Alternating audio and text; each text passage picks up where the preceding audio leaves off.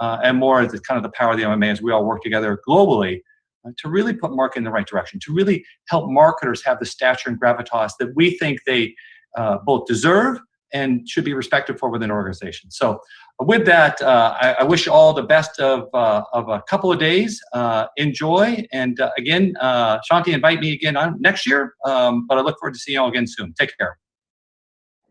Thank you very much, Mr. Greg Stewart, for such great acumen and for setting the tone for our sessions today.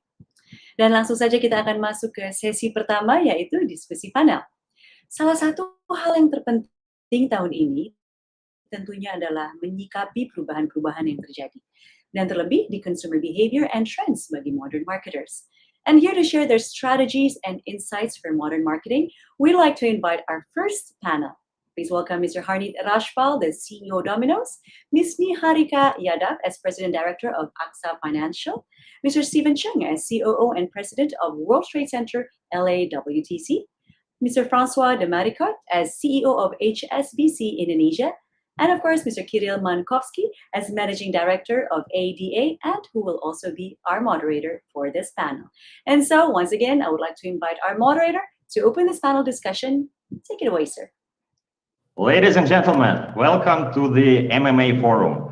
MMA Impact Forum is a part of a global series that is happening across 42 countries in all continents, in US and Latin America, in Europe, and naturally in Southeast Asia. It is an event where marketers meet up and they discuss various opportunities, problems, challenges that are happening in today's world of marketing. So we bring experts from different industries. We bring people from agencies like myself. We bring the professionals and experts from brands, from industries, where they share insights, where they share their ideas on where does the industry move. And eventually, we believe that we shape the future of the modern market. And so that is why the theme for this virtual impact is shape the future of modern marketing.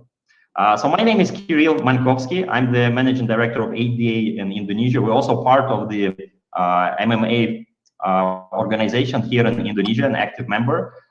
So today in the panel, we have a lineup of distinguished guests who will help us to answer that question. What does the future of marketing looks like?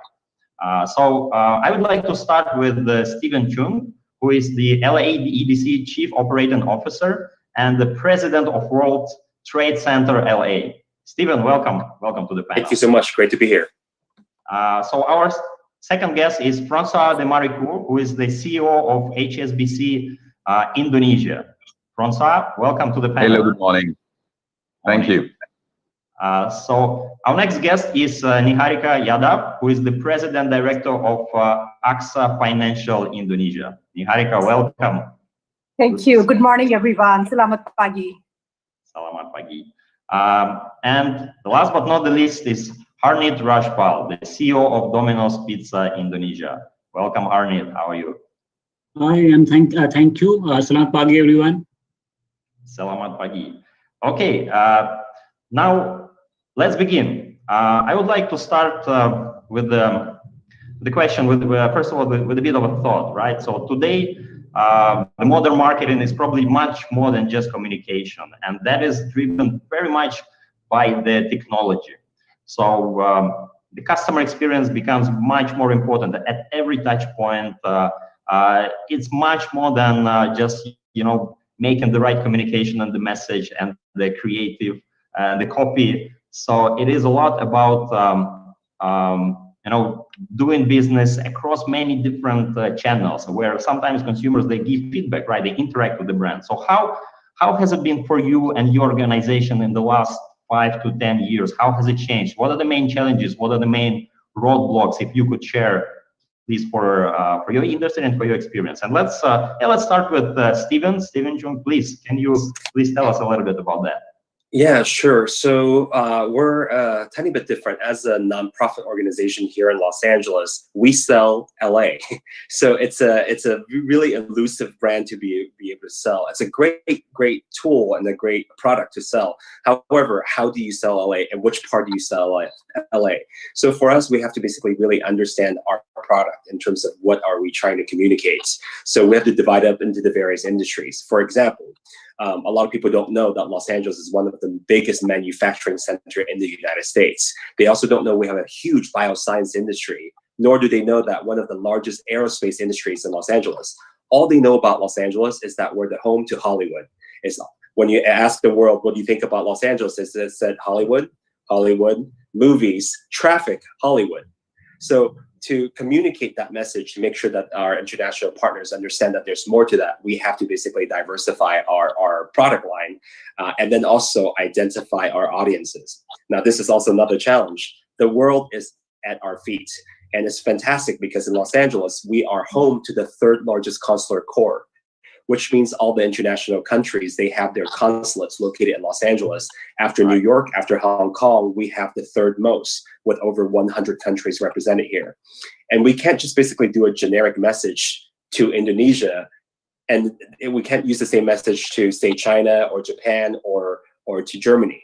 So we have to cater that message. And even within that message, we have to understand the audiences as well. The age group and the millennials are very different from Gen Z. So these are the challenges we're facing as a whole, and we're still struggling. But the thing is, I think once you understand your audience and once you understand what you're trying to sell, then you basically start diversifying it and catering it and narrowing down your focus.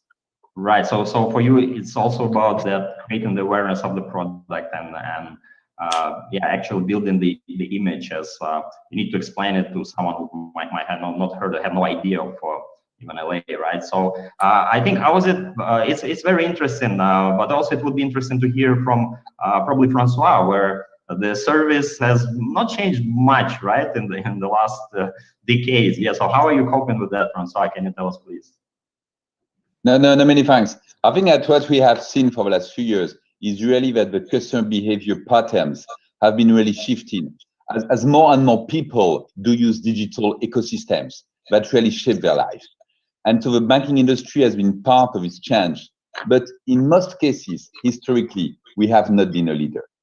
And so if you look at the use of digital, now we have 71% of consumers globally that are now using digital banking channels weekly. So this is increasing, of course, and the current COVID crisis is further increasing this trend, which we have seen for a long time. But when you think about it, it means that 29% are not using digital channels. So still a huge opportunity for more changes. In Indonesia, we have seen in recent months an increase in the use of digital payments by 24%. So also quite a big increase. But still, you can see a lot of area where banking is still very manual. So what do we see in terms of trends? So first, more day-to-day banking transactions will be completed via digital channels. That's obvious. So that's really moving. COVID has accelerated this transition, and people will not go back to manual transactions. So huge shift here for us. The second one is that customers, we think, will still go to branches and turn to people for important life moments. And so we don't really believe on the 100% digital platform with no human interaction. But human interaction is so important when it comes to having a mortgage, making some important decision for your wealth. And we think this is here to stay. But the bank branches are changing, and they will become much more like service lounge, if you want. And so the look and feel has to change. It's a trend we have already started to see. And it's less and less about, all the rows of tellers managing transactions, but much more places where you come, you have a discussion with someone, and you can have perhaps more deeper private conversations. And so that's something that we are implementing, and it will support also the ongoing social distancing. Another trend we are seeing is the regulatory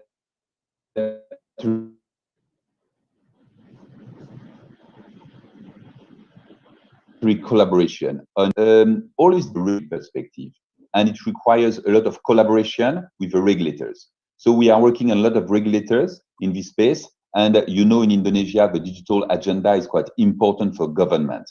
So we have seen, for instance, some progress in terms of creation of regulation to replace the old method of using wet signatures. That's really a big change, because then it allows you to do a lot more transactions on the digital space. And so it requires a lot of cooperation, and we think it will accelerate further.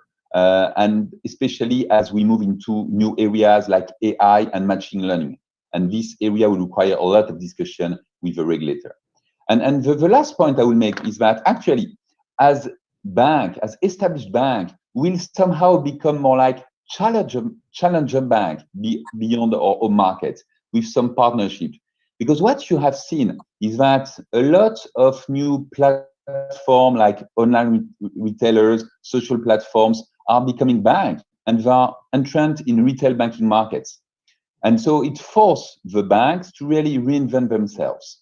And what we have seen is that as banker, we have to challenge ourselves and come with some new digitally centric offering inside and outside some of our home markets. And the benefits will be very clear for customers, because it means more choice.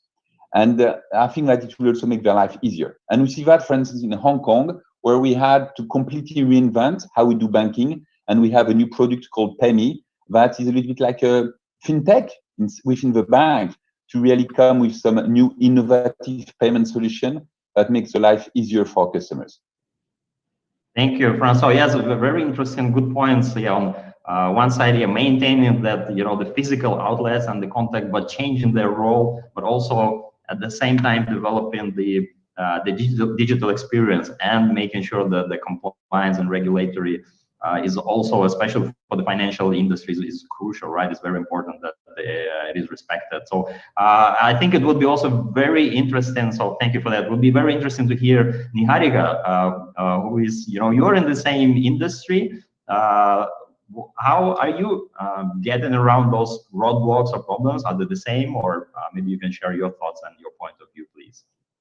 Thank you. Yes, I'm going to indeed build on from what Francois said, because we both share the financial industry.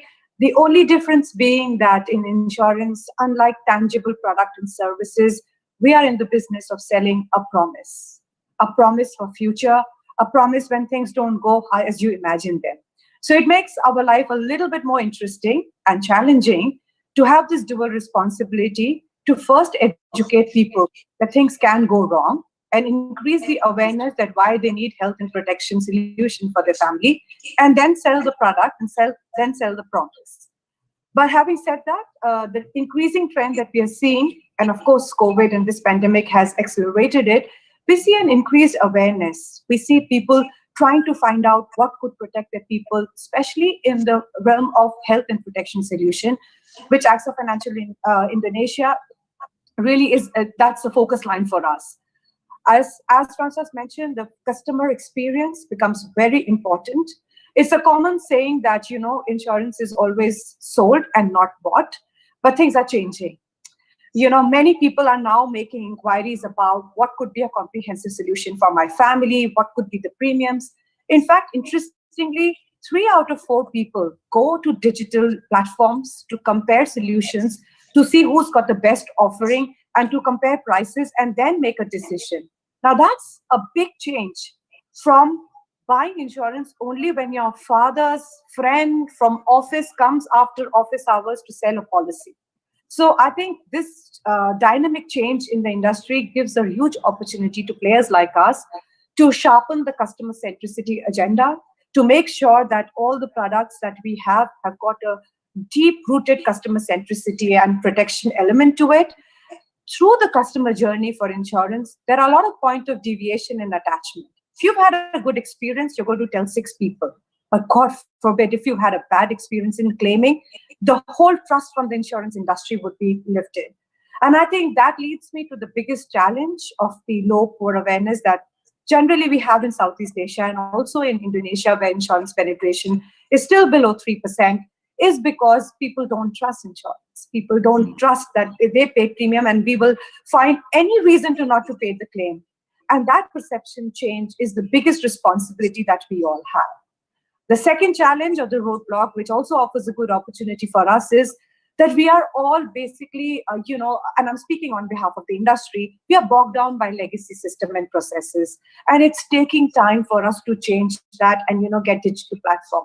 And all of us would agree that it's not about changing that part of digital that would improve the experience. You got to have end-to-end digital experience, keeping the customer journey and experience in mind.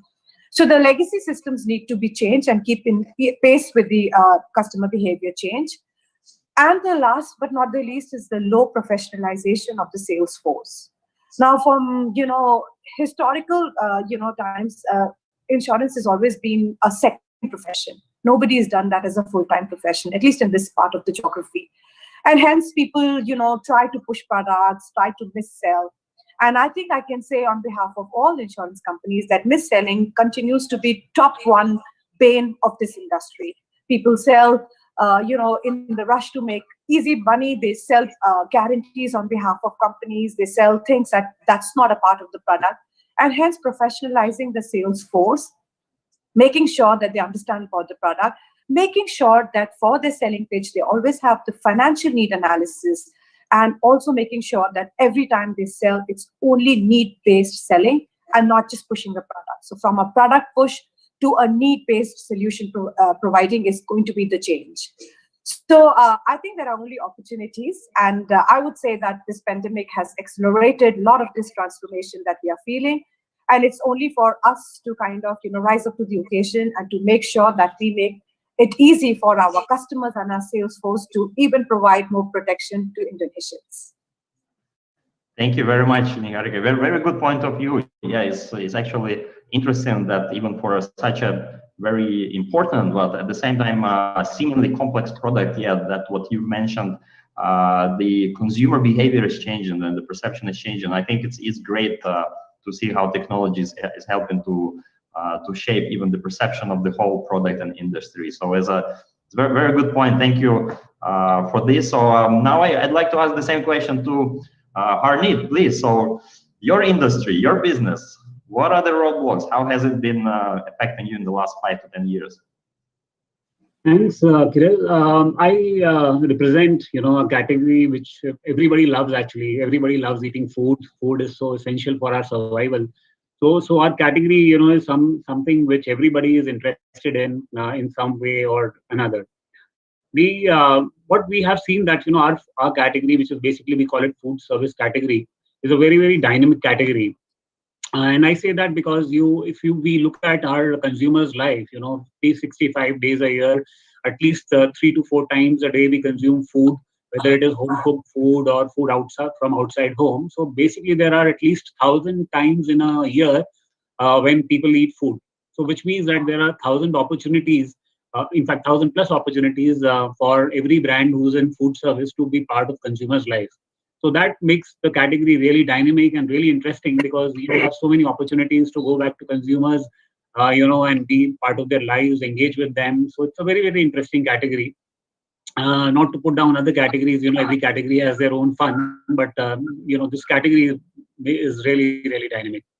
The other aspect of our category is that, the food preferences and choices evolve very fast. If we look at people, whether, the way they consume food changes with the age, changes with lifestyle, changes with disposable income, changes with the occasions, events. There are so many things in our life which influence the way we consume food. There are also cultural factors. For example, the way, people will consume food in Europe versus in US versus in India versus in Indonesia. The cultural upbringing of people really impacts the food choices. So, it's very, really very different. So there's no unique global food, so to say. Every country, even every region has a very, very different food. So that makes it even more challenging for a brand which is operating in food service to really cut across all these different requirements and choices of people and really become a brand which really everybody loves, a food which everybody loves. And also, if one were to really look at the choices available in our food category is huge, starting from pizzas, which we sell, to burgers, to martabaks and the local gado-gados and so many of the beautiful local, tasty, local Indonesian foods. And so we have basically then we are really competing against not only the pizza players in the market, but we are also competing against every other food category which consumers can consume in the occasion when they want to eat, and instead of pizza they can eat anything. So it's like, for us, it's not really competing with only our competition which is selling pizzas, but it is really actually competing with the food which consumer can have instead of pizza at moment of time. So what we basically one is doing really, in our food service category for branded players, it's really jostling for three things. We are jostling for consumers' mind share, we are jostling for consumers' wallet share, and we are also jostling for consumers' stomach share. These are three different aspects that one has to really keep in mind. How do we get more mind space? How do we, people have limited spending powers, or they would have a certain amount of money that they would want to spend on food. So how do I increase my wallet share in that? And of course, stomach share is that people will consume only a certain quantity of food. Their appetite is limited. So I really have to, from that perspective, how do I get share for my food? So that makes a category more exciting and more challenging, because there is so much to compete against, and so consumer connect and engagement is extremely important. The other aspect is that, over a period of time, the way our consumers are consuming information, the way they engage with brands, the way they really look at different food categories has completely changed over the last 5 to 10 years. And even the way the media landscape has changed from 10 years back. TV was a main medium. Today, the world has become digital, and in this whole world of digital and mobile, it is even more difficult to really engage and get attention of consumer to look at your brand and what the product that you're selling. So these are some of the big challenges that anyways have been there for last 2-3 years, and also historically, because as I said, our category is really about competing with every other food offering in the market, and not only that, even the home cooked food. But things have really even become complex with the whole this COVID situation which has come in, and when people have really become even more sensitive and aware about what they are consuming, because food is something which is going inside. So they are even more careful about what they are eating, and so this food is something which is on top radar of people onto when they are going out and making choices. They are even extremely careful now because of the infection and the virus. They really want to be sure that what they're eating is safe, it's hygienic. So that has really made the problem even more complex, because particularly in the dine-in category, the restaurants are very in the space which are engagement driven, emotional space where people have to come together to celebrate occasion.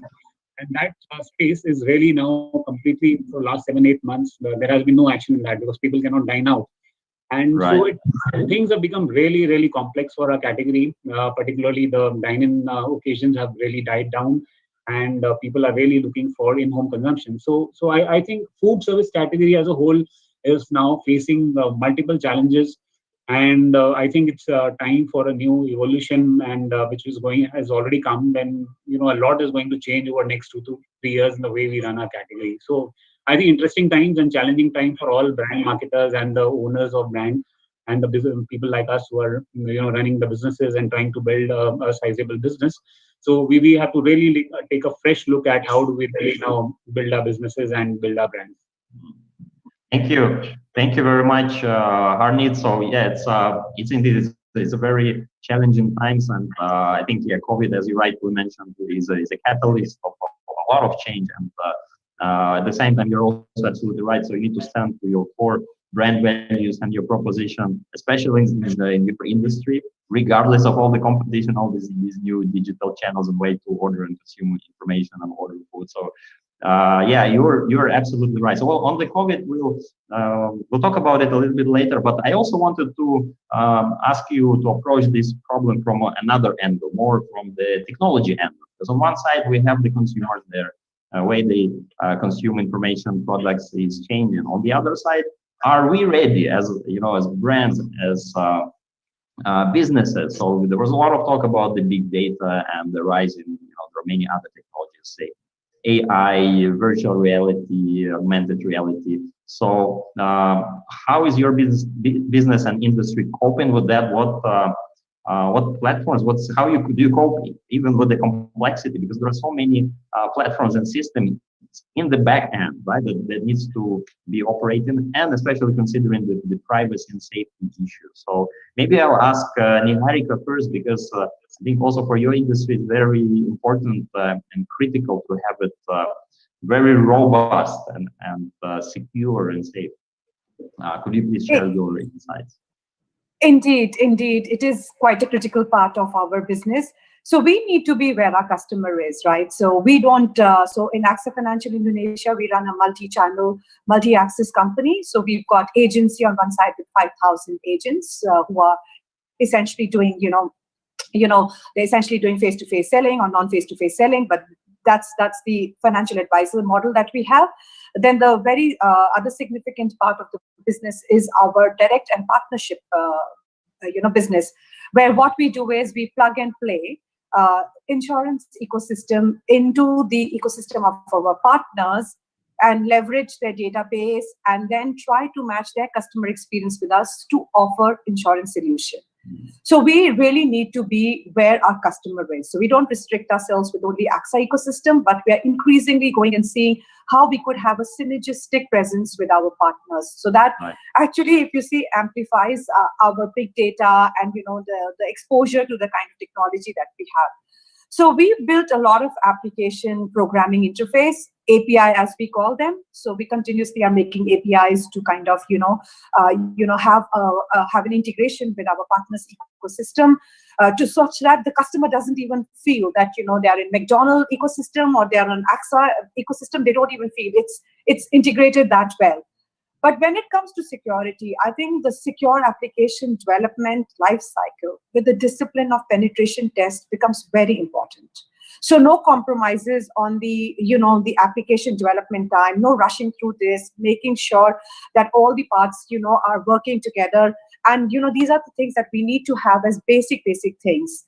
Now, being a part of the European company subsidiary, which I'm sure Francois shares that, the good luck with me, that we are also subjected to the GDPR, which is very stringent framework in terms of data security and privacy.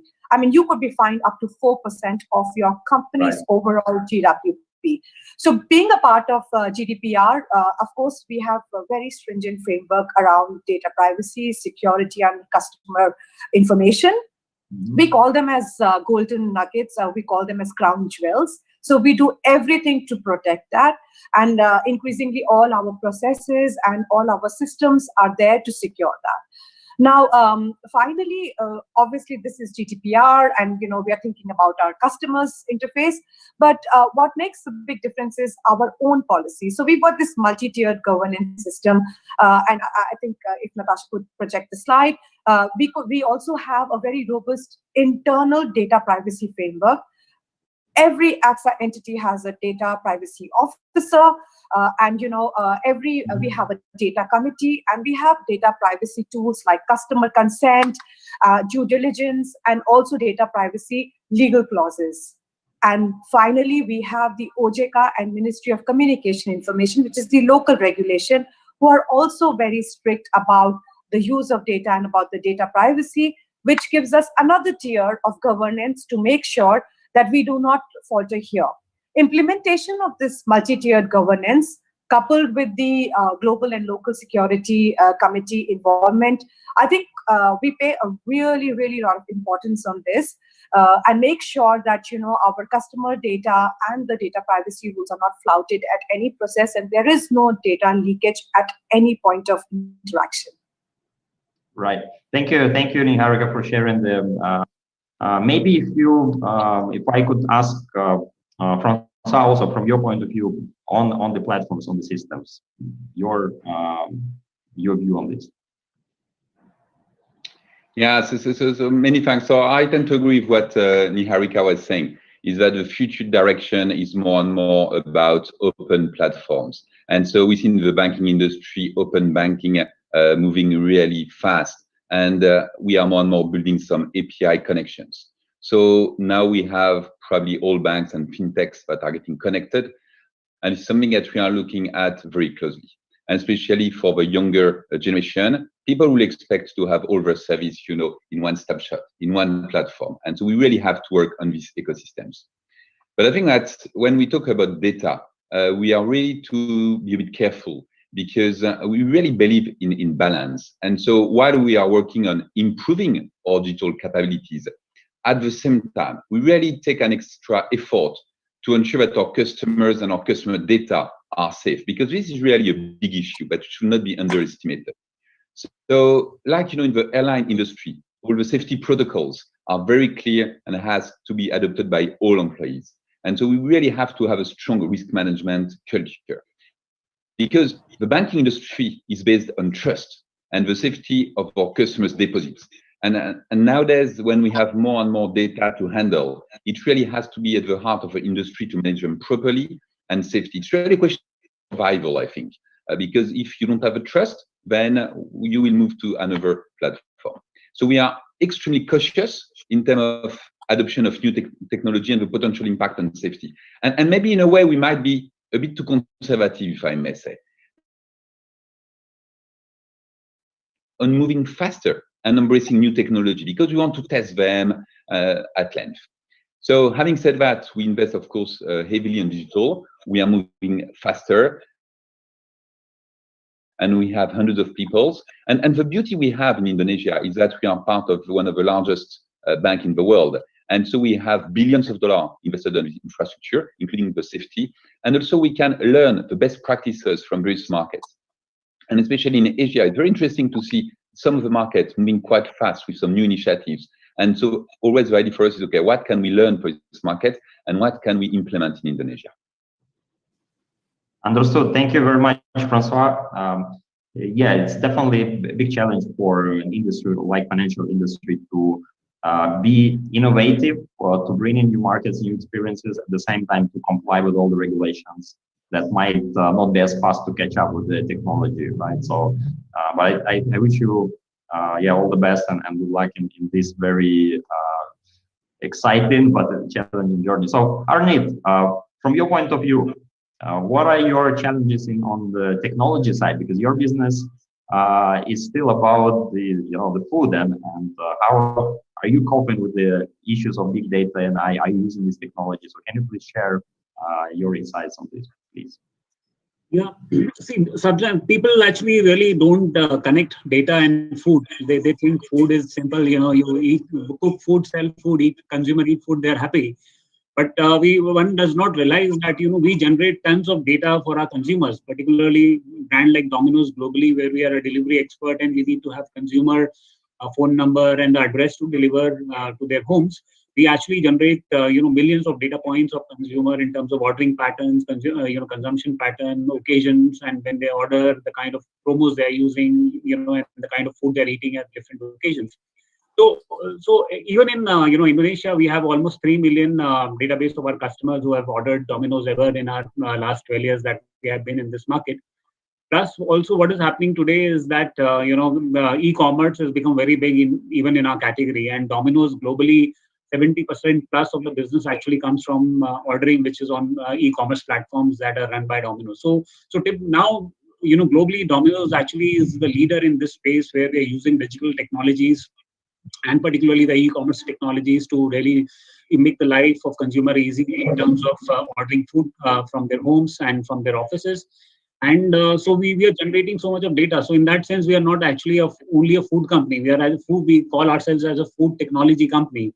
And the technology now plays a very, very important role in the way we run our business. We need to understand our consumers. We need to engage them.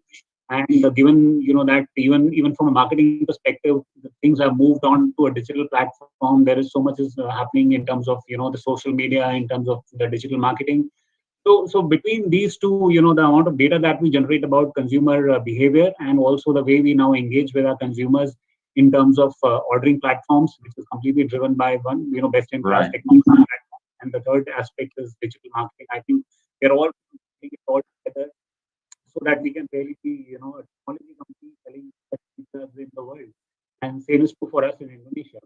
Unfortunately, I'll just take a moment more to say that, unfortunately, in our category as a whole, as a food service category, not many brands have realized that, and that's the reason why in these times of pandemics, when our category was actually not ready to face it, but thankfully Domino's envisaged this much earlier, and we have been on this journey for last 10-12 years, and that has helped us to survive these pandemic times. But I think going forward, data is going to play a very, very important role in the entire food services category, and technology is going to be very, very important in the way we engage with the consumers and service our consumers. Right. Yeah, that's a very good insight. We all look forward to a tastier, crunchier, and juicier pizzas, right? And if whether it's big data or AI that will help to do this, or the way we consume it, then definitely we will be very happy to see that. So thank you, Hardeep, for sharing the insight. Now, Stephen, in your industry, in your business, what role does big data play? How are you using new technology, or maybe some other technologies? Well, I agree with all three speakers earlier in terms of what they said. So I'm going to take a different fronts about this. When it comes to data and technology, obviously for us, technology is going to drive the conversation. But as some of the other speakers were talking about, they are creating proprietary information and data. They're collecting this information. And as the information is out there, you also see a lot of folks selling data. So for consumers of data, we have to basically be very careful about what are we going to do with that data? Do you really need to buy all the data? And for example, Harneet was talking about the phone numbers. If you buy the phone numbers, are people going to answer your calls or your texts? Is it going to have that effect? So really understanding the impact, what you're trying to do, is going to be very important. So for us, we're looking very carefully in terms of the data that's available. What are we going to do with it? Another aspect of data for us is also looking carefully. With so much data, people get overwhelmed with information. So you have to basically, and with data, you can manipulate it in many different ways to present it in a different way. So I think back to what Francois was saying, it's about that trust aspect. If you can take the information and be able to simplify it and give that information to the public and your audience in a way that makes sense for them, and yet at the same time build trust that you're not manipulating the data in deceptive manner, it's going to be very powerful. So I think these are lessons that we're learning very quickly. Technology is going to continue to evolve. We're going to adapt to it. But the content of the data, the nature of the data, and the most important thing is understanding what you're going to do with it and what your audience will be receptive to is going to be the key for us. Right. Thanks, Stephen. Very interesting angle, also good insight. So maybe just final question on the COVID, and I really ask you because we're running out of time to answer it with 1 or 2 sentences. What is lying ahead of us? 2021. What is your forecast? What is your view on the year to come? Especially considering the pandemic and the situation. Maybe let me start with Stephen now. We are trying to be positive, but unfortunately, I think what we're seeing is that even with the vaccine in sight, the distribution in the United States and around the world is not going to pick up until at the earliest June, if not later. So in terms of talking about recovery, it's going to be a while. So we think 2021 is going to be a meh year. So we're going to have to see what happens, but we're not expecting some big economic recovery immediately. Right. Thank you, Stephen. Harneet, what is your view on this, please? We believe that food is a basic human need, and so the need is going to continue. People will continue to consume food. What is going to change is the way they access the brands is going to completely change going forward. And so all food service brands have to really adopt and adapt to a new style of engaging with consumer, and giving the peace of mind to consumer that the brand is safe to consume, it's hygienic, and they should not worry about coming to us and enjoying our food. So I think there is going to be a lot of different ways in which our industry is going to change. Thank you, Harneet. Niharika, please, your thoughts 2021. Oh, sorry, we cannot hear you. Sorry, you. I'm sorry for that. So, well, I'm a very optimistic person. So I'm going to say it's going to be a year of opportunity. And what is going to continue to test us is for our resilience, and all the good work and investment that the teams have done in this year and the year before that will come to its fruition. And I really think that 2021 will show us that we can be stronger together. with whatever experiences we've had this year.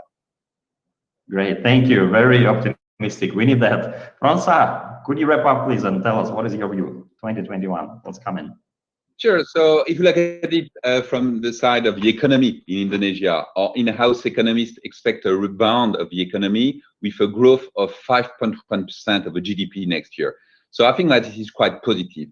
And what we have seen is that a lot of investments have been delayed and will start again. But having said that, I think that for me, really, if we look at the long term, it's about what have we learned during this crisis and what has changed? Because I don't believe that we'll go back to the past.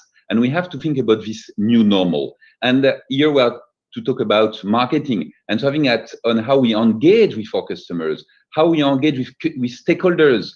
I think we have to rethink it. And we have to see what we have learned during this crisis, because a lot of things have moved so fast. We have seen a lot of improvements, a lot of changes that were positive changes during this crisis. And so let's try to leverage them and let's try to move on them. And I think that it will really help us to accelerate some of the trends that we have seen in terms of digital, in terms of collaboration with fintech, with regulators, and I have quite a lot of hurdles or old habits that were not needed anymore to die and to be replaced by more efficient processes.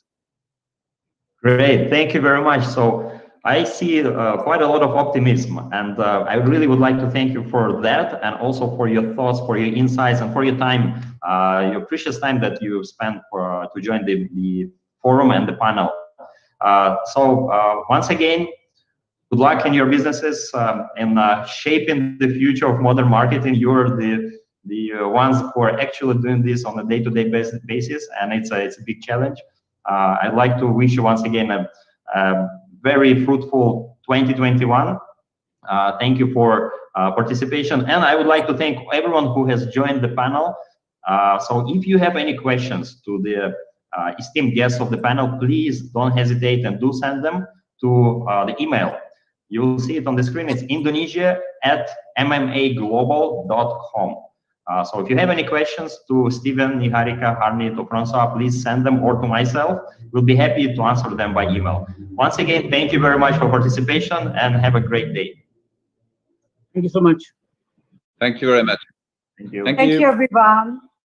Thank you very much, panelists, for such an insightful session. And now, ladies and gentlemen, our next speaker will deliver his keynote presentation about using data to win in a world without cookies. Please welcome the founder and CEO of CDP Institute, Mr. David Robb. Good morning. I'm David Robb, founder and CEO of the CDP Institute, and I'm delighted to join you at MMA Impact. I'm sad I can't join you live and in person, but I'm still glad to be here. Today, we're going to talk about using data to win in a world without cookies.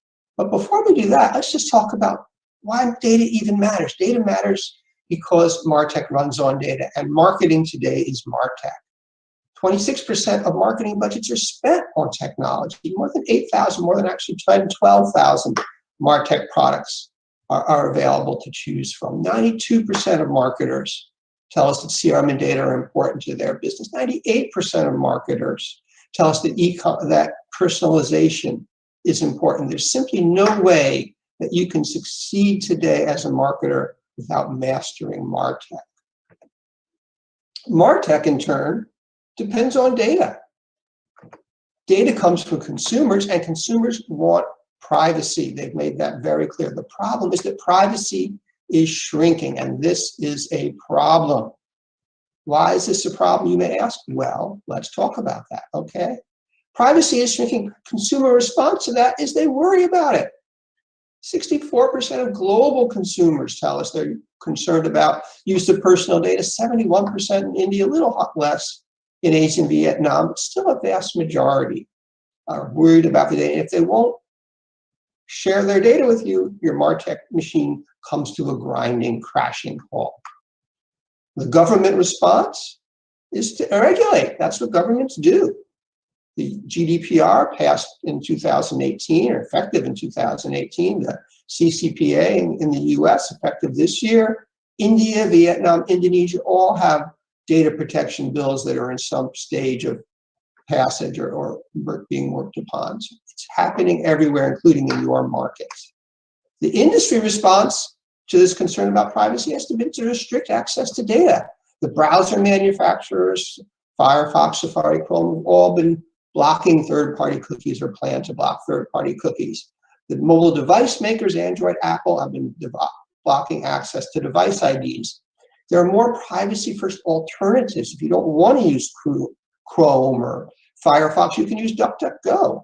You can use Proton Mail if you don't want to use Gmail. So consumers have the choice to pick privacy-first alternatives. And of course, the walled garden days, the Facebooks and Googles and Amazons of the world, they are offering alternatives because they're blocking access to their data, like data clean rooms or trust tokens, ways for marketers to get at least some access to data without actually violating consumer privacy.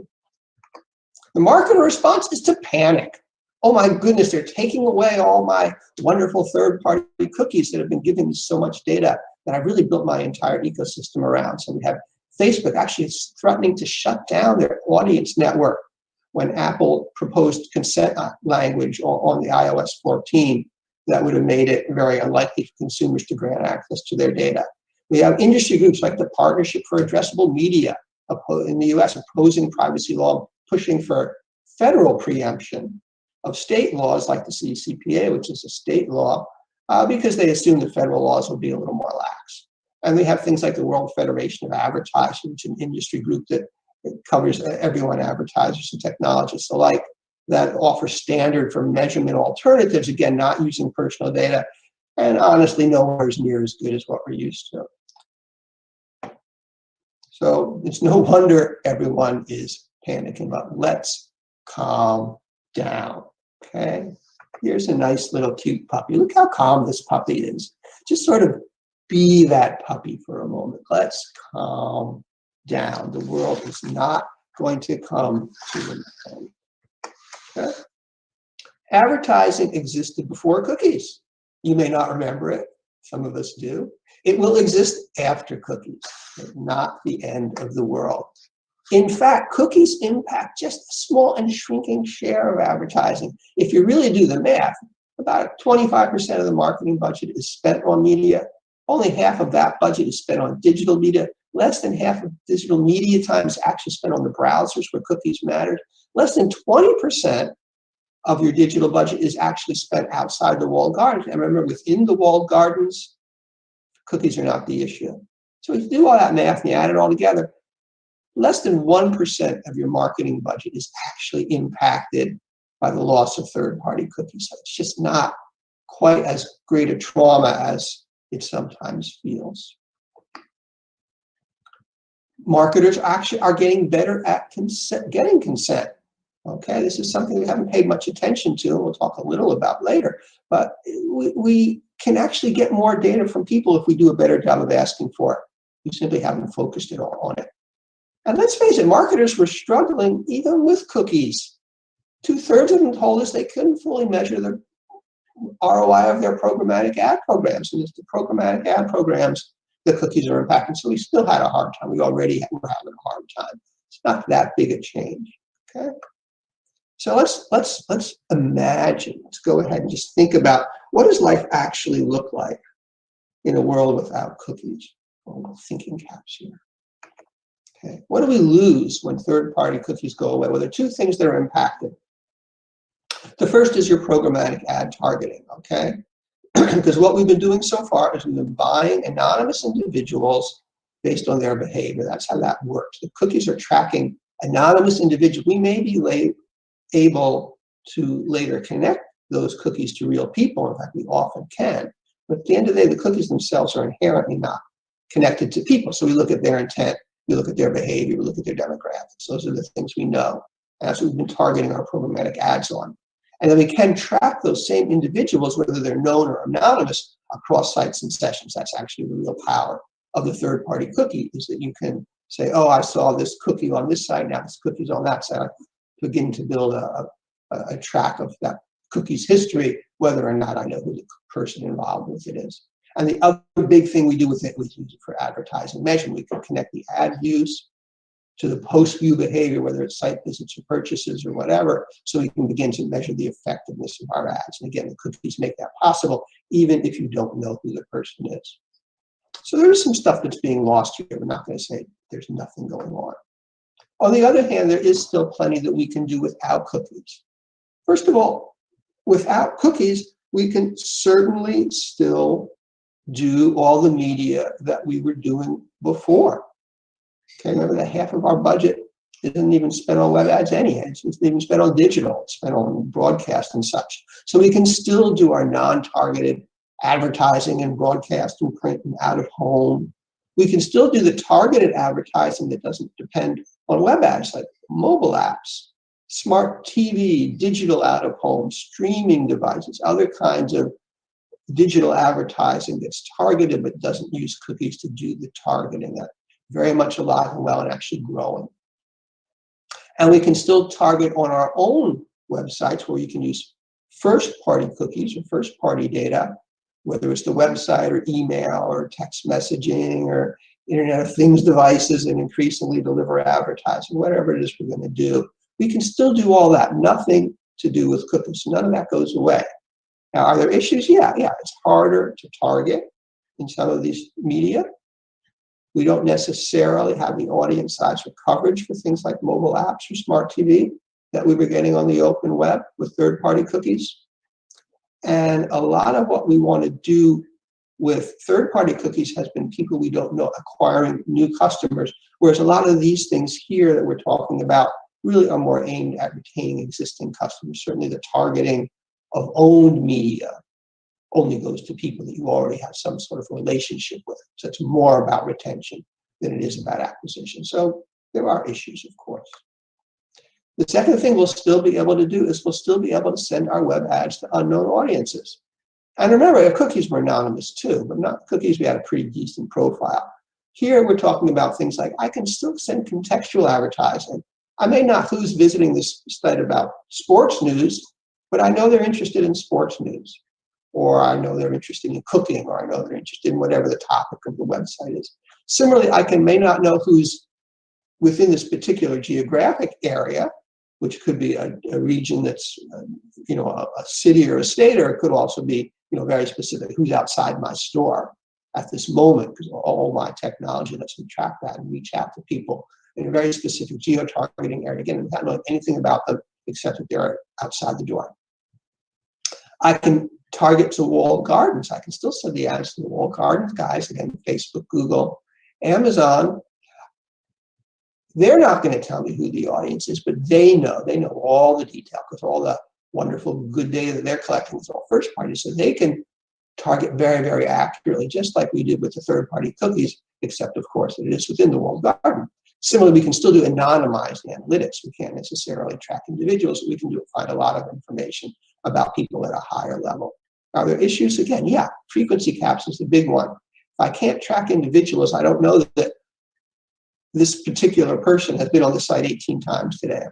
And I don't really want to show them the same ad 18 times. If it was a cookie, I could say, this cookie's been here 3 times, turn them off.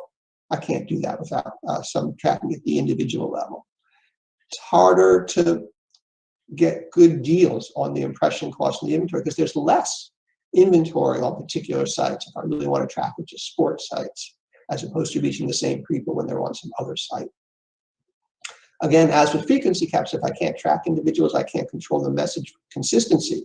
So if I want to send the same ad to the same person and make the sequence ads to the same person, I can't do that if I don't know who the person is, or if I at least don't know that it's the same person every place. And again, as I said, this does often require reliance on the third-party vendors, on the walled garden vendors, and the walled garden vendors are in it to make money for them, not really to make money for you, regardless of what they might tell you. The third option we have is we can still target our web ads using identifiers other than cookies. There are other identifiers available. Okay, we have certainly the option to target signed-in visitors. That's probably the best thing. Again, at least the publisher knows who they are. And if the publisher's willing to share that information with us, then we'll know who they are too. And we can do all the things that we would do with identifiers. There are other passive IDs, passive in the sense that the user doesn't have to consent to share that data, such as IP address, that to some extent let us track individuals across websites. IP address, not totally accurate, but it's an option in some cases. And again, there are privacy safe IDs, such as a hashed email address, where if you do have the email address, that can be shared in a privacy safe fashion by hashing it, which is simply to encrypt it so no one can read what it is, across different sites. So if that same person shows up at multiple sites where all the site owners know their email address, whether they've signed in or whether they've used first-party cookies to identify them, we can then also, as an advertiser, track that same person and recognize them across all those sites, and then do all our great frequency capping and message sequencing and all the fun things that we want to do, as well as our response measurement. Again, we run into some issues here. Again, we have issues of audience size and coverage. Most of these things require some sort of data provision, like an email address or a sign-in by a visitor. Not everyone's going to do that. Tougher to track across channels, even if we have a good web address for people that applies across multiple websites. We still have issues if we want to do things like deal with them in email or out of home or other channels where we might not have that, or even smart devices where we might not have the same identifier. And it's not clear that all of these are going to be allowed in the future. They are raising some of the same privacy issues that have caused people to restrict access to third-party cookies in the first place. So it's quite conceivable that regulators will kind of catch on and say, hey, we told you can't track people without their consent. You found a clever way to do it, but we're not going to allow that. So again, certainly some options here. Certainly the world does not end. Maybe they're not quite as convenient as what we had with third-party cookies, but they still certainly give us ways to do business. Every one of those post-cookie options needs first-party data. This is an important point, okay? Yes, we can deal without third-party cookies, but the more we deal without third-party cookies, the more we need our first-party data, okay? And here's just a very handy little chart that's way too small for any human being to read that talks about each of those options that we talked about earlier, whether it's the non-targeted or the targeted owned or the contextual advertising, and then which kind of first-party data they rely on. Almost all of them assume we're going to be able to build profiles of individuals so we can understand who they are and target accordingly, or be able to build audiences by combining those individual profiles. And then there's things like personalization and lookalike modeling and other things, all of which rely on our first-party data. So first-party data becomes more and more important in this privacy-driven world. So, next question, how do we get better first-party data? How do we get great first-party data? Let's be ambitious here. Okay, well, there are 3 things we can do. First thing is we can get more profiles on more people, which means we have to give people more reasons to share their data. Remember, the more privacy we offer them, the more likely they are sharing. If we can build trust with better privacy practices, and by promoting our existing practices, because it's not good enough to do it, you have to actually have people believe that you're doing it, know that you're doing it, then they're going to have more trust in us. If we protect their data, and lots of surveys have told us that the most important motivator for people to share their data is that they believe you're going to treat it properly. We can also optimize our consent gathering techniques. All those little click boxes that you've had to accept cookies or not, those have been designed for the most part by lawyers. Lawyers do not really design customer interfaces very well. This is kind of the marketer's job.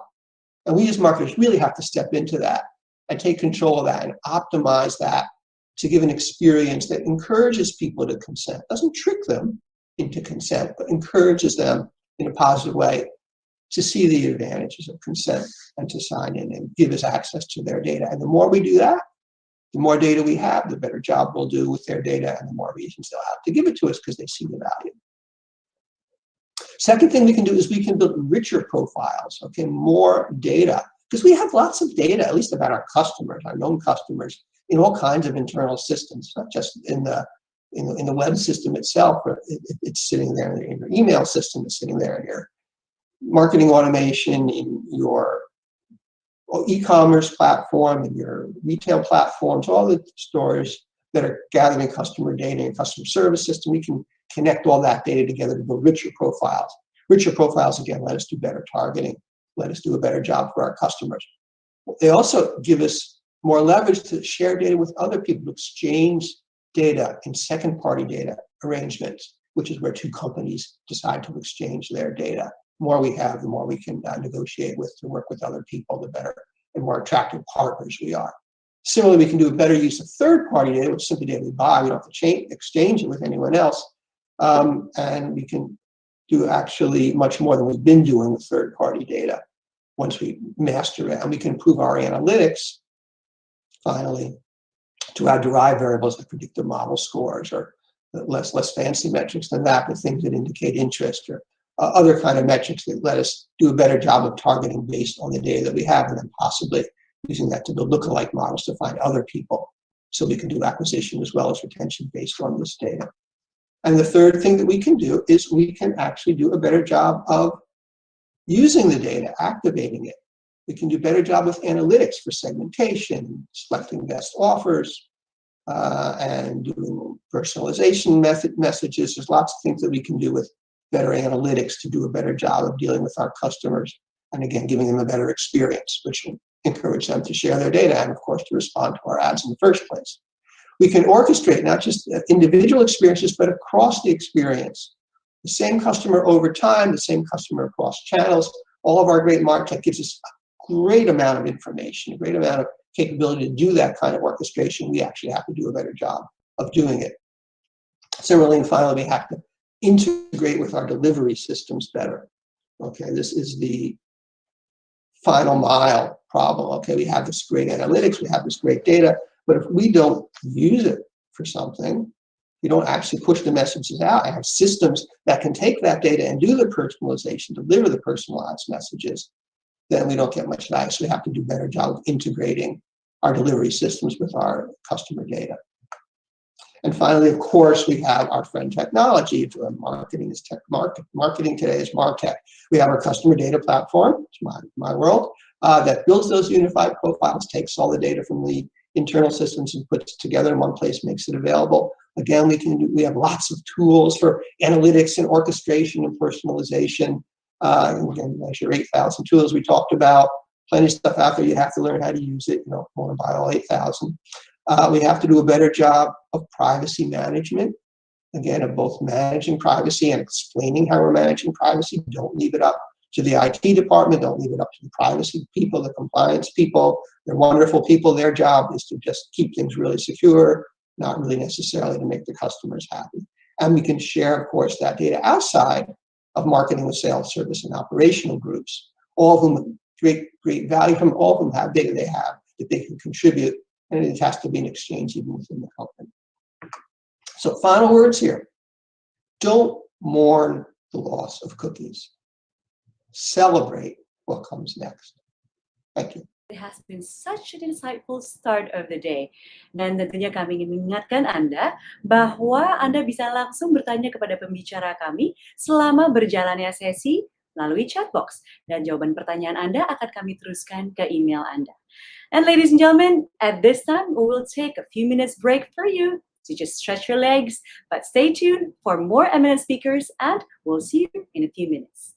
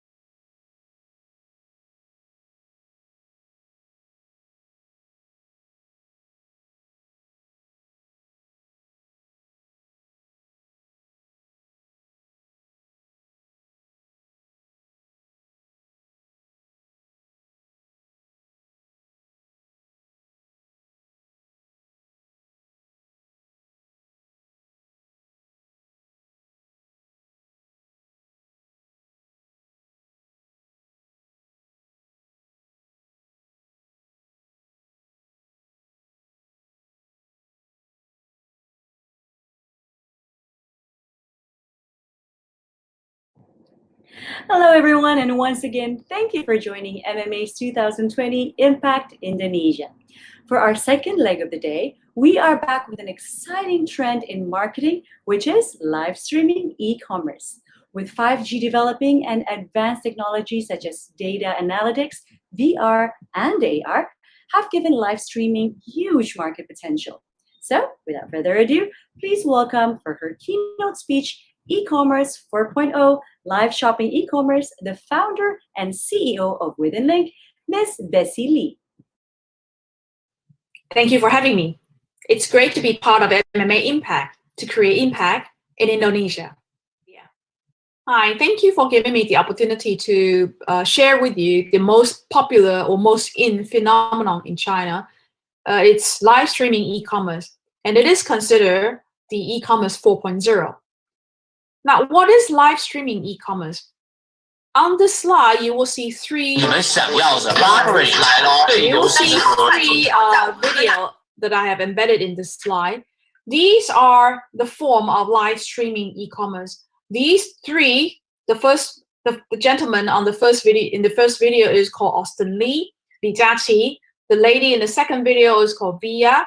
The third gentleman is called Xinba. These three are the three most popular live streaming hosts and hostess in China. So you'll see what Austin Lee is doing is trying the product on him in order to show the consumer how, in this case, lipsticks, what a lipstick looks like, what is the color, and what they will do after they explaining the product is they will pop up the purchase link.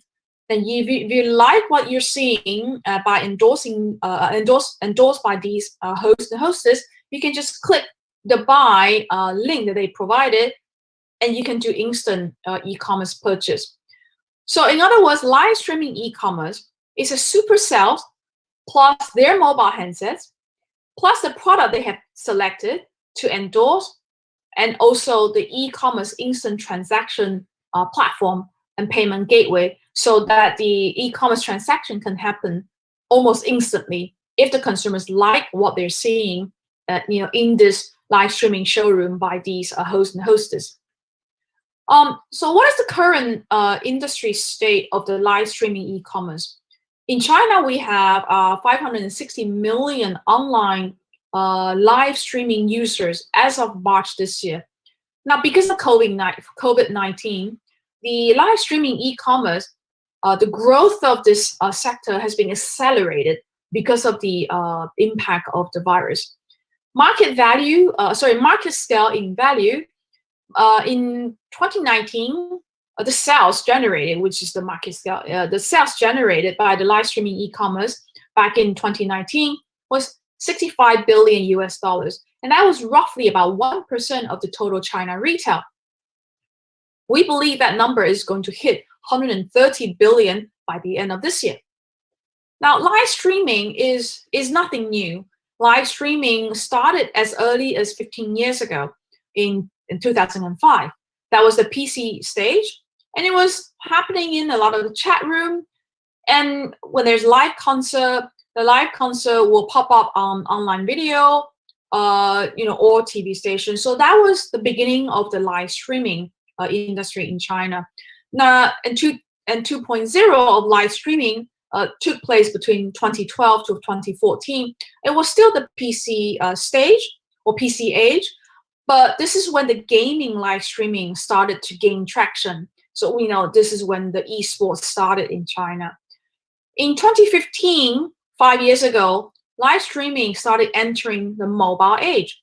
And then we started to see entertainment being live streamed, and we also started to see long tail content curation also being live streamed on mobile. So the consumers are very used to using a very small mobile handsets, and we have long history by now, about 10 years of content creation, content curation, among consumers. So it's only natural when in 2017, all these people who are curating content decided that if I can curate content, I can certainly curate content selling products on mobile. So that marked the first year of the live streaming e-commerce in China. So this started about 3 years ago. Now, if you look at any commerce to be successful or just to be possible, you need consumer, or you need people, you need distribution channel, and you need merchandise. So this, this makes sense way before the e-commerce age. This is happening in the retail age as well. But for live streaming e-commerce, you need these three happening all online. So people, when we're talking more than just consumers, we're talking about also influencers or curators. They are curating a lot of content, and some of those contents are about endorsing product, introducing products, selling products. So that falls under the people sector. Then the distribution channel, live streaming e-commerce, it's e-commerce. So the e-commerce channel has to be mature enough. So if we look at China, we now have close to 1.3 billion 4G users. That's almost like every Chinese consumer has access to 4G. So it's critical to have this 4G connectivity because the experience will be seamless. You won't get sort of stuck because of the slow speed of the connection. And we have 710 million e-commerce users, which means e-commerce is already a standard. We can't imagine at the moment that any product that doesn't have an e-commerce store or doesn't have an e-commerce shopping channel available for the consumers in China to choose from or to buy. And like I said earlier, we just like live streaming users alone, we have 560 million. And at the moment, just to show how mature e-commerce channel is in China, it is now about a quarter of total retail that's taking place in China. So that's how vibrant and dynamic that distribution channel or e-distribution channels in China is like today. Now, merchandise, we just on Taobao and Tmall platform alone, we have more than 10 million stores, and and not just Alibaba's e-commerce platform. We still have at least 50 other e-commerce channels or e-commerce platforms. They're selling all sorts of products every day to the consumers. And also China is very famous for having a very large manufacturing industry. So we have very mature and quick turnaround production lines that can churn up products very quickly in order to satisfy consumers' need. Live streaming hub and plus merchandise warehouse, we have a lot of companies that will be taking up, say, the entire buildings in, say, a second-tier city, and they will convert the whole building into a lot of very small live streaming studios inside the building. And at the bottom of the building or at the basement of the building, a lot of times will be either a supermarket or a merchandise warehouse. So people or live streamers can just arrive at the building, go to the product or merchandise warehouse, pick the product that they would like to sell today, check themselves into the live streaming studio, set up their phone, take it away and start selling and endorsing the product. So that's what how merchandise is made. Not just we have mountains and mountains of merchandise, but we also have this whole infrastructure to help people who can sell, to help people who create content to sell products, make their life very easy to just pick a product, go and sell to their users via their mobile phone.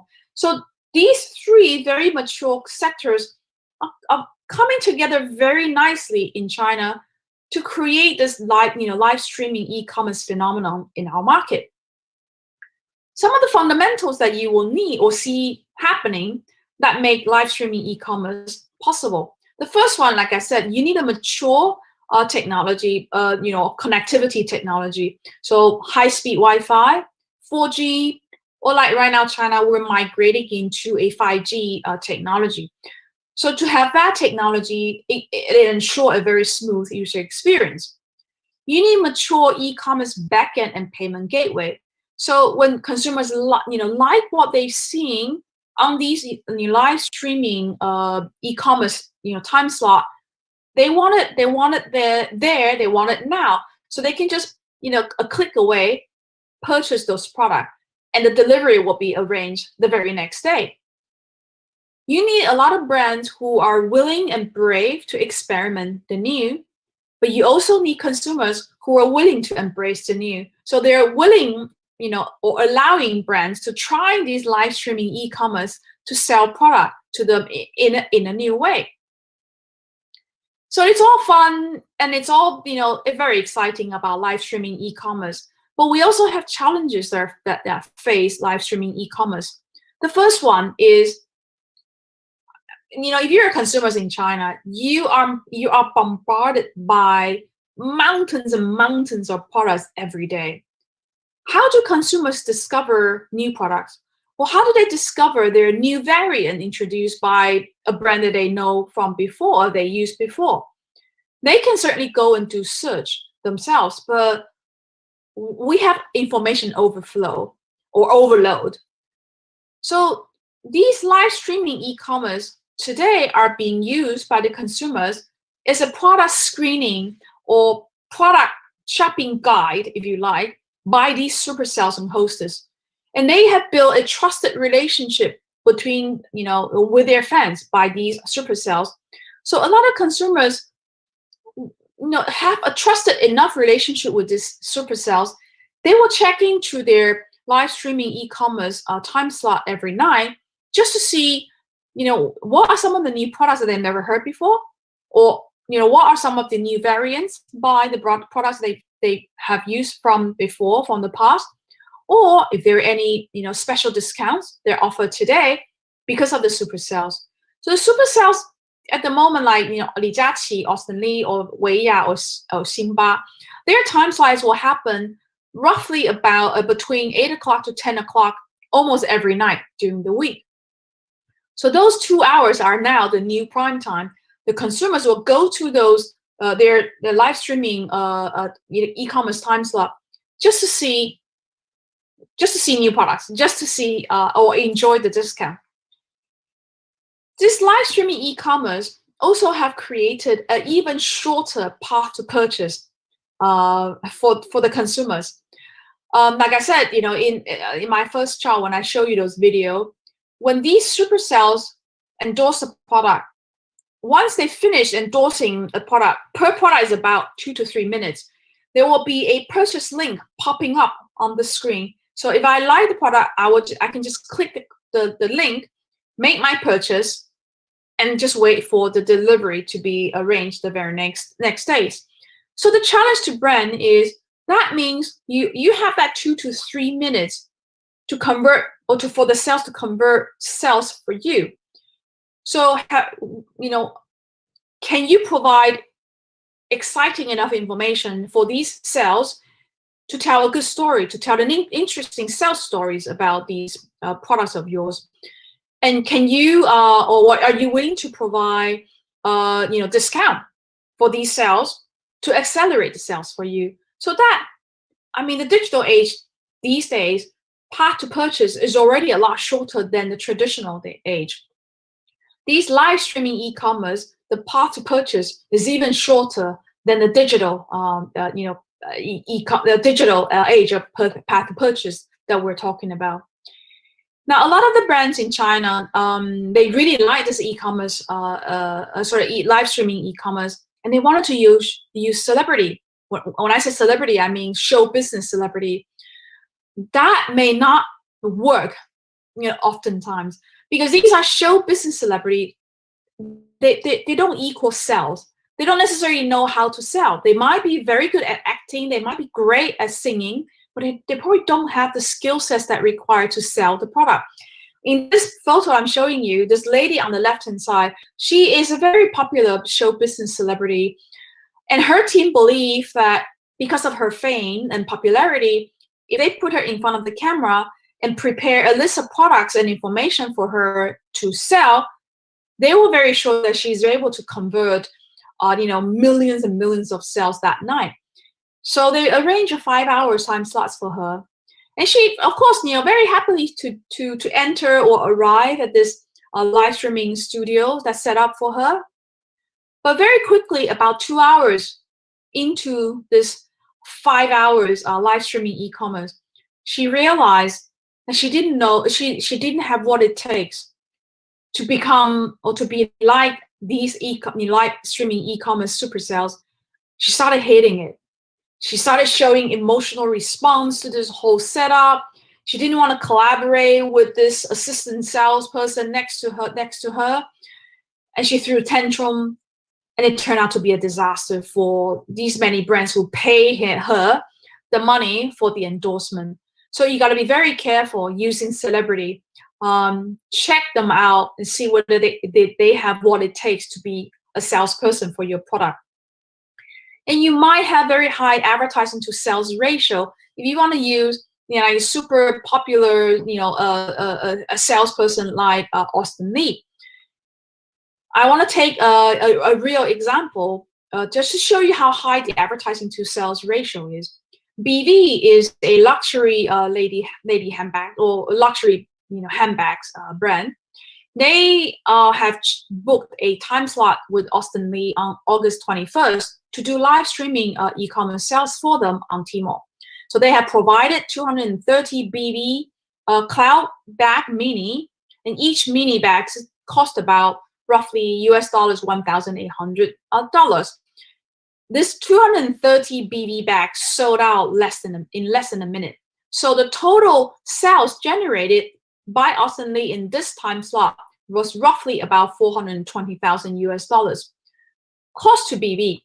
If you want to hire Austin Lee to endorse your product, there's a one-off endorsement fee that you have to pay, which is about 45,000 US dollars. Then you also, on top of that, you have to pay 20% sales commission to Austin Lee in this $1,000 US dollars. So the total advertising or marketing to sales ratio for BV of this live streaming e-commerce slot was roughly about 30%. This is very high compared to the 5 to 15% benchmark that we know, that we're very used to. So it's a very high price, at least in terms of percentage-wise, that you have to pay. And this is a luxury product. So if you can imagine how high that percentage is going to be if this is a fast-moving consumer product at a much lower price range. However, even though the advertising to sales ratio tend to be much higher if you want to use Austin Lee or Via, but you do have that much longer term of sort of benefit that you can max out if you know how to use it. In Austin Lee and Via's case, 6 months after they have done the live streaming e-commerce slot for you, you can, in all your marketing material, carry a sentence that says, this product is endorsed by Austin Lee or endorsed by Via. So that 6 months of this, carrying this sentences in the material actually gives the consumer some sort of certification, if you like, that this product is certified by Austin Lee or Via, and therefore they're happy to endorse it. So you do have that long term to compensate that advertising to very high advertising to sales ratio in that live streaming e-commerce slot. Very bad news to the agency, because the clients will have to find money to fund these super sales live streaming e-commerce slot. So I had checked in with a lot of clients who've done so. Where do they get the money? So, or how do they move the money around in order to fund the super sales live streaming e-commerce? Normally, 2 pockets. The first pocket that the money that will move is from the current e-commerce operating budget. The second is from the regular advertising budget. So that's why I said it's not such a good news to advertising agency. And I believe that live streaming e-commerce is going to come to your market if it is not already there. So if you're an agency, study the phenomenon in China, brace yourself, get yourself ready, so that you can either protect the budget or gain or retain or gain budget by developing new skill sets around the live streaming e-commerce. What's the future of live streaming e-commerce? At the moment, live streaming e-commerce in China is a 1.0 stage, which means it's all about cheap price, it's all about discount, and then it relies so much on the personality of the super sales. We believe subject matter experts are going to enter this live streaming e-commerce industry and start selling the product based on their expertise. TV stations do have experience from TV channel age, right? And they have beautiful studios set up, and they have high quality filming equipment. So definitely they're able to put together, in terms of quality and visual experience, a much better live streaming e-commerce experience than this, the small mobile phone experience. So we're just waiting to see when TV station is going to enter this market. Advertising men and women, we are very good at telling compelling stories. So to sell product, it not necessarily relying on cheap price. You and I know. So we are very confident that we can sell product by telling compelling stories. So we believe that advertising men and women are going to enter this market and do a very different and very exciting and very fun live streaming e-commerce. VR and AR, watch this space, especially AR. I think very soon you're going to see AR avatar popping up on the screen to sell product and endorse product for brands and endorse the product to you. Now, video selling is not necessarily limited to only e-commerce.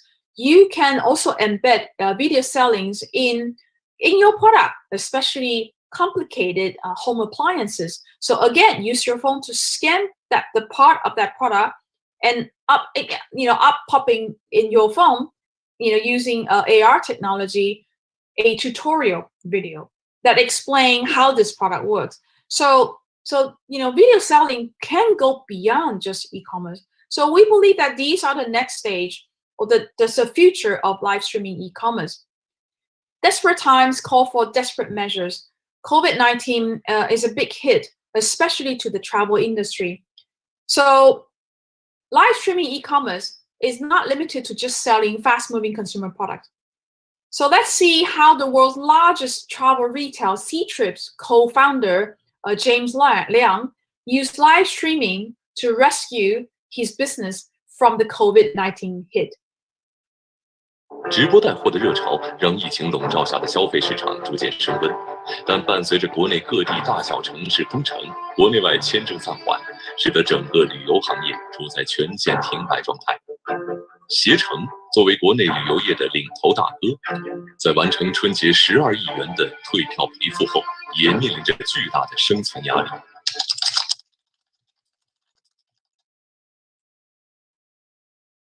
看过苗王，穿过古装，演过川剧变脸，也说过相声贯口，甚至在河南场的直播里剃了光头。13场直播超4亿元消费，这些数据无疑是对梁建章豁出去的最大安慰。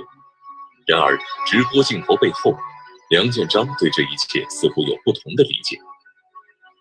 首先也不能夸大直播的这个作用。最近这段时间，这个对公司的压力还是非常大的。直播只是我们光鲜快乐的一面，但是还有很大的压力，非常大的一面，可能大家都看不到。就这段时间，我们的业绩受到影响，我们的成本还是非常高，然后我们又有很多资金方面的一些压力，包括垫款航空公司有些我们合作伙伴倒闭了以后，我们就有坏账的这个风险，还有服务方面巨大的压力，这些其实大家都可能看不到。危急关头，方能彰显企业家的能力所在。曾有媒体将这次直播行为评价为梁建章第3次从至暗时刻挽救携程。你那些朋友怎么跟你反馈的？第一感觉肯定跟你一样了，觉得哎呀，这携程肯定很惨嘛，这个老板就这么辛苦，这么豁出去了去做这个事情啊。但确实也没错啊，我们是很惨啊。当然我们不是最惨了，我们这个整个行业，我们的同行其实更惨，我们还相对好一些，因为我们资金还有一定的积累，底子还比较厚。我们的这个同行酒店啊、景点啊，就真的是很惨。但我觉得旅游本身是个比较快乐的，就在这种惨的情况下介绍这些旅游产品的话，还是蛮快乐的。像一棵海草，海草，海草，海草，随风飘摇，海草，海草，海草，海草，浪花里舞。那些看看左看左看，城里又城，高低高低，远近远近，不同各不同。路上不是人面目，却身在自山中。路上不是人面目，酒店东邪城。其实我觉得那就是你心里是不是住着一个外向的你？现在直播给你个机会释放出来。这个我觉得每个人都差不多啊，都有一个叫什么童心。So what you just seen was James Liang. The video that he was doing all this dance was in front of a hotel in a leisure destination that sells rooms on Sea Trip. So he traveled there, put on this Chinese costume, and did this dance to sort of celebrate or introduce the studio, the hotel. So it's a co-founder of Sea Trip. He's willing to try different ways of selling their product. So I won't be surprised if I see Ashutosh doing live streaming, selling Group M's product very soon in your market. So I hope my sharing has given you a very basic flavor of this, live streaming, e-commerce phenomenon that's getting very popular now in China.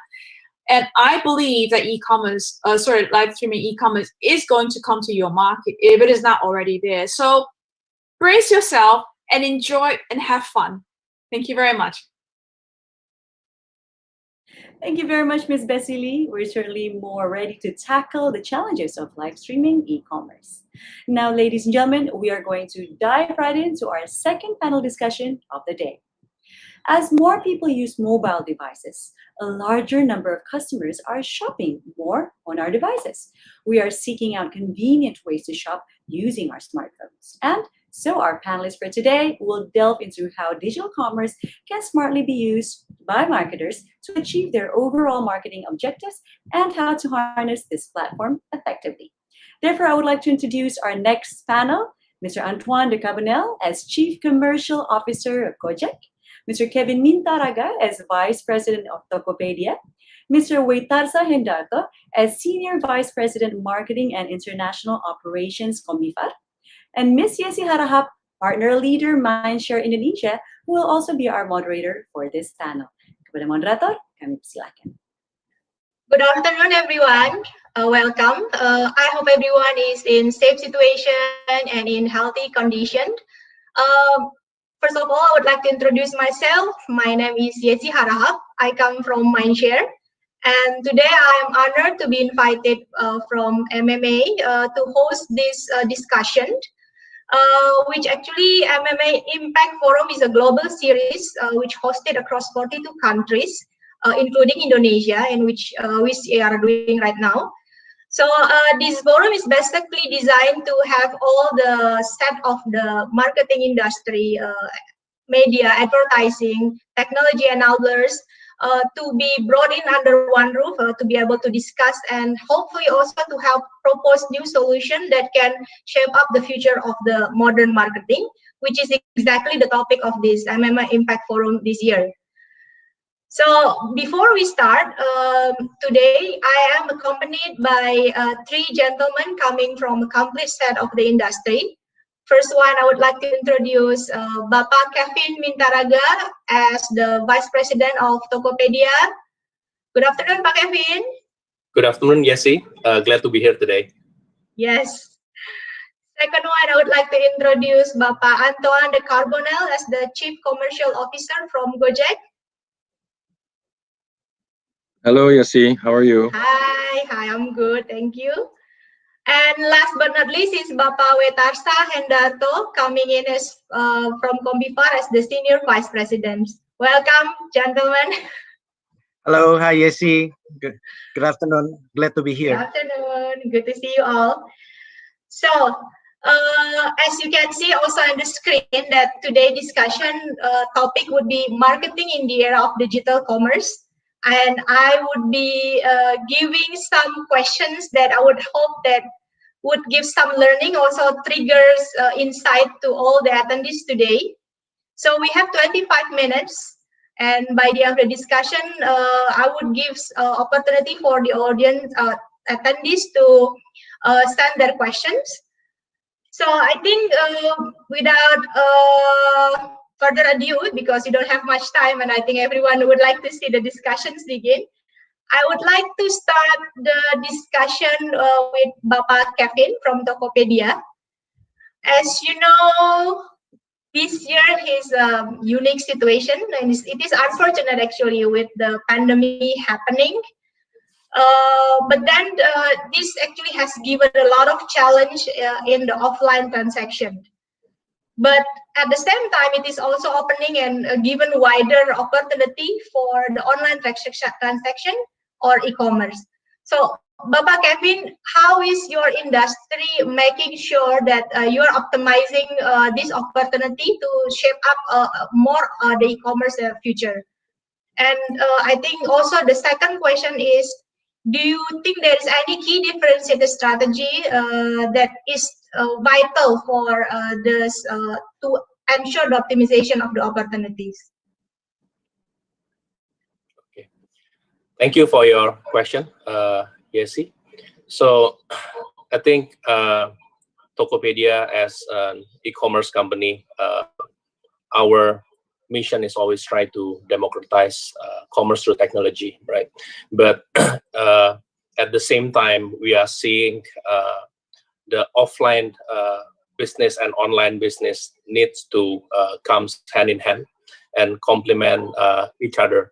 So we don't really see this as a separate approach. And in fact, we also have a lot of offline initiative to empower offline players such as the Mitra Tokopedia to empower the mom and pop stores and many other initiatives. And we also understand that this has been a difficult year for Indonesians.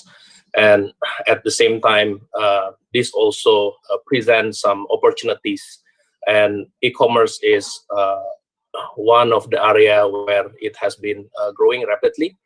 And according to the Google Temasek and Bain report recently, the e-commerce market will expect to grow by 54% this year. It's above than the forecast due to this uncertainty. At the same time, you know, we realize there are a lot of offline players that want to explore how they can grow their online business either for the first time or how they can grow it further. And we actually, during the COVID situations, we scale up our team, especially the merchant team, to really make sure that we are able to cater this influx of sellers that want to adopt digitals.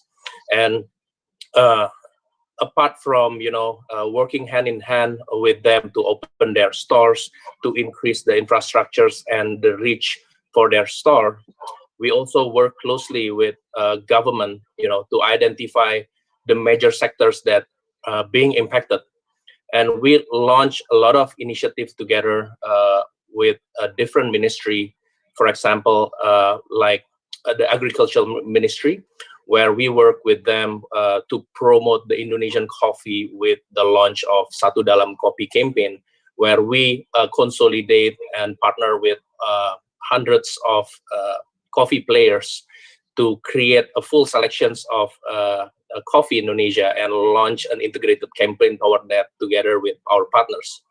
And at the same time, you know, we are very glad that our government also moved fast and together, you know, with the like of other e-commerce, you know, ride-hailing, Gojek, and other partners, we launched the Bangga Buatan Indonesia, where we come together with the Indonesian business merchants to create curations and to promote the local business. this has been an ongoing campaigns with our government, whereby we created a different type of category and verticals, such as fashions, and then the traditional mom and pops, business and all that we curate and we launch as a campaign in Tokopedia on a monthly basis. So there are initiatives like this, but at the same time, there are other sectors that is also impacted, which is the offline event, for example. It has been a very big industry, and suddenly due to COVID, nobody can actually host an offline event. And we explore how we can help them, and then we created a lot of initiatives to replace the offline experience to online with our platform and our reach. And it has been consistent that we work with these partners to launch the like of the Big Bad Wolf is the largest book festival in Indonesia, whereby they've been selling millions and millions books every time they have an event, and we help to onboard them. We help to work with all our logistic partners, our infrastructure partners, to be able to deliver all these books, not just in Jakarta, but also in Indonesia.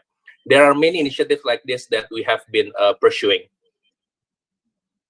Thank you, Pak Kevin. That is such an interesting action that has been taken by Tokopedia. Hopefully, this would help the industry to shape a better, more optimistic situation in the coming year ahead.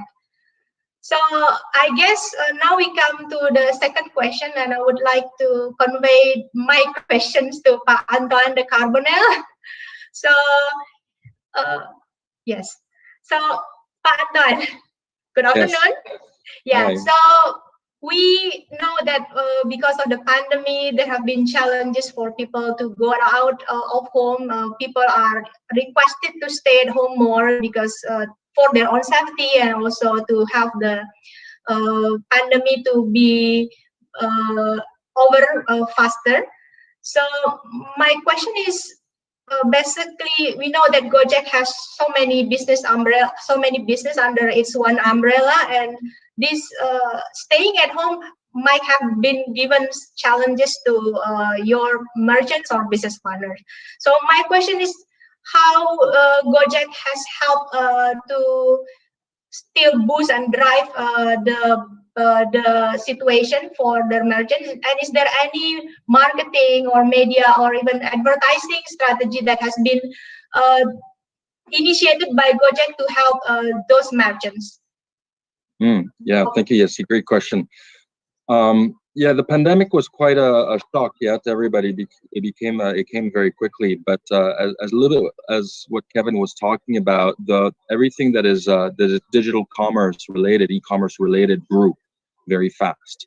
So for us, it was really about how do we expand the different channels that we already have, products that we already have, and what new products should we build to be able to facilitate and help the merchants sell fundamentally, and the brands access consumers. So I think we did three main things. The first thing we did is really start thinking about how to create joint campaigns with GoFood and merchants, or with GoPay and the brands, to try and really promote safety. And a lot of the consumer packaged goods, for instance, that promote safety. And on the food side, making sure that, explaining that during those campaigns, there was a lot of consumer safety related initiatives that were taken by both Gojek and by the restaurants.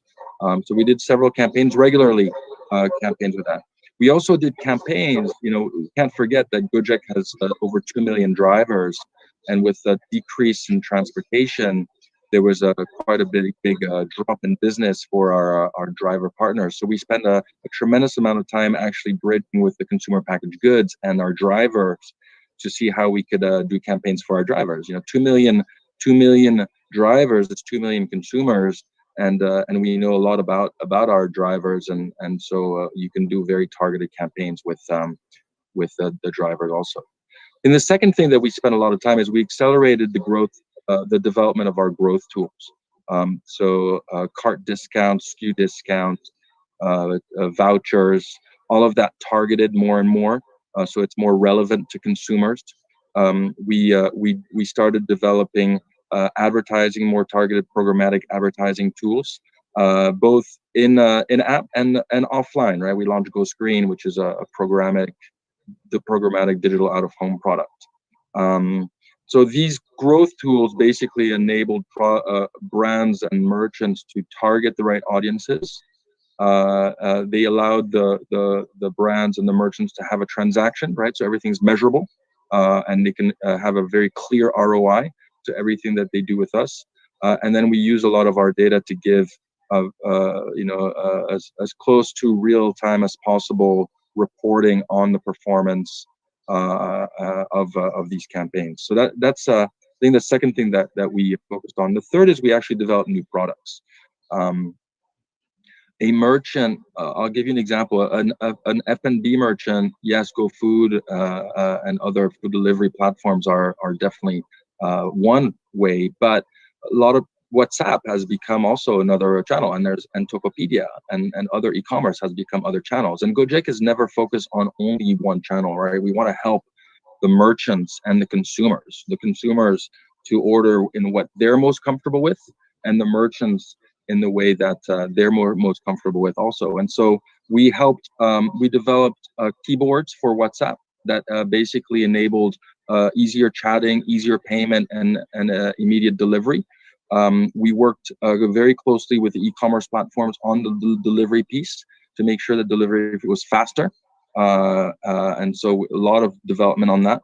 We developed GoToko, similarly to Tokopedia, right, on the warung side, to enable the brands to access underserved warungs much faster. So the warungs can order much more faster regularly, and we inject our transportation, our financial services, and all that. So it's also about thinking about new products to launch given this pandemic.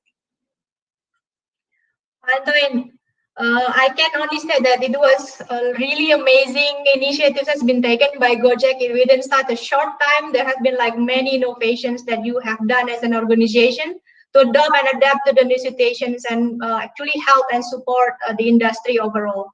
So that would actually trigger me to hands on the second question. But before we go to the second questions, I would like to give the room now to Pak Wei Tarsta with my next question. So, good afternoon, Wei. Hi, good afternoon, Yesi. Yeah, so this question is basically specific to consumer goods industry. So we know that with the pandemic situation as well, there have been challenges and also actually opportunity coming up to the consumer goods industry. And health industry or pharmacy is one of those that basically has been a paramount opportunities during this situation. So my question is how Komdifar or your strategy as part of this industry to continuously managing and use e-commerce to as a platform to optimize the opportunity and also reach consumers. Okay, thank you. I think that's a great question. I think I'd like to start by talking about the consumer first, because our consumers are where we should start and where we should end as well. Just now, I think we talk about the whole pandemic situation. I mean, obviously this is unprecedented, right? And I think we've never experienced like this, I think, before in our life, and it brings so much change to our life as well as to our consumers' life.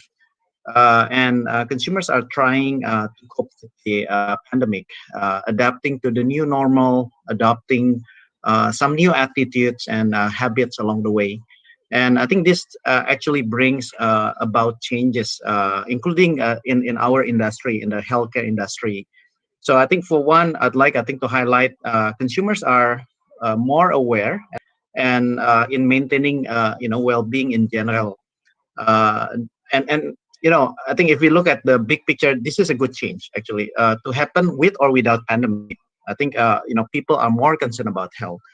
And as a company, I think Combifar has been trying to play part in educating consumers about healthy lifestyle since some time ago. And our tagline has been championing a healthy tomorrow.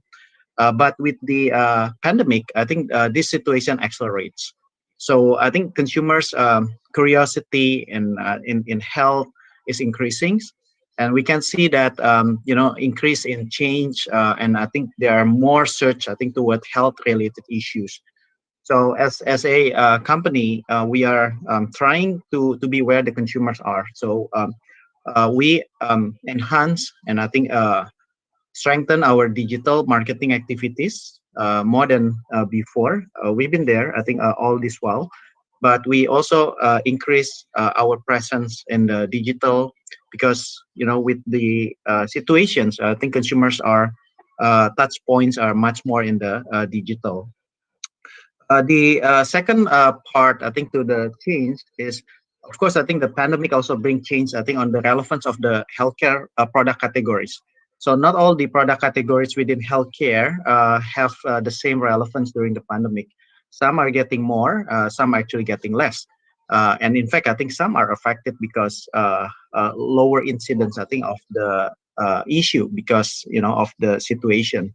I think the obvious one is the supplement, I think, product, right? I think to increase our immunity, and there are some I think categories probably I think less relevant. So we are trying I think to be very aware I think of these situations, and that's where we prioritize our investment or communications. We also see not only the product category relevance that change. Sometimes it can also be the product variant I think relevance. I just want to give you, I think, one example. As you probably know, Combifar has a eye drop brand, and that's called Insto. Yeah. So I think with the implementation of PSBB, I think people stay at home more, and I think less, I think, mobile. We don't go out, I think, that often. Insto has two variants. I think one is the red eyes, and the other one is for dry eyes, which is for treating dry eye conditions. With the new habit, people are staying more at home. I think spending more time with gadgets. I think home-based learning, work from home. Even the variant relevance, I think, within the product category has also changed. So I believe this is not only limited to eye drop, I think, but to other category as well. Again, I think from the marketing, I think, perspective, we are trying to be aware of this. And of course, I think there's some change, I think, in our variant, I think, product, I think, strategy to be more relevant, I think, to the consumers. Now, I think the last, I think, but not the least, is the change in, I think, people, I think, consume our product as well. And this is, I think, to that point, I think the point that Pak Kevin, I think Pak Antoine, I think, mentioned is actually resonates, I think, in our industry as well, because people, I think, coping, I think, with the change. And example, I think we definitely see some shift in consumers, I think, buying more product, I think, through e-commerce platform. And obviously, this is due to limitation in movement. I think people avoiding crowd, and we do have, I think, all these kind of, I think, products, right? I think from Combifar has consumer healthcare, wellness, and those including, I think, prescriptions, which I think, as you know, the nature, I think, of prescription, it should get, I think, from the doctor prescription, right?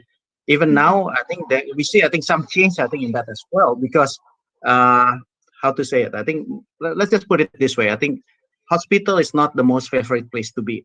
Now, I mean, especially I think with during I think the pandemic, so people tend to delay. I think what they can be delay. I think unless it's really emergency or needed. I think in high need, then they would avoid. I think to go. I think to hospital.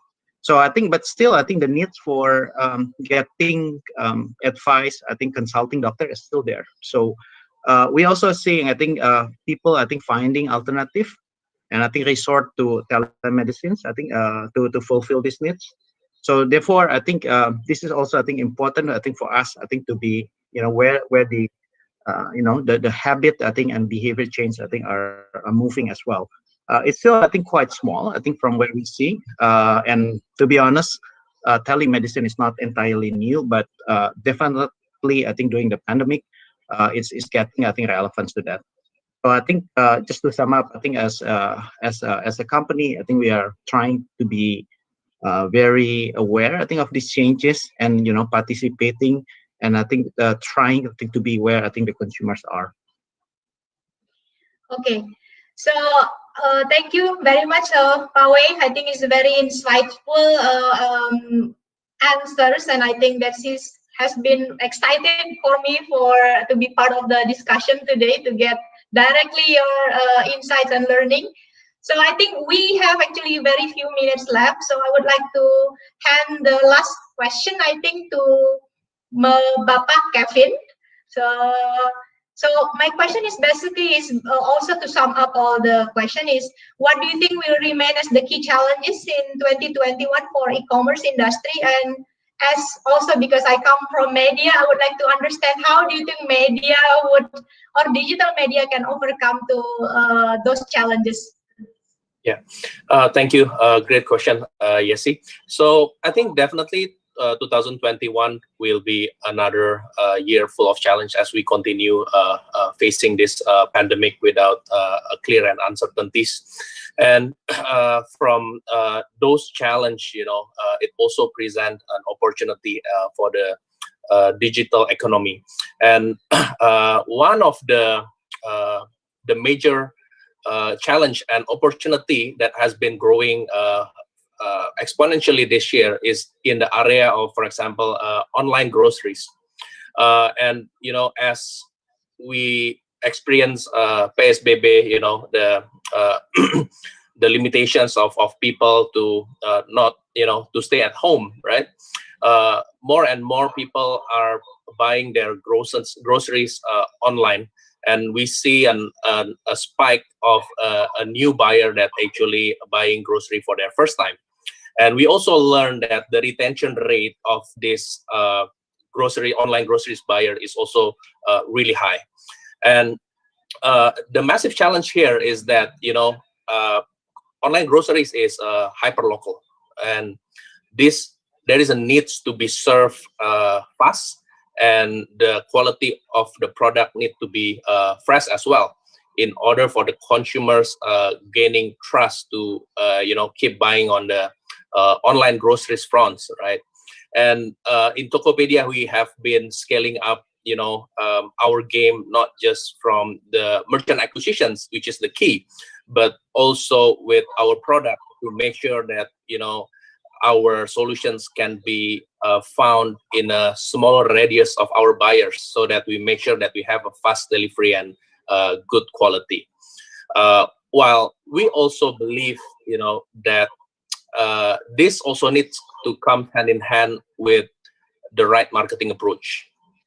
How do we make sure that we can narrow the marketing targeting to the specific city, to the specific district, even, to convince them that we have a solution or a partner that is right behind, right near to their door. And it's a store that they are familiar with, right? And they know that, oh, we can order this from the store, from Tokopedia, with a partner like Gojek, to make sure that, the grocery come very fast, right? And yeah, so this is definitely one of the area that is challenging, and we definitely seeing an opportunity, and we're leveling up our game. But I think other than that, there are so many areas as well, that we can identify, perhaps for another discussion. Yeah, I think we don't have time left in our schedule. So basically, I guess I would just like to take the opportunity to sum up some of the keynotes from today's discussion. Actually, I still have a lot of list of questions, but unfortunately, time is not enough. So I think it's very interesting that the fact that from Bapak Kevin, Pak Anton, and also Bapak Wei have stated that the connection between offline and online would continue to be pivotal to the industry, and basically also it is also a relief to see that how each of these organizations, which is very important to the consumers and also to the industry, have taken a lot of actions and also strategy that continuously will help consumers and also will help to shape up the industry and marketing moving onward. So I guess I would close the discussion today. Thank you for all the panelists, Pak Kevin, Pak Wetarsa, and Pak Antoine for having the discussions and willing to answer my questions. And for those who attending our discussion, feel free to send your question to Indonesia@mmaglobal.com.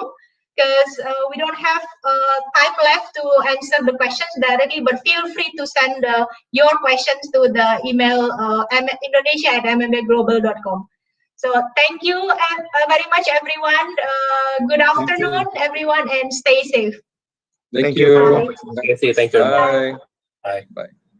Terima kasih kepada Miss Yesi as our moderator dan tentunya kepada seluruh pembicara untuk pembahasan yang sangat menarik sekali yang membawa kita kepada keynote berikutnya yaitu Brand as Performance. And so ladies and gentlemen, please welcome once again to the virtual stage the CEO of MMA, Mr. Greg Stewart. Hello, everyone. This is Greg Stewart, CEO of the MMA globally. I appreciate you joining us here today for MMA Impact India. I couldn't thank Monica and the team enough for pulling off another opportunity for community of MMA members to get together. So Monica, thank you for that. Priya, I really appreciate all your efforts too with the board and some of what you're all doing there to help raise the MMA. I know you've got a whole bunch of initiatives around MarTech, the series you're doing around modern marketing. We love. I'm not sure how many of you know that. Do you know this? We used to be the Mobile Marketing Association. We've kind of de-emphasized that. We now see ourselves more, well, we just use MMA, but we see ourselves more as MMA, as Modern Marketing Association. And I know you got a ton of working groups going on there. We too, globally, have done some pretty interesting work. I would strongly encourage you to look at our Outcomes versus Reach a research series that has just come out here just recently. It's being further developed. We have support from Oxford University and UCLA around that. It really rethinks about how a market really produces growth and how you get the best return on investment. It's a big deal. By the way, it changes everything that people believe to be true. So also too, the work that we're doing around marketing org, that's being featured now in Harvard Business Review. We're super excited. That's been a 3-year journey to really rethink how marketers quantitatively redefine their marketing org and make the best decisions. Too often marketing org decisions, I think, are made on politic decisions rather than actual performance. So we're really trying to shift that. It's just one of many things we're doing. Our data and marketing think, we got so much stuff going on that come out now. I think now is really more than ever MMA's moment. So again, I encourage you today, hope you appreciate it. I will be talking a little bit more about the Outcomes versus Reach here in a session a little bit later, but appreciate it. Thanks everyone. Have a great day.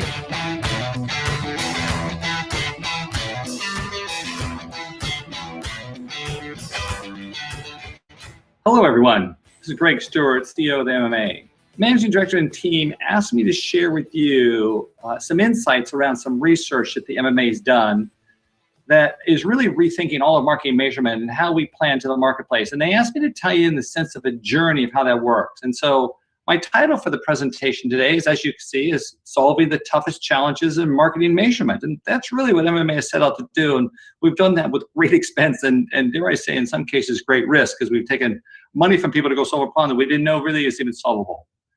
And I'd like to just set up here quickly, just to make sure you understand the MMA and why we're taking on something as big as these kinds of topics. So I think you all know that fundamentally the MMA is about architecting the future of marketing with a fixation on driving business growth today. It doesn't mean that we're not trying, it means we're kind of not going to do shiny object stuff. We're really going to focus on what drives real growth for you today.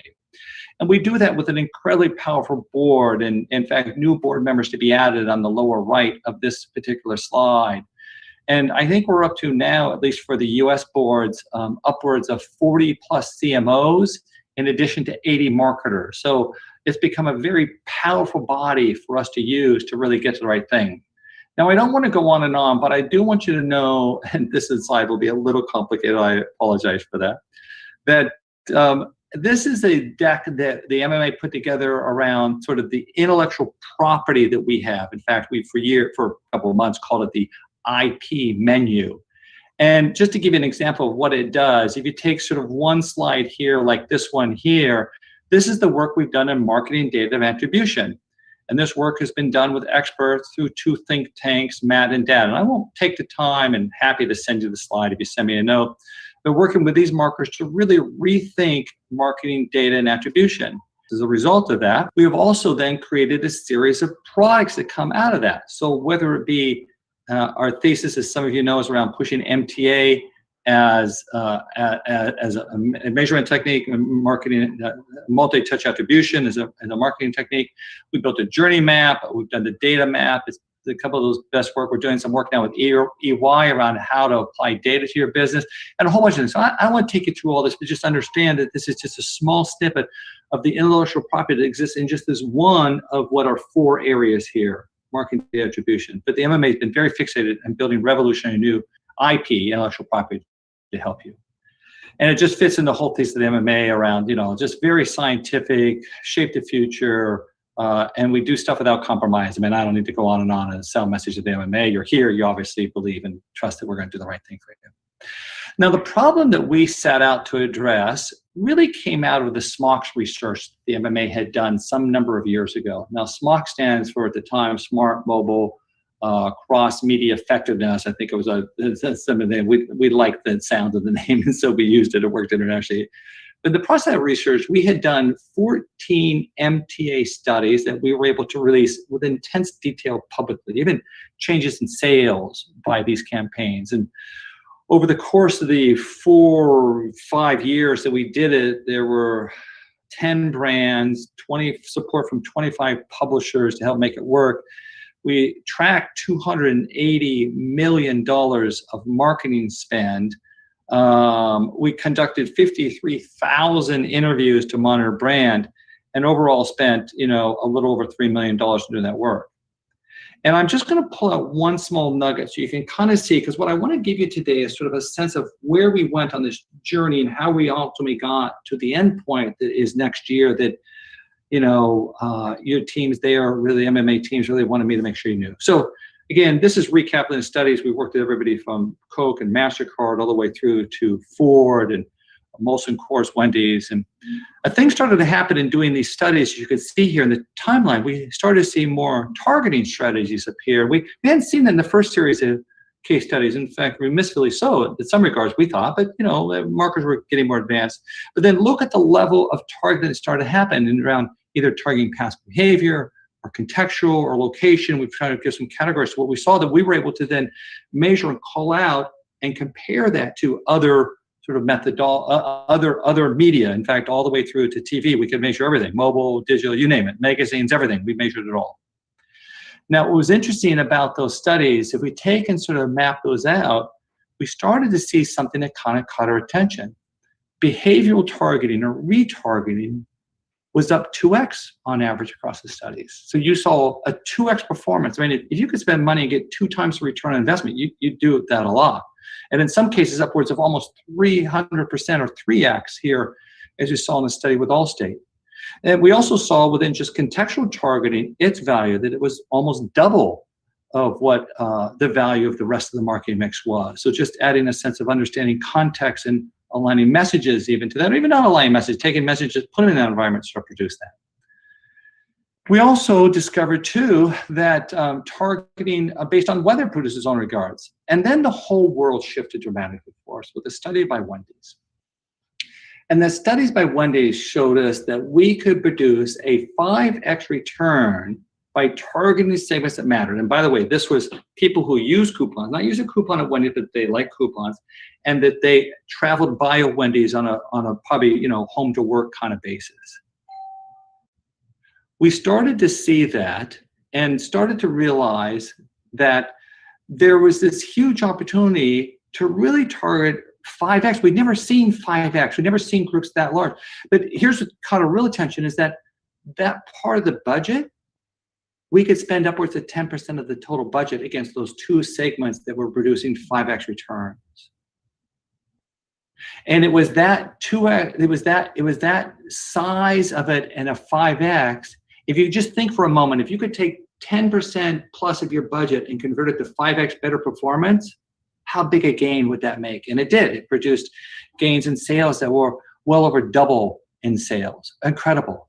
And so it started to get us to rethink the value of data to what we were doing, what we were looking at. So a number of you know that we've now launched the Marketing Attribution Think Tank, what we commonly call MAT, and it's got a series of objectives to this think tank, and we encourage members to join this. If you're an analytics expert and you're a member of the MMA, you can join this from anywhere in the world. We're happy to be a part of this group. But one of the areas that I wanted to focus on today was around this measurable impact and accountability in some of the work. Now, if you've been around us for a little while, you might have seen this slide, which shows that over the 4 to 5 years, we've produced a series of documents that support marketers in doing better multi-touch attribution. Some of you may or may not know, I'm not the father of MTA. I didn't create it. Rex Briggs did that. But I funded Rex in 2000 to do that. I saw the power of multi-touch attribution as we didn't call it that then, but of this sort of individualized measurement and what could be done with that, and really backed Rex to develop his methodology. And he obviously went off and started a business around that. But there's all this work that we've put together in a body that we think helps a marketer better understand how to make decisions in MTA. And more recently, we've done our great debate series, which we're super excited about, which is bringing the world's best growth frameworks to the table. So Pete Fader at Wharton, or Dominic Hansen at UCLA, or Byron Sharp from Australia, our own Joel Rubinson, who works on a lot of MTA, or Dr. Leslie Wood and Jared Schreiber.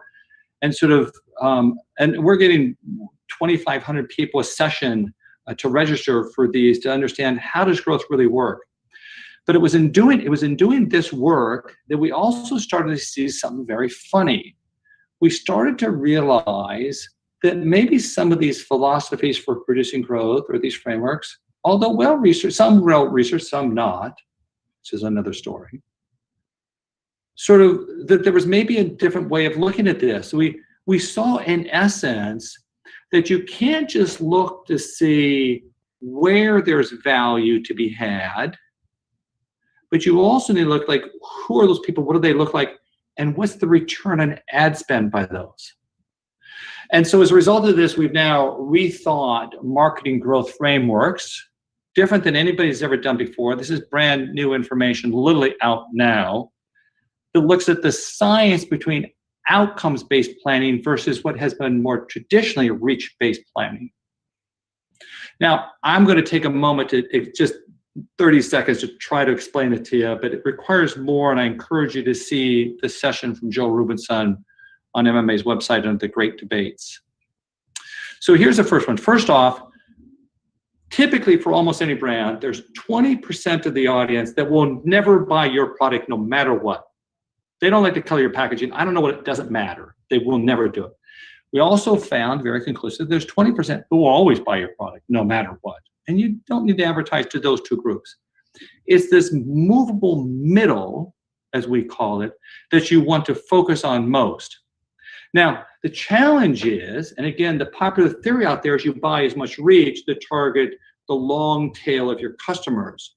Well, this suggests that isn't the case, and it varies pretty dramatically by the size of your brand. So if you're a brand that has a 50% share, first off, congratulations. But second of all, you have a pretty large movable middle. But if you're a brand of only 5% share, let's say you're a niche brand of some kind, well, then your movable middle is very small. In this case, it's just here that movable middle is as much as elastic middle, we could call it, as much as 8. Now, where this becomes really important too is to understand, though, that also smaller brands sometimes have pockets of affinity that you really need to target, and that they have different ones. So the example that we've used, and this is one real world example with a data set that we pulled from Newstar and Numerator and pulling together, and found that even within that, there's a group of segment that will really buy. So think in terms of like, it's a great example. Think of like, there's yogurt there's Greek yogurt, and there's a high sense that probably Greeks would have a greater affinity and buy more Greek yogurt. There would be a higher concentration of buying there, and that you want to understand those different segments. And part of what makes all this really a big deal is that the opportunity to convert people here in this middle, the return on ad spend from them can be as much as 5, and in very rare cases, we see as high as 10x, so 5x to 10x the return on ad spend, which means you focus there because that's where you're going to produce the best returns. Don't target everybody, because there's 40% aren't going to care, and that's even if you're a really big brand. So again, this requires a lot more explanation, but this is one of the examples of what sort of led MMA down the path. Now, as we were sort of rethinking some of this growth, we started to hear too, and this is really the whole point of my conversation today with you, is to share the brand as performance research methodology that has now, that we've now led ourselves in our journey to really rethink ultimately marketing performance. So just to recap before I kind of go into this, we started with thinking around SMOCs and seeing this change in data. And then we saw the power of MTA and the need for MTA and the need for better targeting and measurement of segments. We were, as an interim step, able to do, using a data set, this analysis around outcomes versus reach, and we started our efforts to support marketers in MTA because we saw that example in the work that we did around the SMOCs research. But it also then a big question started to come up, which is that we had a bunch of brands say to us, there was this sort of sense from brand marketers that performance people, performance marketers, were sucking the air out of the business. They were destroying the future of the brand by not being focused on brand.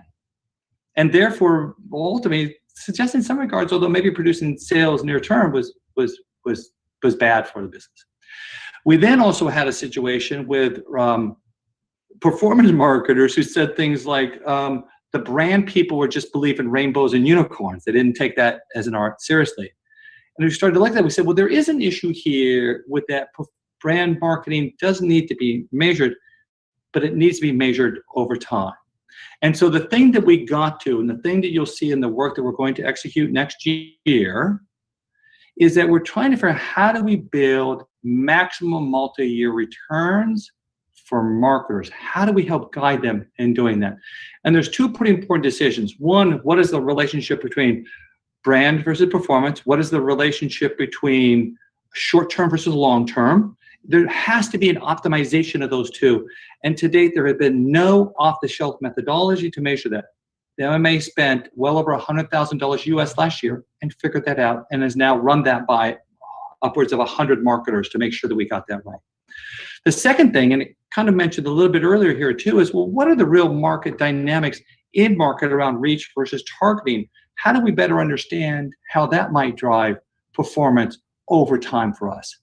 So we take those two very big questions and we put them now into this one research study called Brand as Performance. Now, some of you will know and kind of read behind the scenes here that, you know, we're really pitting two schools of thought out there. We have the Benet Field work and Byron Sharp's work done and how brands grow. That really, as a general, Byron suggests that it's targeting all of consumers. It's focused on bringing new consumers in all the time. And we said, well, no, we don't think that is the case. In fact, the work originally done by Persuadables is very similar to the work in Outcomes versus Reach. And Marketing Evolution had proved this a number of years ago. I mentioned Rex Briggs as the founder of that company. And even the great Dr. Leslie Wood and David Poltrak have sort of supported these kinds of dynamics, that it's much more complicated, that targeting really does have a role. And we do need to understand how to do that, especially in today's marketing system and so on. So this is the methodology framework for doing brand as performance. I don't expect anybody to memorize this. The very simple way to say it, though, is that we're going to measure all channels. We will look for those who are converted to be brand favorables, and then we will measure their sales performance in a second multi-touch study 6, 9, 12 months down the road, whatever the brand wants. And it's understanding those who are converted to the brand, those who believe the brand, whose brand attitudes have shifted, and their conversion later, that we will shed some light, that we ultimately can define then what is the right mix between brand and performance. And at the same time, resolve this question too, because we'll be measuring by actual channels here. What is the real impact of targeting versus reach? I don't need to bore you with how to do that. This is a, dare I say, overly complicated, detailed slide about the fundamentals of doing it. We could talk more about that if you're interested. I'd encourage you to reach out and have it explained. Certainly this is all complicated by unified IDs and their complexity today, but we believe we have solutions. But again, the answer here is, how do we rebalance our spending? How do we turn brand into performance marketing over time? And what is those dynamics that will produce the best ultimate return for the investment we make over a series of years? And then how do we look at sort of targeting segments and what that means? How do we really dig deep in that? Remember, we didn't set up our study with Wendy's that I mentioned to you earlier. It just came out of the research and we're like, oh my goodness, we really thought that through in advance. How much power? And then how do we align media tactics to do that? In somebody's research, they've said all TV is branding. Well, all TV is not branding. Or that makes sense. TV drives some near-term sales too. We know that. Marketers have tested that for years. Research supports that. So how do we think about each one of those? So listen, we're super excited about this study. It's been reviewed a number. Currently, we expect both Mosen and CVS to participate. We're still working through some details. The timing's right for them. We hope we will launch here in hopefully Q1, Q2 of this next year. We want to especially thank Google, Facebook, Twitter, and Verizon Media for their support of this great work. So listen, I don't need to go on to all the other things we're doing. We are in the process of launching a data think tank, which I think would be valuable, and doing some work with EY around data maturity. So I encourage you to keep an eye out for that coming soon. But just in summary, you know, the MMA, as I go back to the original piece I showed you, what we call the IP menu, MMA has 52 pieces of intellectual property that we think redefine the core elements of modern marketing. These aren't just made up. These aren't just one person's opinions. And listen, we're happy if you want to step in and prove us wrong in anything or come up with a new methodology. We understand it. But again, I encourage you to, look for brand as performance next year. Take advantage of outcomes versus reach, because that's here now that you can use. And, take advantage of your MMA and get involved. Join Marketing Attribution Think Tank, Matt. Get involved and find a role for yourself then dad if you'd like, and let us know. So everyone, I couldn't thank you enough for this opportunity to share this sort of journey that MMA has been on to really rethink modern marketing, some of where the world sits. So thank you very much. Appreciate it. Have a good day.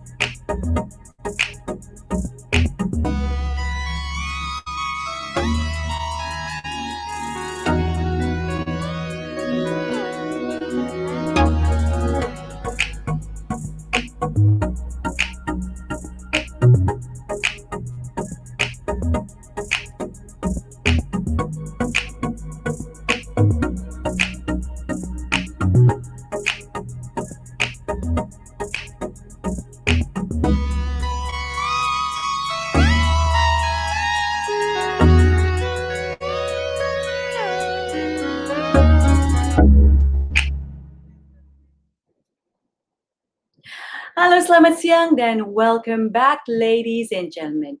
We hope you are refreshed and ready to begin the next exciting journey with us. Now, the TV landscape is undergoing a sea of change as viewers around the globe shift from traditional broadcast television towards a rich ecosystem of on-demand options. Working with Kantar, the Trade Desk has commissioned new research that for the first time paints a clear picture of what the future of TV looks like in Southeast Asia, from usage to ad behavior to audience insights on both regional and in-country level. It's my honor to welcome to this platform stage the Senior Director Marketing of Southeast Asia, Australia, and New Zealand of the Trade Desk. Please welcome and take it away, Ms. Jenny Johnson. Hello, everybody. My name is Jenny Johnson, and I'm Senior Director of Marketing here at the Trade Desk for Southeast Asia. Welcome, and thanks for joining our session today. Also with me is Chito Husi, who's the Director of Media at Kantar. And Chito is joining to discuss findings from a recent research report we did with Kantar, looking at consumption trends and other data and information around the growth and rise of video streaming, or OTT, here in Southeast Asia. For those of you who don't know us, the Trade Desk is an online advertising platform that helps marketers run advertising across all varieties of digital media, from display, mobile, audio, and increasingly video and television, which is why I'm so excited to share with everybody more data and information around the opportunity around OTT here in Southeast Asia. Chito, welcome. Thank you, Jenny. I guess a little bit about myself as well. I've been with Kantar for the past 2 years. I am the head of their media domain, and what that means is we are the team that measures clients' advertising and media campaigns across the region. Prior to Kantar, I was 15 years in media agencies, and my background is strategy and insights and planning and buying. So very excited to be here with Jenny, and I'm very excited to talk about this study that we have done with the Trade Desk. And I think it is a very timely study that we have undertaken here. So Jenny, if I may ask you, why have we done this report and why are we doing it right now? Is there any impetus to doing this particular thing at this moment in time? Yes, there is. I think logically, many of us realize that we're spending increasing amounts of time on streaming during COVID, which is a continuation of trends that started last year and even the year before.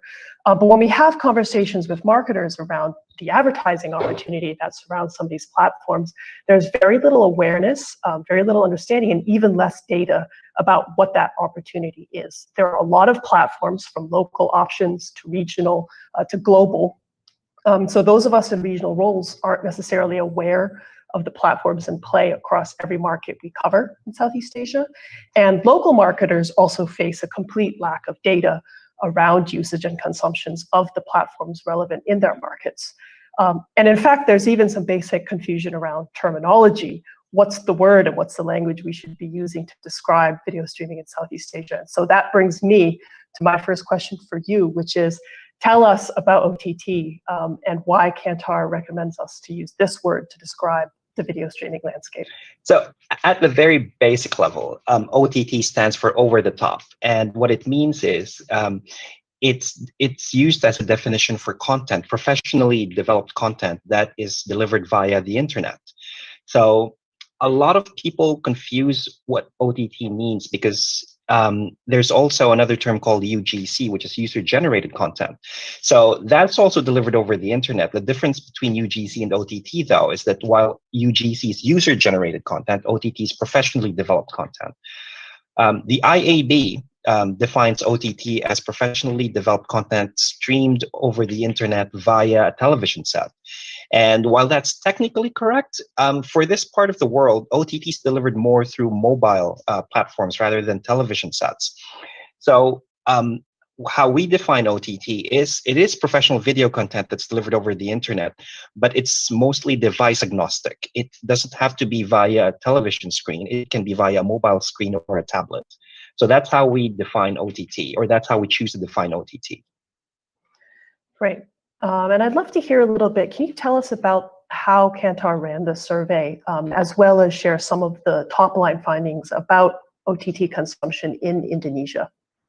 Sure. So how we conducted the surveys, we spoke to at least 4,500 consumers in this region in Southeast Asia, and we asked them about their media consumption habits. Of those 4,500, about 2,400 of them were OTT viewers aged 16 plus. They watched OTT in the last 3 months, so that's how we included them.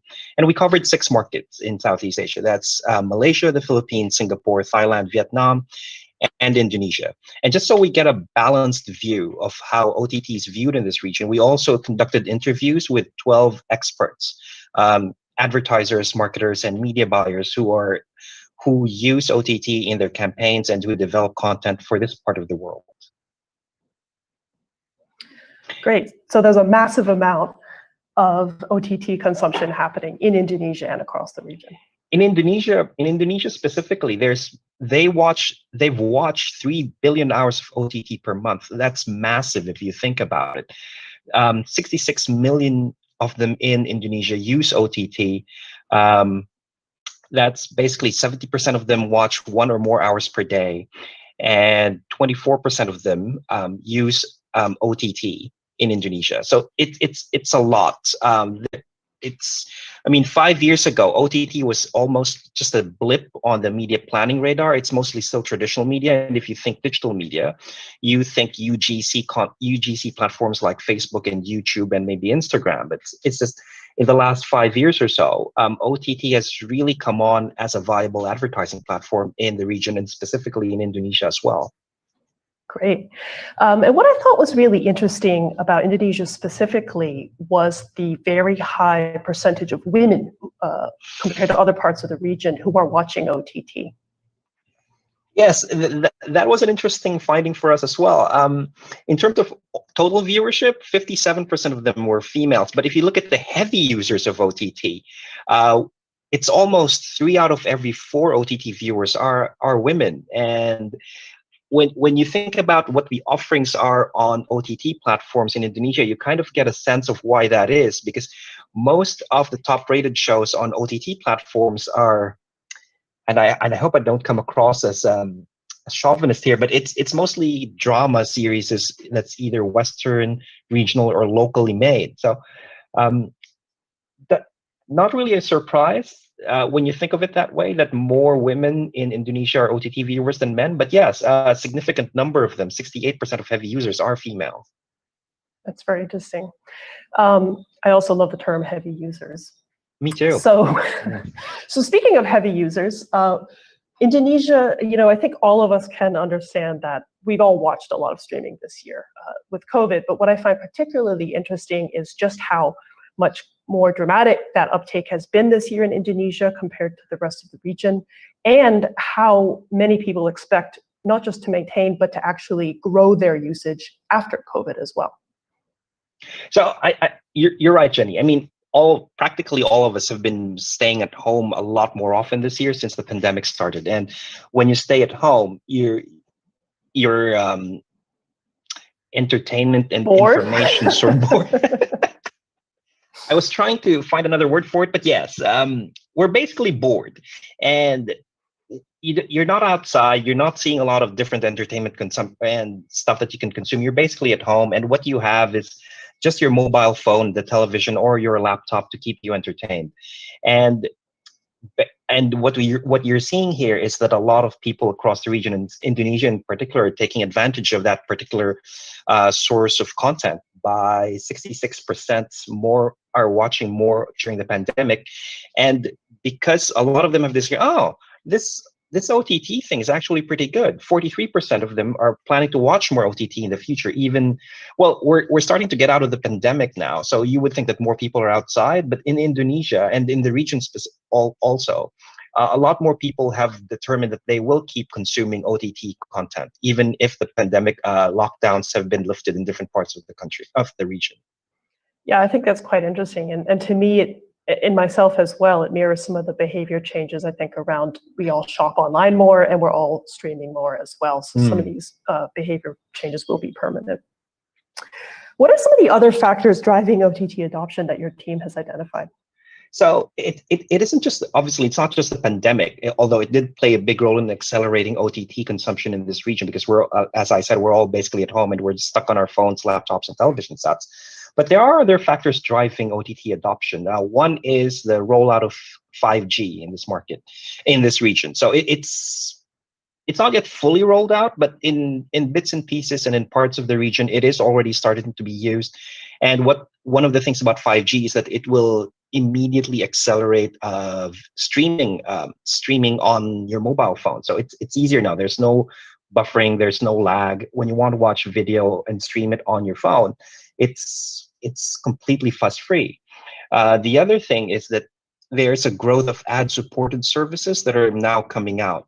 So both locally and regionally, as more and more companies see the value of doing OTT platforms as an advertising channel, there's a lot more services that are coming out, popping up to provide content for local consumers.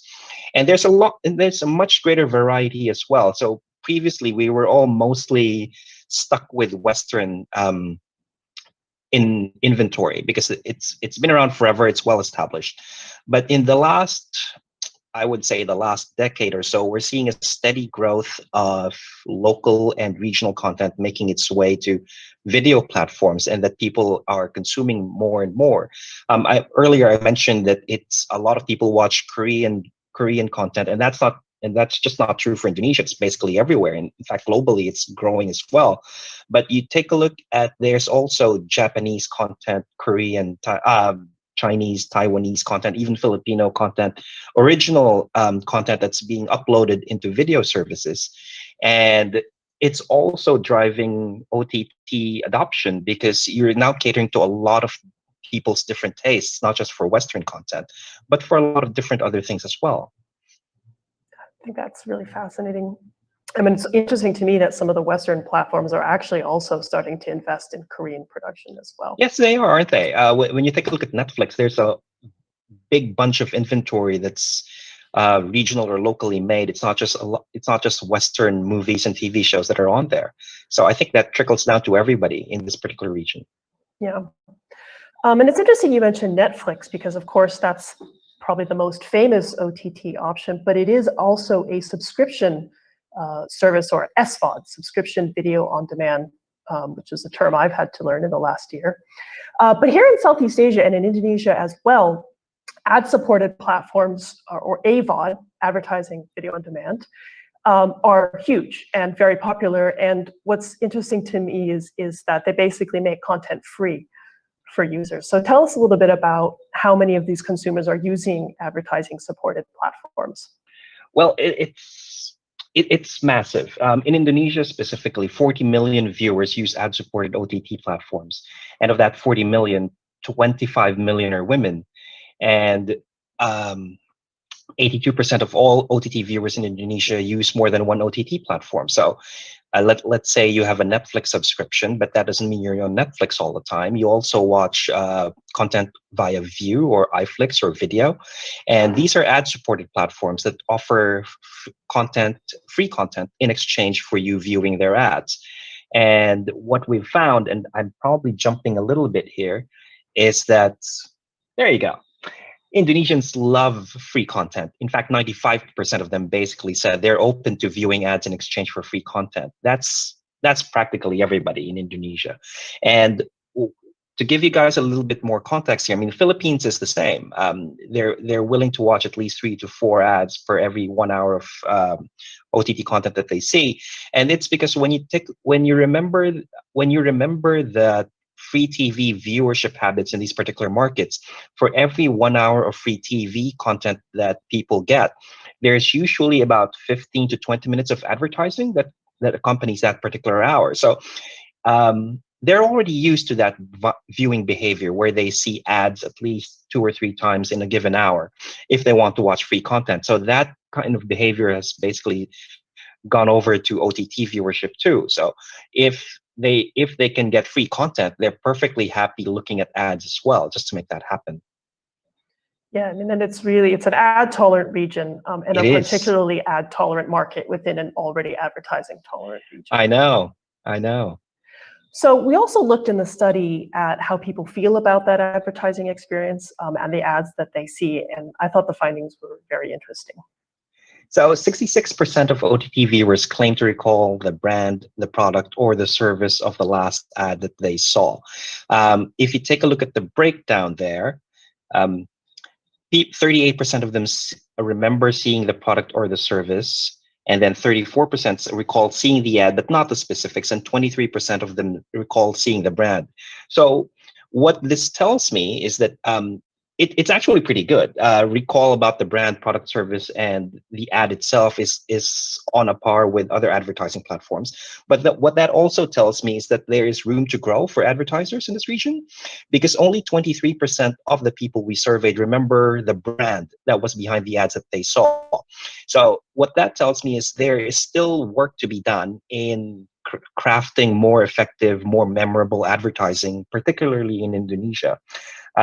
Maybe what advertisers and marketers can do is take a page from the ads from the health and beauty category, because 51% of the people that we surveyed seem to prefer watching ads from that particular category in Indonesia. I haven't seen one yet, so I don't know what drives that preference, but I imagine they're pretty effective if more than half of the people we surveyed prefer to watch ads from that category.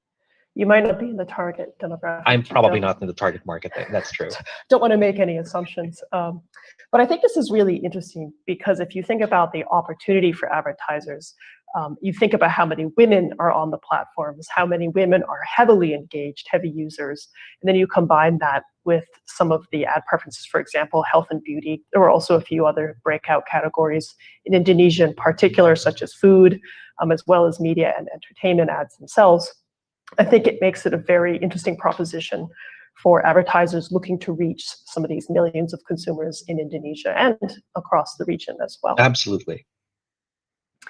So speaking of advertisers, one of the things from this report I thought was really interesting was the OTT Advertising Attractiveness Index. So basically, Kantar looked at how attractive various of these markets are for advertisers to help people get a sense of where the different markets stacked up.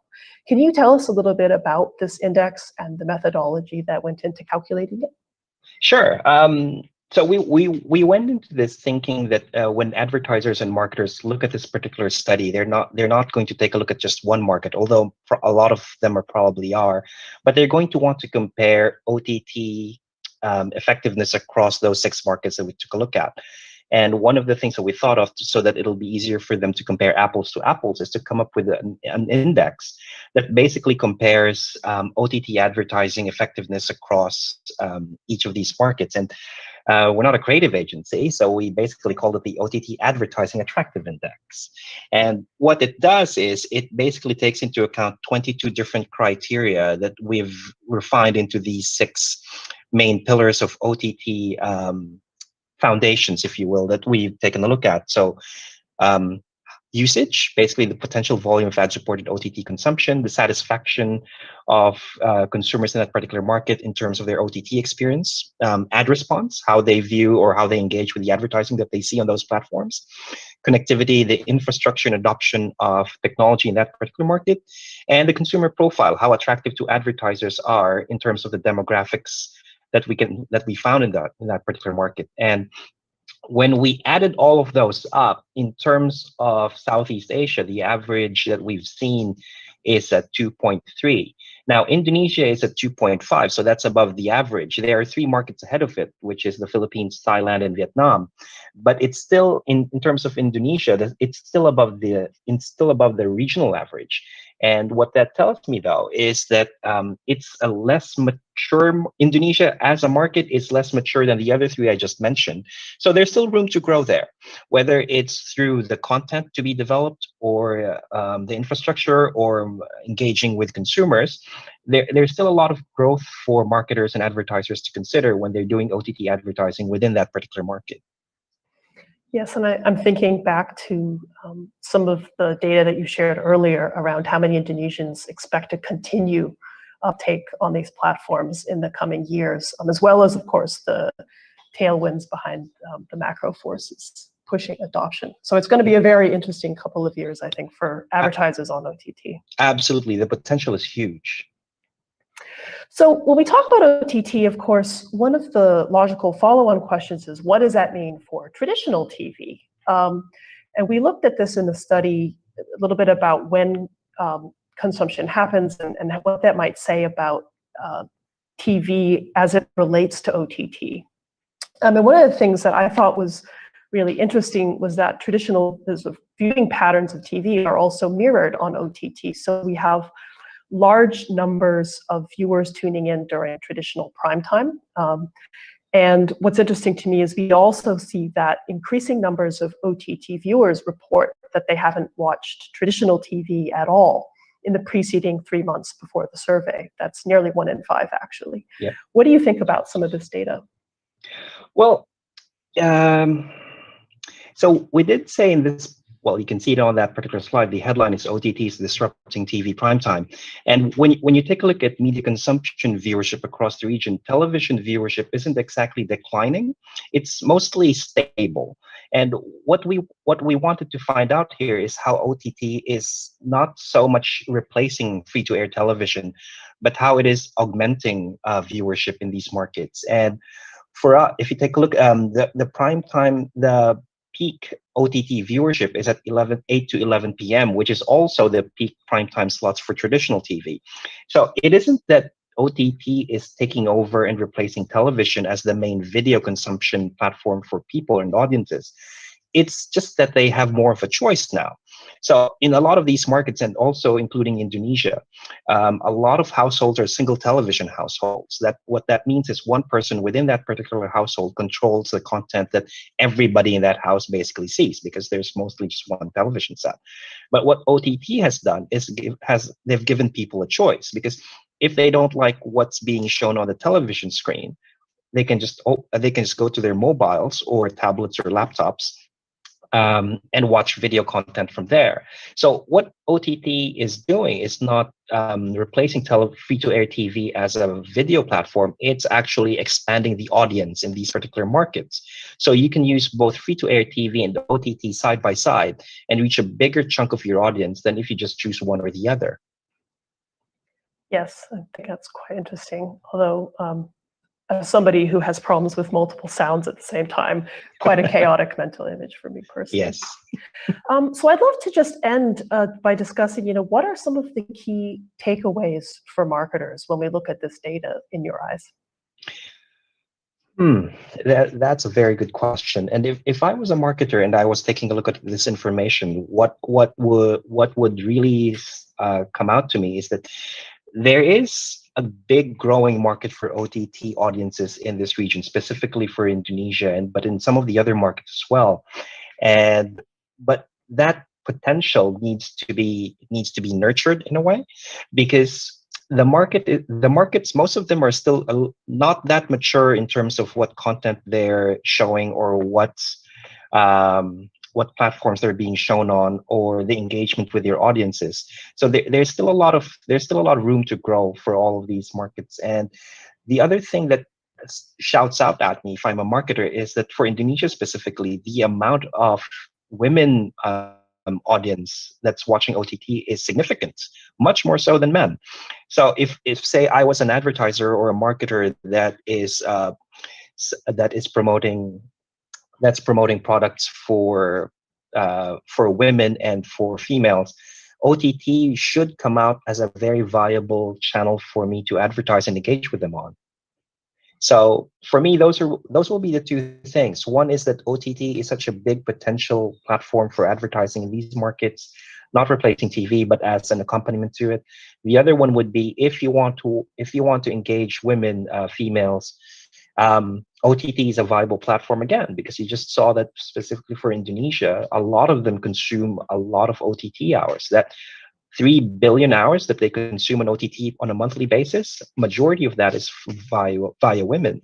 So very good channel to actually reach and talk to them. Excellent.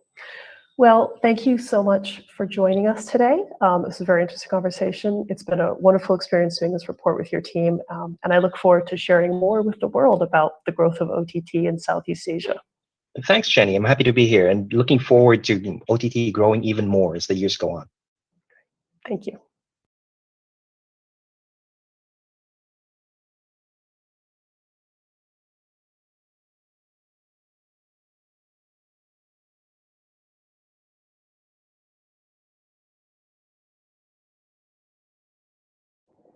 Thank you very much, Ms. Jenny Johnson, for such insights to the future of TV. And with that, we are ready to welcome our next panel discussion. Now, there has been exponential growth of over-the-top or OTT streaming channels and viewership due to the increased consumption during the current uncertain times. Indonesia's over-the-top market is estimated to reach $1.50 billion by 2026. And so, here to discuss the growth of the OTT landscape and how it has revolutionized content delivery and consumption, please welcome Mr. Sutanto Hartono as Managing Director of MTech and CEO of SCTV, Mr. Adrian Atchade as Head of Strategy, Mullen Lowe Group, Mr. Roberto Saputra as Chief Brand Officer, SmartFriend, Ms. Crisela Cervantes as Partner Digital Mindshare, who will also be our moderator for this panel discussion. Ms. Crisela, the floor is yours. Good afternoon, everyone. Welcome back to the MMA Impact Forum. It's part of a global series which MMA hosts once a year across 42 countries around the US, Latin America, Europe, Africa, Middle East, and of course, Asia Pacific. MMA designed this event to help marketers enhance and build their modern marketing capabilities with its core narrative. MMA brings in brands, agencies, tech enablers, mobile providers, and the entire advertising and marketing ecosystem under one roof to share, to learn, to guide, to discuss, and to implement solutions against challenges with key data and insights that collectively help the entire industry to shape the future. This is why the theme for this year's Virtual Impact is Shape the Future of Modern Marketing. For our next topic, we will talk about setting the stage for consumer video consumption. We're very excited to introduce an esteemed panel of leaders in this space, starting with Pa Tanto Hartono, the MD of MTech and CEO of Video. Hello, Pa. Thank you, Stella. Good to be here. Thank you. Hi. Good afternoon. Second, we have Pa Roberto Saputra, the Chief Brand Officer of SmartFriend. Hi, Crisela. Good to be here. Thank you, Pa. And last but not the least, we have Adrian Atchade, the Head of Strategy for Mullen & Lowe Group. Hi, Adrian. Hey there. Good to be here. Fantastic. Okay. Welcome, gentlemen, to the MMA Impact Forum 2020. We're extremely excited to have you all here. Thank you for taking the time. So let's get straight to it, right? I think it's a very interesting topic, and it's been in the headlines this last, few months because of pandemic. And everyone's been talking about the rise of OTT. And I'd like to ask Pa Tanto, in his view, what has been the drivers for this change in terms of the rise of, OTT and online video consumption for his platform? I think this year is quite unique because of the COVID pandemic. Clearly, with people cannot make movement, they're stuck at home. So they would like to have more entertainment being delivered at their home. So clearly that is very positive for the OTT adoption. But at the same time, though, we have also seen a challenge, especially during the early part of the pandemic, where the content production was quite disrupted. We could not produce new cinetron, we cannot produce any entertainment shows, no movies being produced. All the sports events have been suspended, right? So that lasted for about, 4 to 6 months. And then gradually it came back until now it's getting almost back to normal. So the balance between the two is quite interesting. But at the same time, though, it also created an opportunity where in the past, some of those content were delivered in multiple platforms. And with this new condition, some of these traditional outlets had been affected. So a good example is actually movie theaters, where it's only recently opened. So all this time, people could not go to see movies in the theater. So as a result, they went to OTT as an alternate way to find this movie concerts. In our case, that's also applicable, not just the movie, but also live events.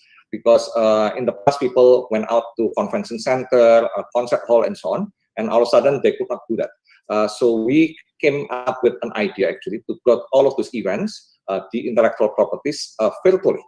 So we come up with, let's say, a good example is we have Idea Source as our IP.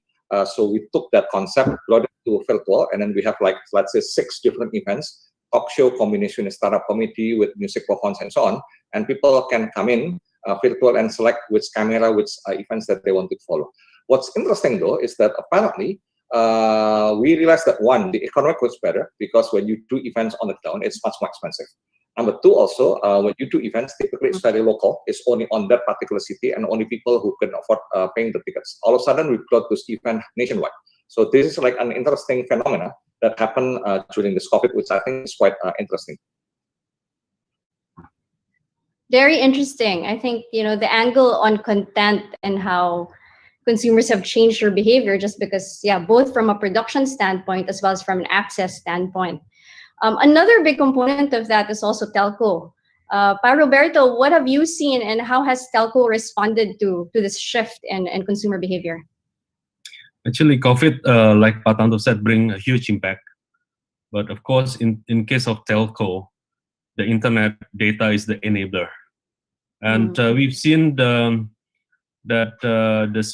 time spent by consumer on online is increasing. I think I read some report from 4 hours to 6 hours.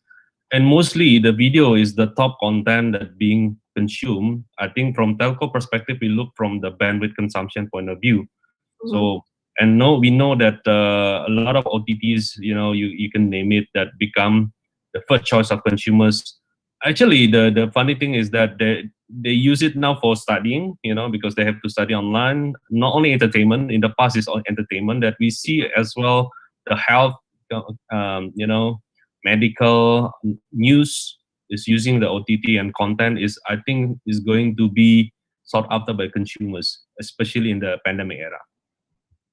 Very interesting.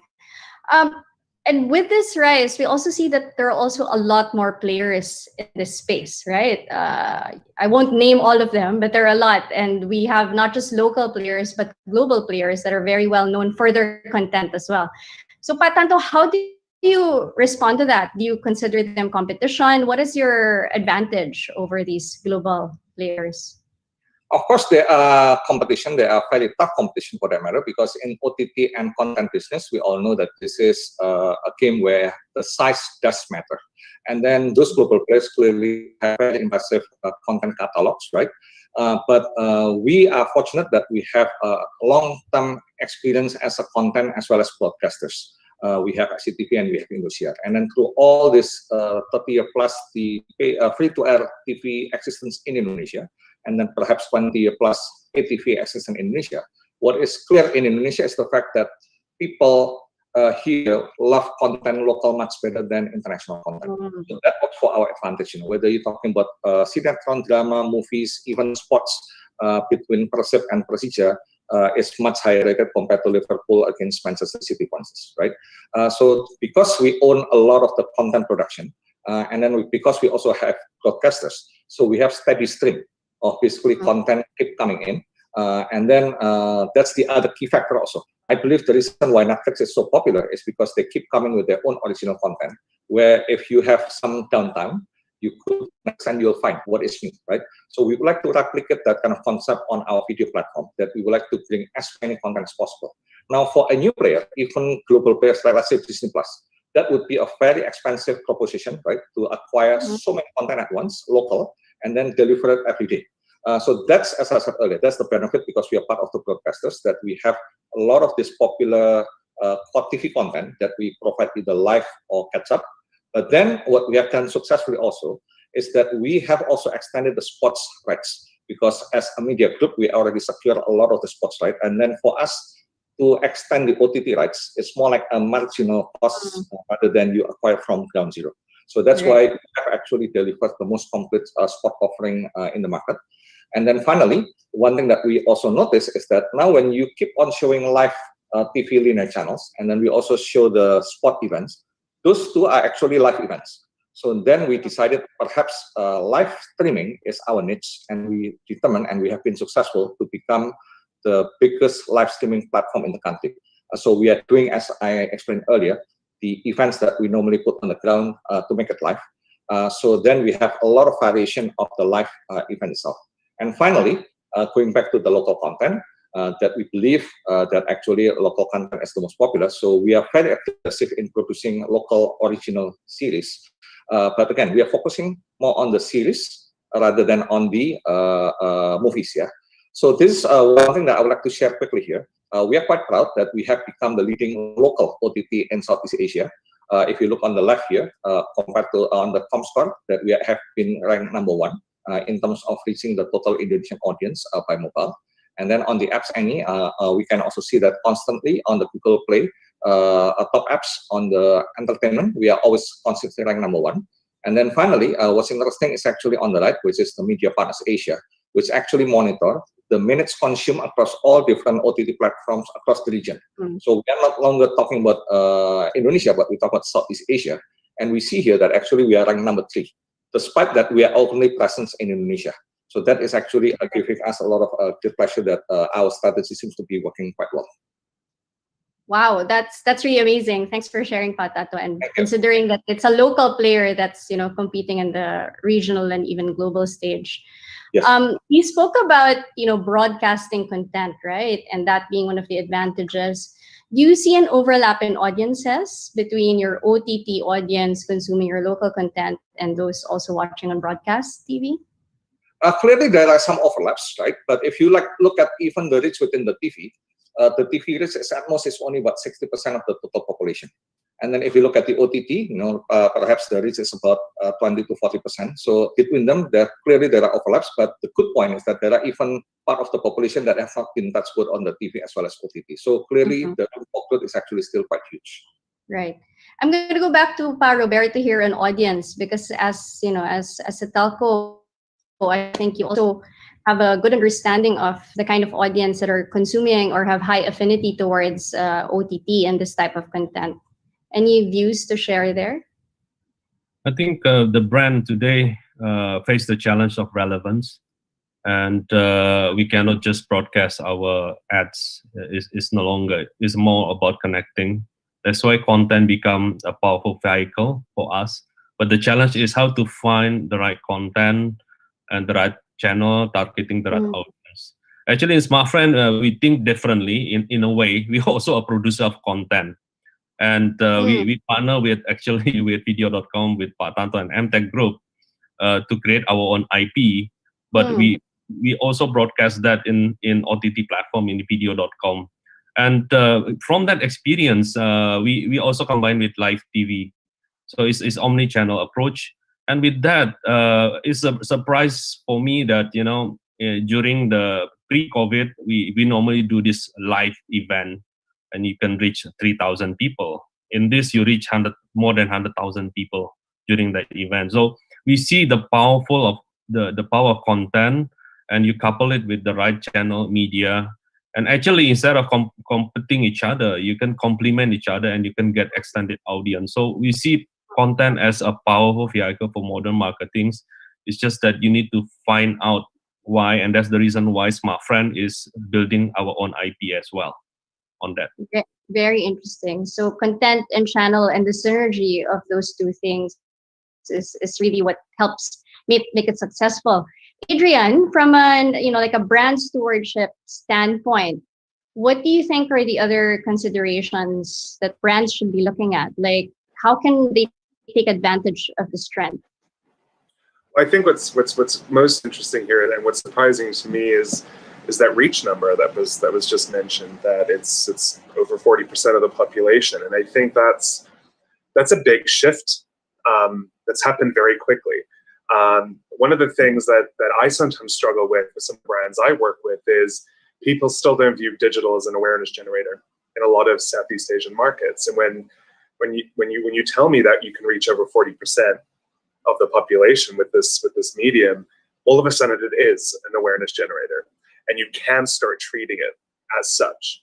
I do think sometimes there's a bit of a trap in how we do online video, where we treat it like TV, and you can probably get away with that. But the huge benefit that it gives you is it unlocks the purchase funnel. And you have a massive advantage of having a greater understanding of where your consumer is within that purchase funnel and how to adapt your brand, your message to the position that consumer finds themselves in. So what I love about OTT is, whereas traditional TV, there's no real connection to the consumer. It's best guess. Whereas using OTT, you really have to now understand the mindset, not just where the consumer is in the purchase journey, but what are they watching? Just like you put on TV, what are they watching, and how do you best match that content to the mood that they're in, right? If they're watching a drama or if they're watching a live sport event, they're feeling two very different emotions, and your content needs to move with that. Otherwise, you're losing a huge advantage of what OTT gives you. Right. And that's incredible, right? That data you can't get from TV. Even if they have all the genres available, I will never know what genre you're actually watching.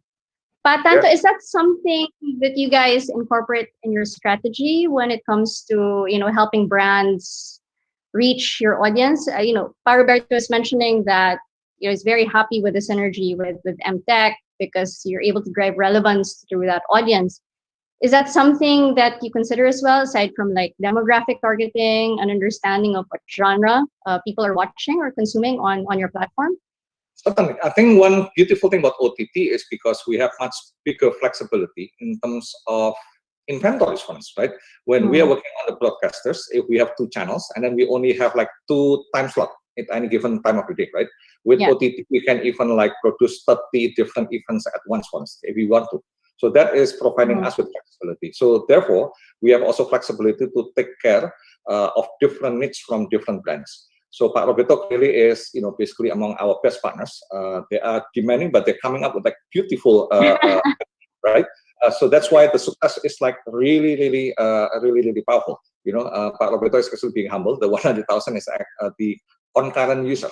But if you look at the entire show itself for the duration of 2 hours, Pak Roberto, so we're talking about like easily 2 million people cumulatively watching that event. Wow. So that's how powerful it is. But not all the brands could basically have the budget as well as the skill set that Pak Roberto and the team are able to put together. So that's where I have flexibility that we can come up with like a smaller event that people can then own it. Because even during the COVID, I think from the brand's point of view, they still need to own an event, an engagement to be associated with their brand.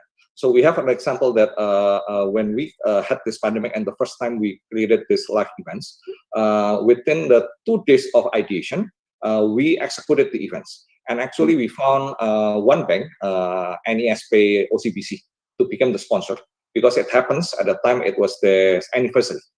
So it fits the moment. And then the budget is also reasonable, so it's not really as big, right? So they decided to take over and then own the event. So at least they feel good that the anniversary has something in it that they can spread toward the Indonesia. So that's the kind of flexibility we have. Another example is that we own sports event, as I mentioned earlier. So one of our premium sport IP is actually Champions League. UEFA Champions League, right? So if people are going to sponsor Champions League in TV, so the cost will be quite expensive. So then we are able to provide a much smaller budget of sponsorship that people are willing to put in the OTT platform. Great. Pa Roberto, can you expand a little bit on how you thought about reaching new audiences through OTT? Because I think that's a very interesting angle that a lot of marketers, especially now where they're looking for growth. So how did you leverage OTT to find a new audience for SmartTrend? Actually, in telco, we see OTT as 2 different ways. Number one, they are our partner in terms of consumer acquisition because the competition in telco data is going to get commoditized, and the only way for us to move to the next step is content, leveraging content because we have the platform. And that's why when we approach OTT players, we can also approach from the bundling point of view. For example, that's the new approach that we see, because when they sign up to OTT, they will consume data and definitely they'll stick longer. So that is one part of benefit apart from the business commercial stance. But from the channel point of view, we also see that, you know, the richness of OTT in terms of getting the right audience. For me, the issue of marketers in the modern days is about relevance. How do I become more relevant? How do I put my message? But not only putting the message, but also the flexibility that the OTT has in terms of creating, you know, based on my need, customized. And the other to the higher degree of partnership is we co-create the content together. So these are the things that I see OTT as more coexist as a partnership, as more long-term in building from the business point of view, in reaching consumer point of view. And of course, I know there's a dilemma of marketers normally. Whether do I put the content on my channel or their channel? For me, we can have both. I mean, both can grow with this kind of partnership, and it's proven. The latest WOW campaign that we did together is proven a very successful. I like to highlight that, which is very important, right? So one thing that we really admire about Roberto's is that open-mindedness, you know, because a lot of brands then typically want to cut their brand channel in OTT, whether it's in YouTube, whatever. They forget that sometimes their brand channel has limited capacity, limited audience. So sometimes, you know, they're wasting because of beautiful content that would have easily garnered a lot of audience. It's limited simply because of that, you know. But again, I think SmartPlan is giving a very excellent example. Where for Pak Roberto, the most important goal is that how the message can be spread out across the right target audience as much as possible, as frequent as possible, so that way people can get basically the message. Right. Yeah. Right. And do you think, Pa, that OTT is getting a fair share of ad spends, considering, you know, you have some like really great examples in terms of collaboration and thinking, but what's your view on how advertisers are embracing OTT? From our point of view, when it comes to special events, like let's say the live streaming that we have discussed recently, I think yes. But on the normal, let's say pre-roll kind of always on campaign programmatic, the answer to be honest is no. The reason being is that before all of this OTT platforms appear, then YouTube has been there for a long time, and they are like such a big player, right? So they started the habit, and then people reference is always against YouTube, and then therefore YouTube set a pricing level which can be relatively low because of their massive inventories. But one biggest drawback is because the content, most of them are actually UGC, you know. Well, in our cases, we are delivering a much more professionally made content, brand safety content, good quality. Even the sports, we pay a lot of money to get that. So I think it will take a while before the brand finally appreciates the difference in the content, and hoping over time then people can reflect that in terms of allocating bigger budget as well as some pricing to be taken into account. Yeah, very good point. I think it's really going beyond the impressions, right? It's not just about the cost per impression, but the quality of those views and audience. Adrian, how are you driving these conversations with your clients in terms of, you know, we know the trend, we see the opportunities. How do you engage and educate the clients on OTT? Well, I think it's part of a bigger discussion that I find myself having a lot with clients, and it's about starting to reimagine the way a brand's ecosystem looks. And I find it especially true for a lot of our FMCG clients, where that pathway to transformation takes a bit longer.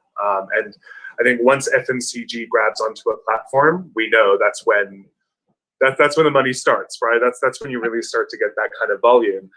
And I think the challenge has been that still in so many markets, digital is still tagged on.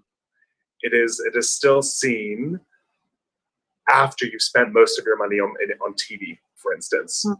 And when you approach your ecosystem that way, you're not actually approaching it as an ecosystem. You have too many verticals, and I think what consumers demand now, and it's not now, they've demanded it a while ago, we're only now starting to catch up as marketers, is it's our job to preempt their minds, or understand what they're thinking. And if you're going about your ecosystem in that more traditional way, you're doing a disservice to yourself, because you're not following and understanding your consumer in the right way. So in these conversations that we have with clients about reimagining the ecosystem, let's start with what hasn't changed, and that's the purchase funnel. What has changed now is you have so much more intelligence about where consumers are within that, and how is your content and channel mix working with that, right? I think we're still, and it's interesting that we talk about brand channels versus bigger channels. We're so used to being a bit selfish on our own platforms because we want to maintain those leads. But I think what's happening now is that consumers demand that we enter their ecosystem. OTT is a great way to do that. You just got to make sure that you're adjusting your content path with that appropriately. Yep, fantastic. I think we can go on and on about this topic because it's very rich, but I'm getting the signal that time is up. So let me just try and wrap up our conversation to a few points, which is, at your point, Adrian, you have to focus on the audience. So the behavior has shifted, as Patanto has mentioned, with the pandemic, and we have to understand how the audiences have changed for that.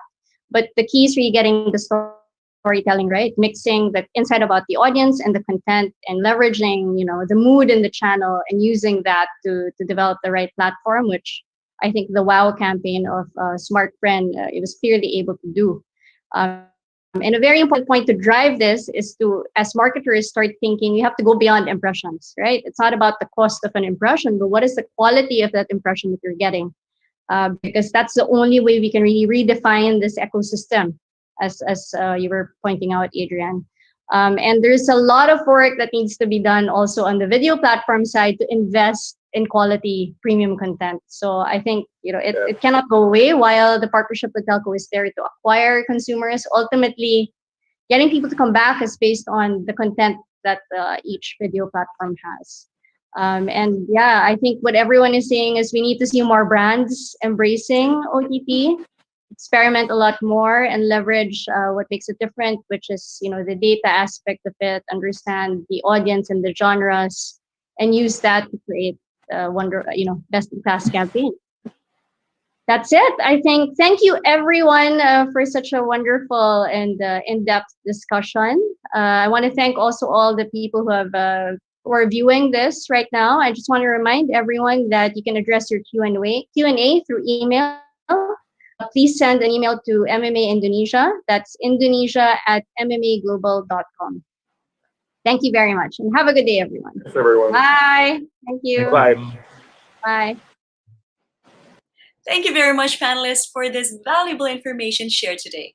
Now, ladies and gentlemen, let's jump right into our next panel discussion. As investment in digital media continues to accelerate at an unprecedented pace in Southeast Asia, questions on transparency, efficiency, and trust are also gaining momentum. And let's welcome our panel. Ms. Anggi Paramita as Head of Media Samsung, Ms. Eka Sugiarto as Head of Media Indonesia and Southeast Asia Unilever, Mr. Rishi Bedi as Vice President and Business Head Southeast Asia, Japan, and Korea in Mobi, who will also be our moderator for this discussion. Panel, the floor is yours. Hello, everyone. Welcome to all the attendees. You're joining us today for a very interesting discussion. And the topic of today's discussion is driving precision marketing at scale by harnessing the power of data. Before we start the discussion, I would like to introduce a brief introduction on MMA. MMA Impact Forum is a part of the global series which MMA hosts once in a year across 42 countries across the globe, across continents like US, Latin America, Europe, Africa, Middle East, and of course, Asia Pacific, where we are. MMA designed the event to help marketers enhance and build their modern marketing capabilities with its core narrative. MMA brings in brands, agencies, tech enablers, mobile providers, and the entire advertising and marketing ecosystem under one roof to share, to learn, to guide, to discuss, and to implement solutions against challenges with key data or insights that collectively help the entire industry to shape the future. This is why the theme for this year's Virtual Impact is Shape the Future of Modern Marketing. With that, I would like to introduce our panelists for the day today. Let me welcome our first panelist, Eka Sugiarto, Head of Media, Unilever Indonesia and SEAA. Hello. Hi, everybody. Hi, Eka. Welcome to the panel today. Hi, I would also, thank you. I would also like to introduce our second panelist, Anggi Paramita. She's the head of media for Samsung Electronics Indonesia. Hello, everyone. Hi, Rishi. Hello, Anggi. Welcome to both of you for today's discussion. Let me start the discussion by building some context. I think in today's digital and connected world, we've got consumers connected in offline world and online world. And that's why it is very important for us to understanding a consumer's 360-degree view helps us, helps all the CMOs understand, identify, engage, and acquire consumers at scale. And with that, I would like to ask my first question to Eka around what exactly are you doing to achieve a 360-degree view of the consumers? Eka, we would like to know your thoughts around it. Okay, thank you. Thank you for the question. I think 360-degree view becomes the almost new terminology for the data holy grails, where we collected all of the holistic information around how we can market effectively to people, to our consumers. And basically, it has a clear implication to marketing effectiveness and host the data that matters. At the same time, perhaps while literally we say this 360-degree, it may not be the 360-degree in real sense, because what happened is we need to really look at the data that matters to us, and to really make sure that we are getting towards the right direction. We utilize the help of technology solutions like data platform, cloud platforms, partnership with data providers, and also with partner at large. We do have organization and teams looking at this, and also a system which really informs us in really building the knowledge and intelligence. Thank you, Eka. I completely agree with that thought. And we would love to hear, Anggi, your views on what are you doing to achieve a 360-degree view of a consumer? Okay. Basically, echoing from what Bu Eka mentioned previously, for me, I think it's becoming a principle for a brand to build a relationship with consumer to become a mutual and full of beneficial experience. What we mean by relationship is how the brands obtain a complete and comprehensive view of the customers by aggregating data from touch points across the consumer journey. It's not only about the collections, but how we extract and also utilize the data. Hence, it's accessible and then also actionable across multiple purpose from different platform activations. Of course, it's something that is not built quickly. It's built over time, but all in all, it's not solely about collecting the data, but it also, in the end, it's all about how to use the data and ensure the customer satisfaction by ensuring we address the right offer to the right profile at the right time. Yeah, I think I would agree with Anggi, your thoughts as well.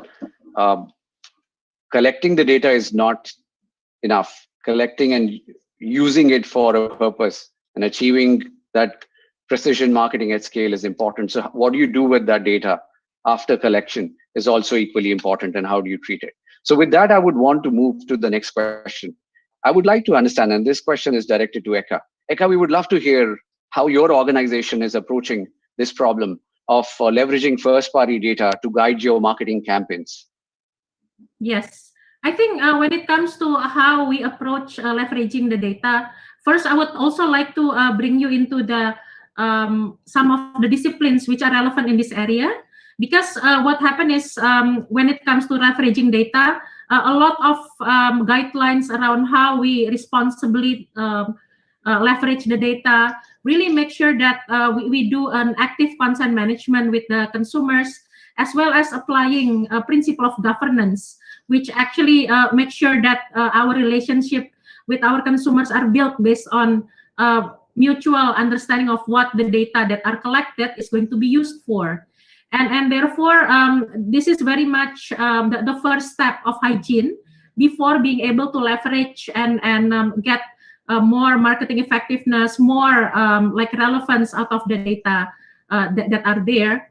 And that then continues into the applying the principles to make sure that the audience targeting is also followed by the right asset getting into that audience at the right stage of the purchase funnel, for instance.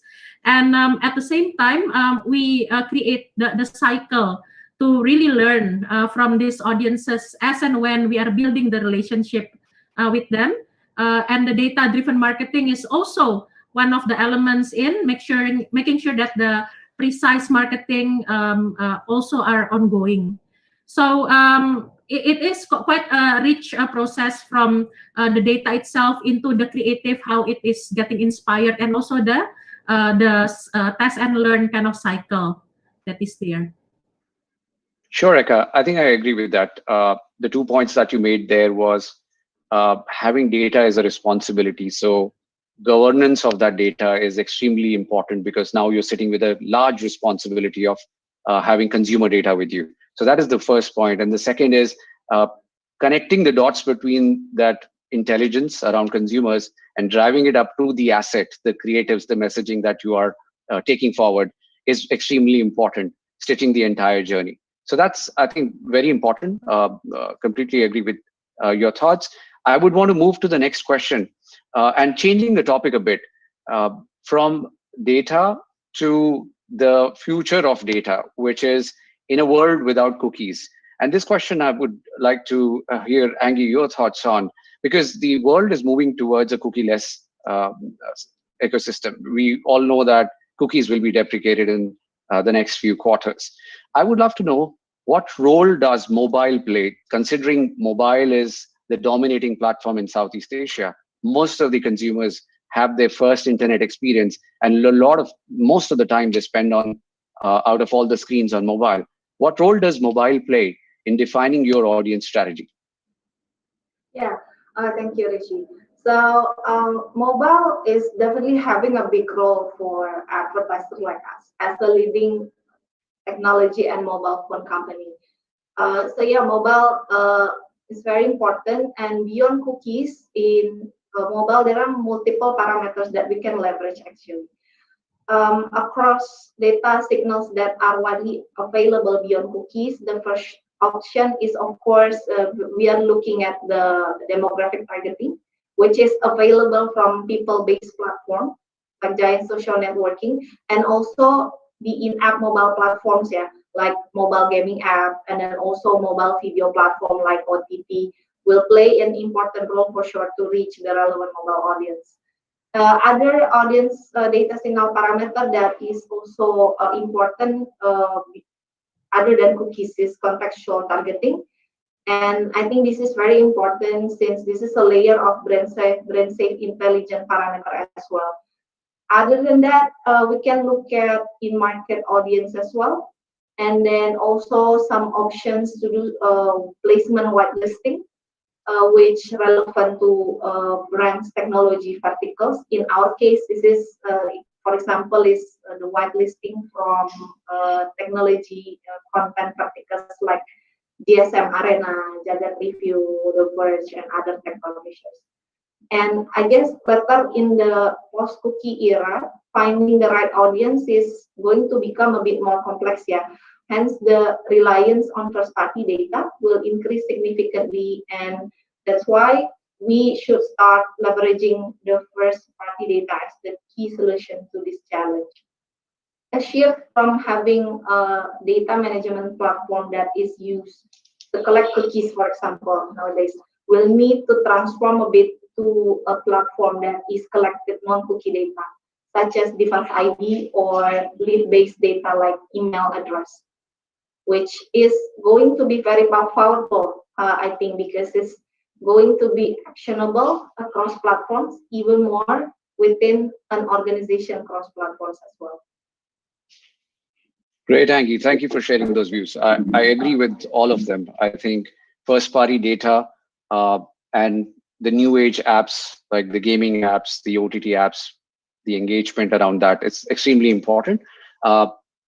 I would want to ask the same question to Eka now, but Eka, while you're answering that question around how does mobile play or help you define the audience strategy, I would also like to hear your thoughts after that on how your organization, or give us some examples on how your organization has been able to achieve precision marketing at scale through the first party data. Right. Thank you. And thank you for the very comprehensive answer from Anggi earlier.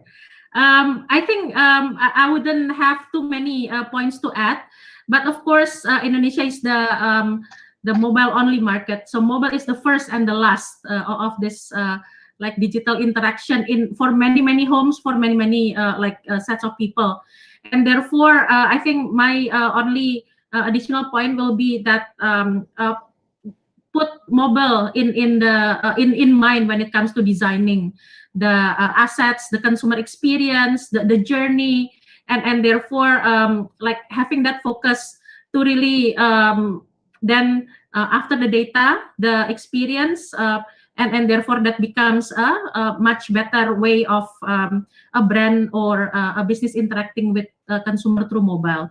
So in a sense, perhaps some of the special or different data points that mobile will help us to collect and address some of these communications assets or messages. Will become almost like the day-to-day proofing for us in this market. Some of the anecdotes, if I then go into the next question, I think to really go into a certain level of experimentation, living with the precision marketing and also data-driven marketing in mind.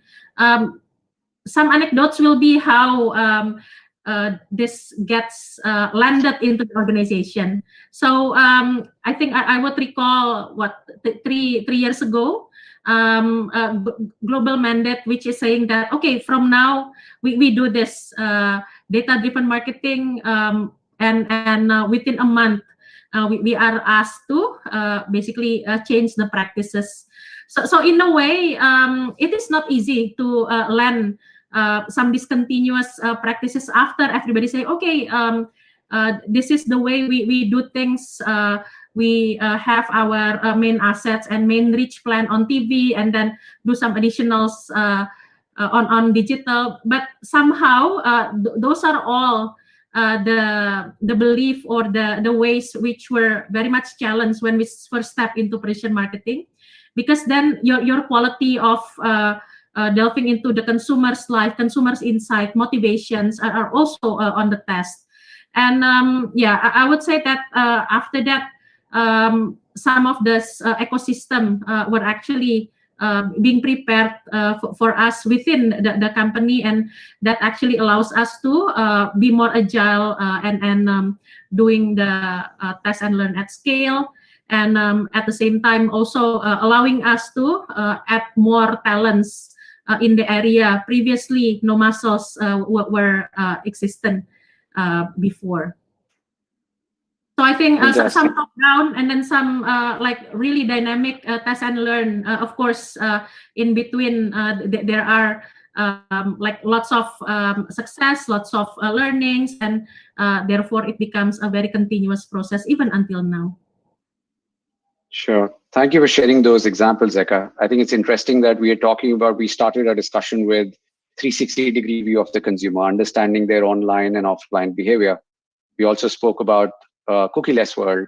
We spoke about why and how mobile is important, because it gives us the offline journey of consumers. It gives us an online journey of consumers as well. Now, so clearly data and mobile play a very important role. I would want to move to the last part of our discussion. And my last question to both of you is that what is the most important piece of advice you would give to marketers who are looking to drive precision marketing at scale?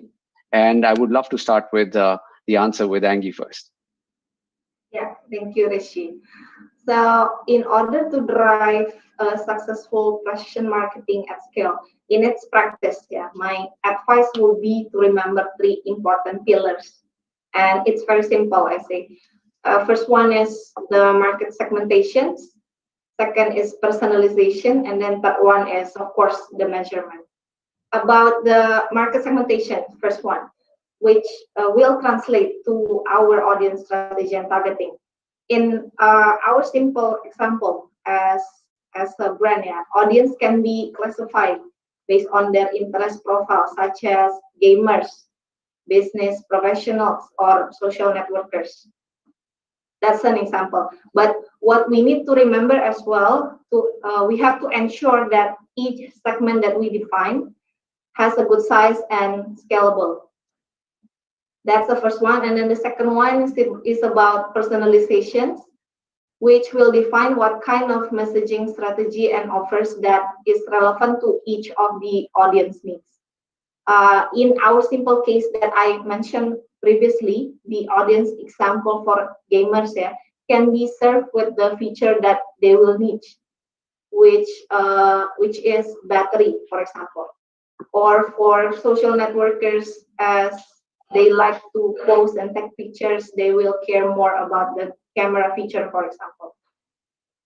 And then the third one, of course, about measurement, which is very practical nowadays. Everybody is doing it, but we have to ensure on how you define the success of the precision campaign, what method you use to track result, and what action you will need to take for further result optimizations. And I think as we have done some successful cases of the precision marketing campaign as well across some of our products, this practice has been quite satisfying because we have more power to produce more relevant content that hits the spot with the right people. And this means for us less noise and more outcome result. And the last trick, which is doing it with automation, because it produces efficiency, boosts engagement, as well as the conversions. Thank you so much, Angie. I think those are very important inputs, and a lot of our attendees on the call, the session today, would benefit from that. Eka, I would like to take the question to you as well and hear your thoughts and advice to the attendees today. Okay, super.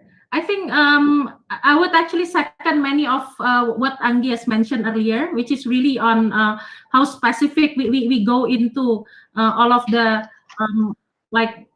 precision marketing elements and really make sure that the interactions are basically translating into great experience. I would actually like to highlight a slightly different piece of advice, which is more on precision marketing is actually marketing at heart. It's enabled by technology, it's enabled by data. And we do believe that within marketing, to people, there are 3 principles that still hold whichever way you're doing marketing. So the first one is to put people first. And if these people are your user, your audience, they need to come first, which means every effort to basically deep dive into what they're up to, what they like, what they find valuable is something which is the first piece of information that needs to be there and needs to guide you as a marketer to be a lot more sensitive, a lot more relevant at the end, and a lot more effective as a total result. And the second pillar that we normally also quote is really to build brand love. So in a way, really utilize many facets of your brands and how it communicates, how it addresses consumer needs, and what's the brand purpose, what it really aims to do to improve people's life at the front and center, which inspire us to create assets and the expression from the brands. And that is even more important if your brand is getting specific into some consumer segment. And therefore, this is where personalization or mass customization is really taking the best benefit. because at the end, what you want is to really get this advocacy out of people in different parts of your consumer journey. And the third pillar, which we believe really completes all of the thoughts and the logic behind, is really to unlock the magic. And unlocking the magic is basically to really ensure that of course you have the technology, you have the all the thinking, the logic and all, and also at the same time you have your eyes set on your KPIs, your business outcome, and basically to combine this logic of achieving all of this with the magic on how this can get to people in a way that is compelling, in a way that is memorable, and something that makes them feel so good about what they have just seen or heard. Thank you. Thank you so much. Thank you so much, Eka. Those are very, very useful insights. Clearly very important. I can't agree more about each part that you both mentioned about segmenting the market, personalization, making it scalable as well, and also measurement, and also the interesting parts around the brand love, finding what consumers see or identify as something valuable to them. Only if we understand that would we be able to engage with the consumers more closely. So great. So I want to give a big thanks to both of you for contributing to this interesting discussion today. I think a lot of insights that you have both shared today with us would go a long way for some of our attendees that would be watching this. I just want to wrap up some of the key takeaways from our discussion today. So clearly, in order to drive personalization at scale, leveraging first-party data, we need to understand the consumers, we need to identify them. And in order to do that, we need to be able to create a 360-degree view of our consumers. And how's that possible? That is possible if we understand them in the online world and offline world. What do they do, who they are, where do they go, what do they love, all of that. So creating a 360-degree view of the consumers is very, very important.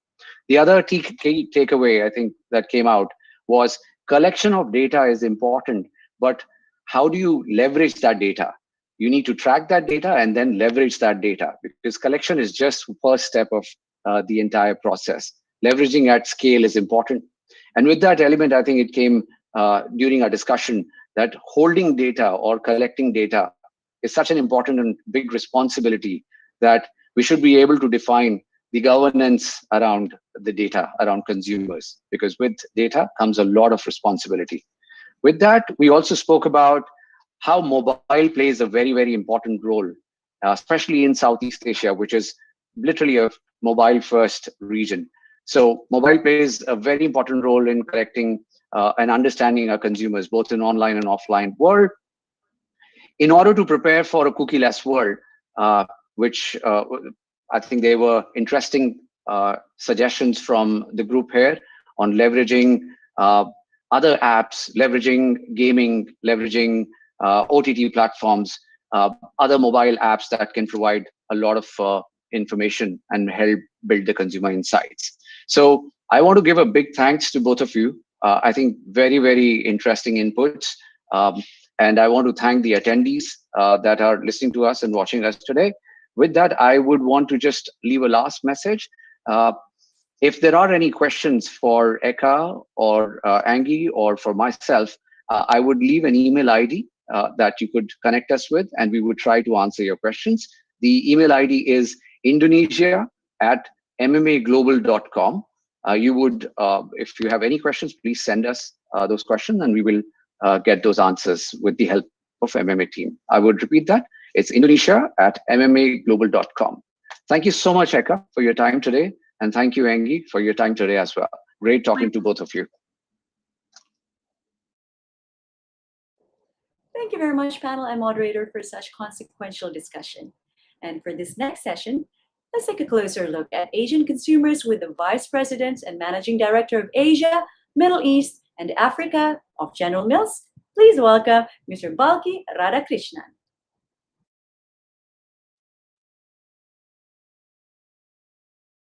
Selamat siang to all viewers and participants of Mobile Marketing Association Indonesia's Impact Indonesia 2020. I'm pleased to be in your midst today virtually, and I thank Shanti Tolani and the MMA Indonesia team for inviting me to be a part of this event. A quick word of introduction.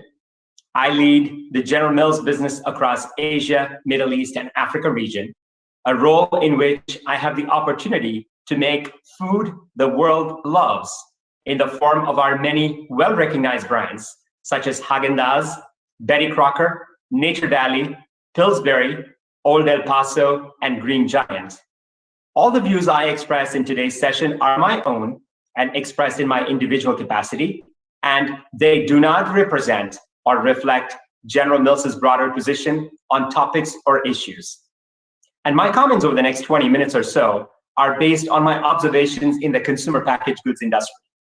So it's likely to be relevant, not just if you're the owner or the custodian of a consumer-facing brand, but also if you're in the marketing services industry, in an agency, or supporting and partnering in the growth of consumer businesses. In true Indonesian tradition, let me start by asking you, apa kabar? No, really, how are you? Are you taking care of yourself? Listen, all of us have been extremely busy over these past 9 months. If despite being very, very busy, if you've signed up to be a part of a virtual marketing summit to understand industry trends and augment your knowledge of disruptions, you have self-selected yourself to be a part of a group of overachievers. Like it or not, that's who we are at this time. But remember, it starts with you, and your business and your family needs you to be at your best, to be able to do all the great things that you want to set out to accomplish. I'm sure all of us have seen a heightened level of stress in our daily lives.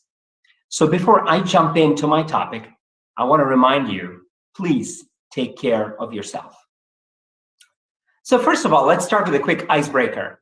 Let me acknowledge that this has been a very unique year in many, many ways, a year like no other. Here are 3 things that none of us could have guessed on January 1st of this year. First, the lunch meeting is history. It's shocking how a simple act like meeting and networking over lunch is so 2019. We've built so many professional contacts, allyships, and relationships through that lunch meeting over the years. But believe me, it's gone. It's history. Number 2, waist up fashion is the thing. This is not a joke. How many of us would have guessed that 2020 would be a year when pants were optional? And everyone who's practicing waist up fashion for today's event, you know this is true, right?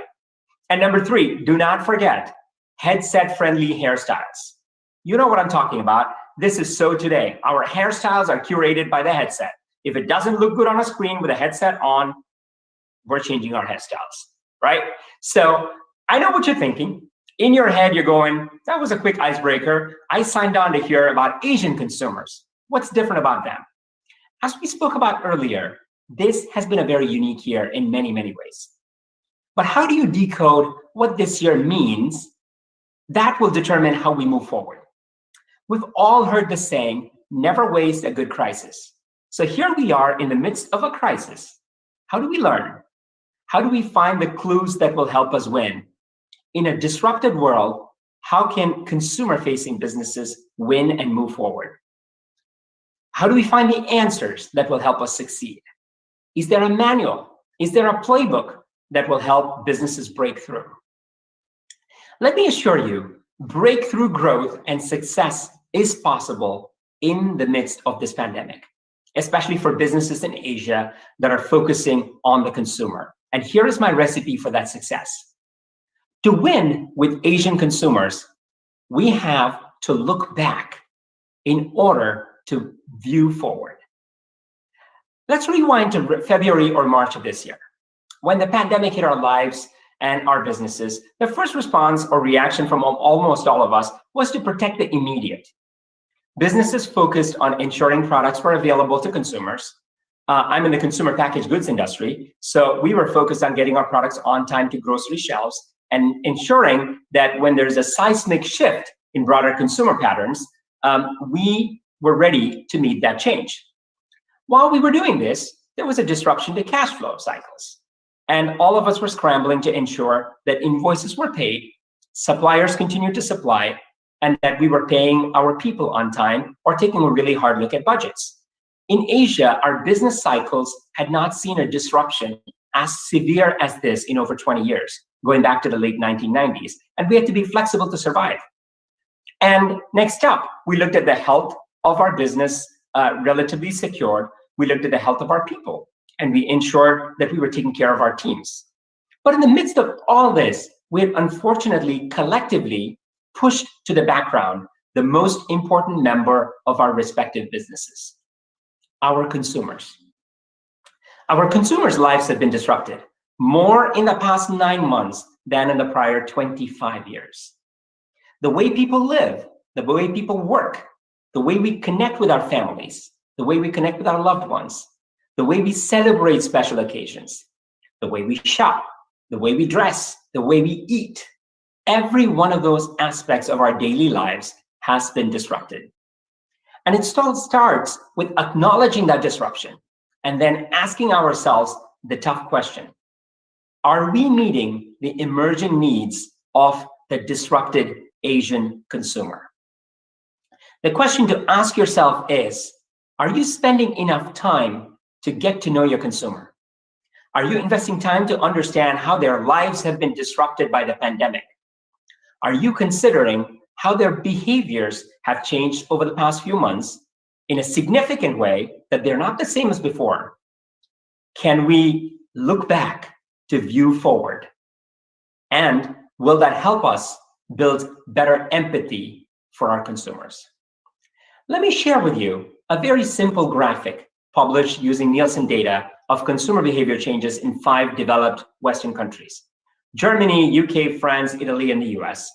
Consumption patterns across some common daily use categories, such as flour, potato chips, deodorants, or face cosmetics. We're all going back to simple pleasures of baking more or cooking from scratch, or comfort foods such as potato chips. As consumers, we're also using deodorants less and reducing the use of facial cosmetics. If you're in the personal grooming business, that is a significant disruption in our consumers' lives. Is this in direct correlation to the fact that we're meeting less people beyond our immediate circle? Is this because we're going out less? Are we telling ourselves that it is okay to look scraggy and less well put together for those at home? What opportunities does this disruption present us with? I want to tell you, I'm of the firm belief that there is more growth ahead of us due to the disrupted consumer behavior than less. That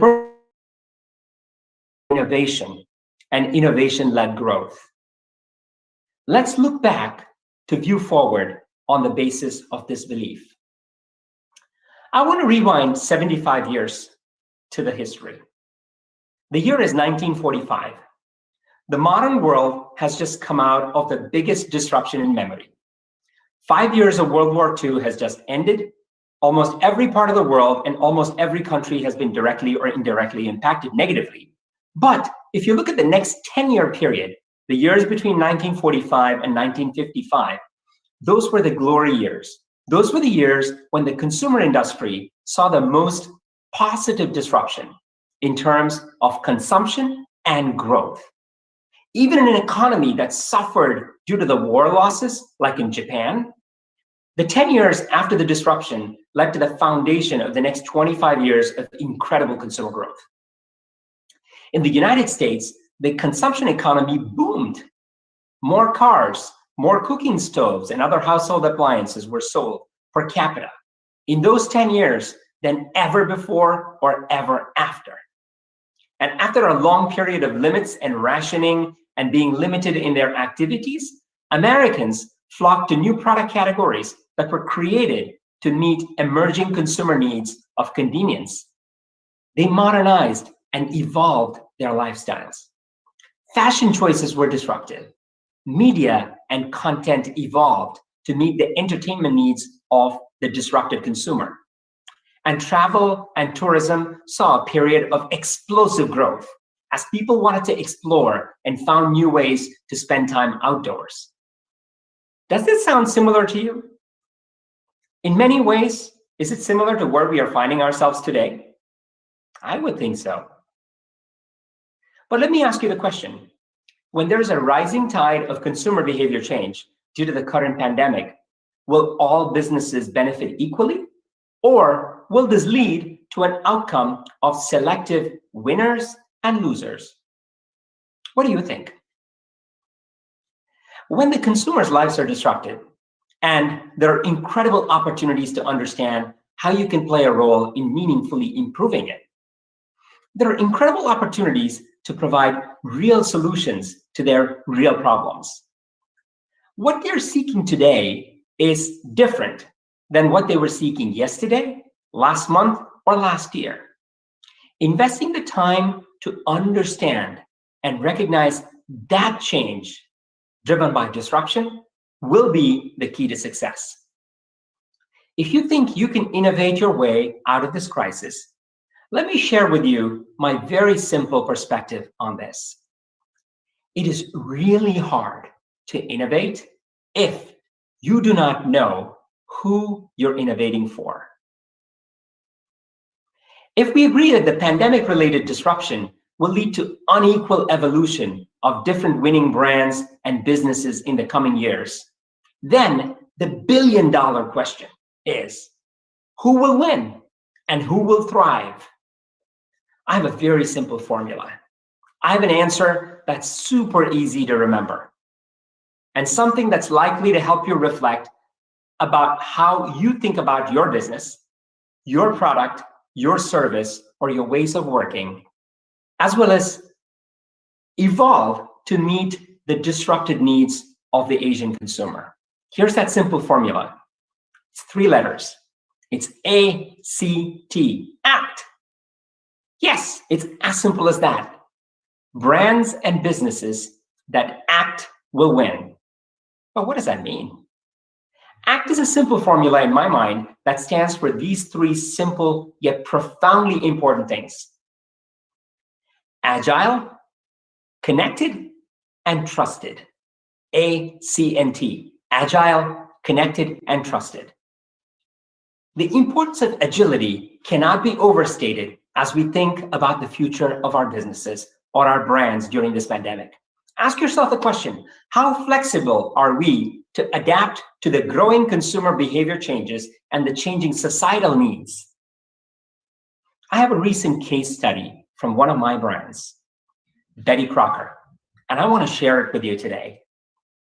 I believe this tells you a good story of a 100-year-old brand. Betty Crocker is 100 years old this year.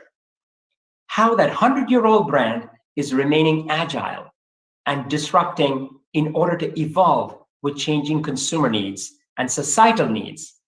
How can that brand stay contemporary? Take a look.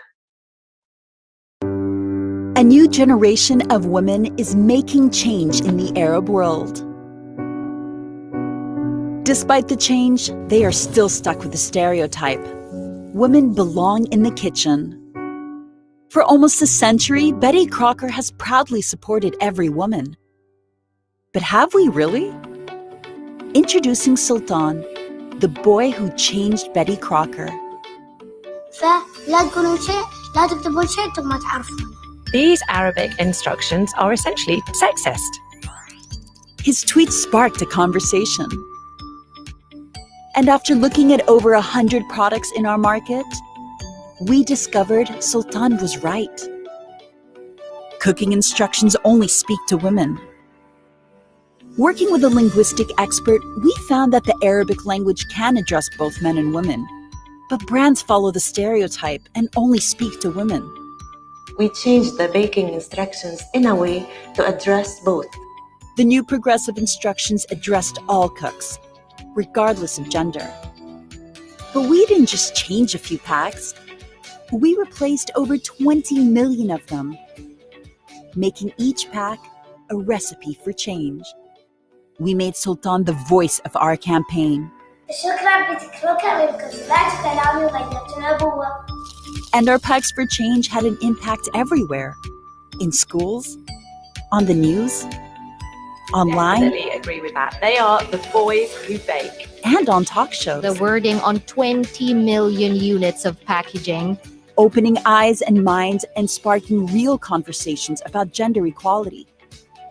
Betty Crocker, like women all over the Middle East, had embraced change, one that had a greater purpose: to let people know that the kitchen is for everyone.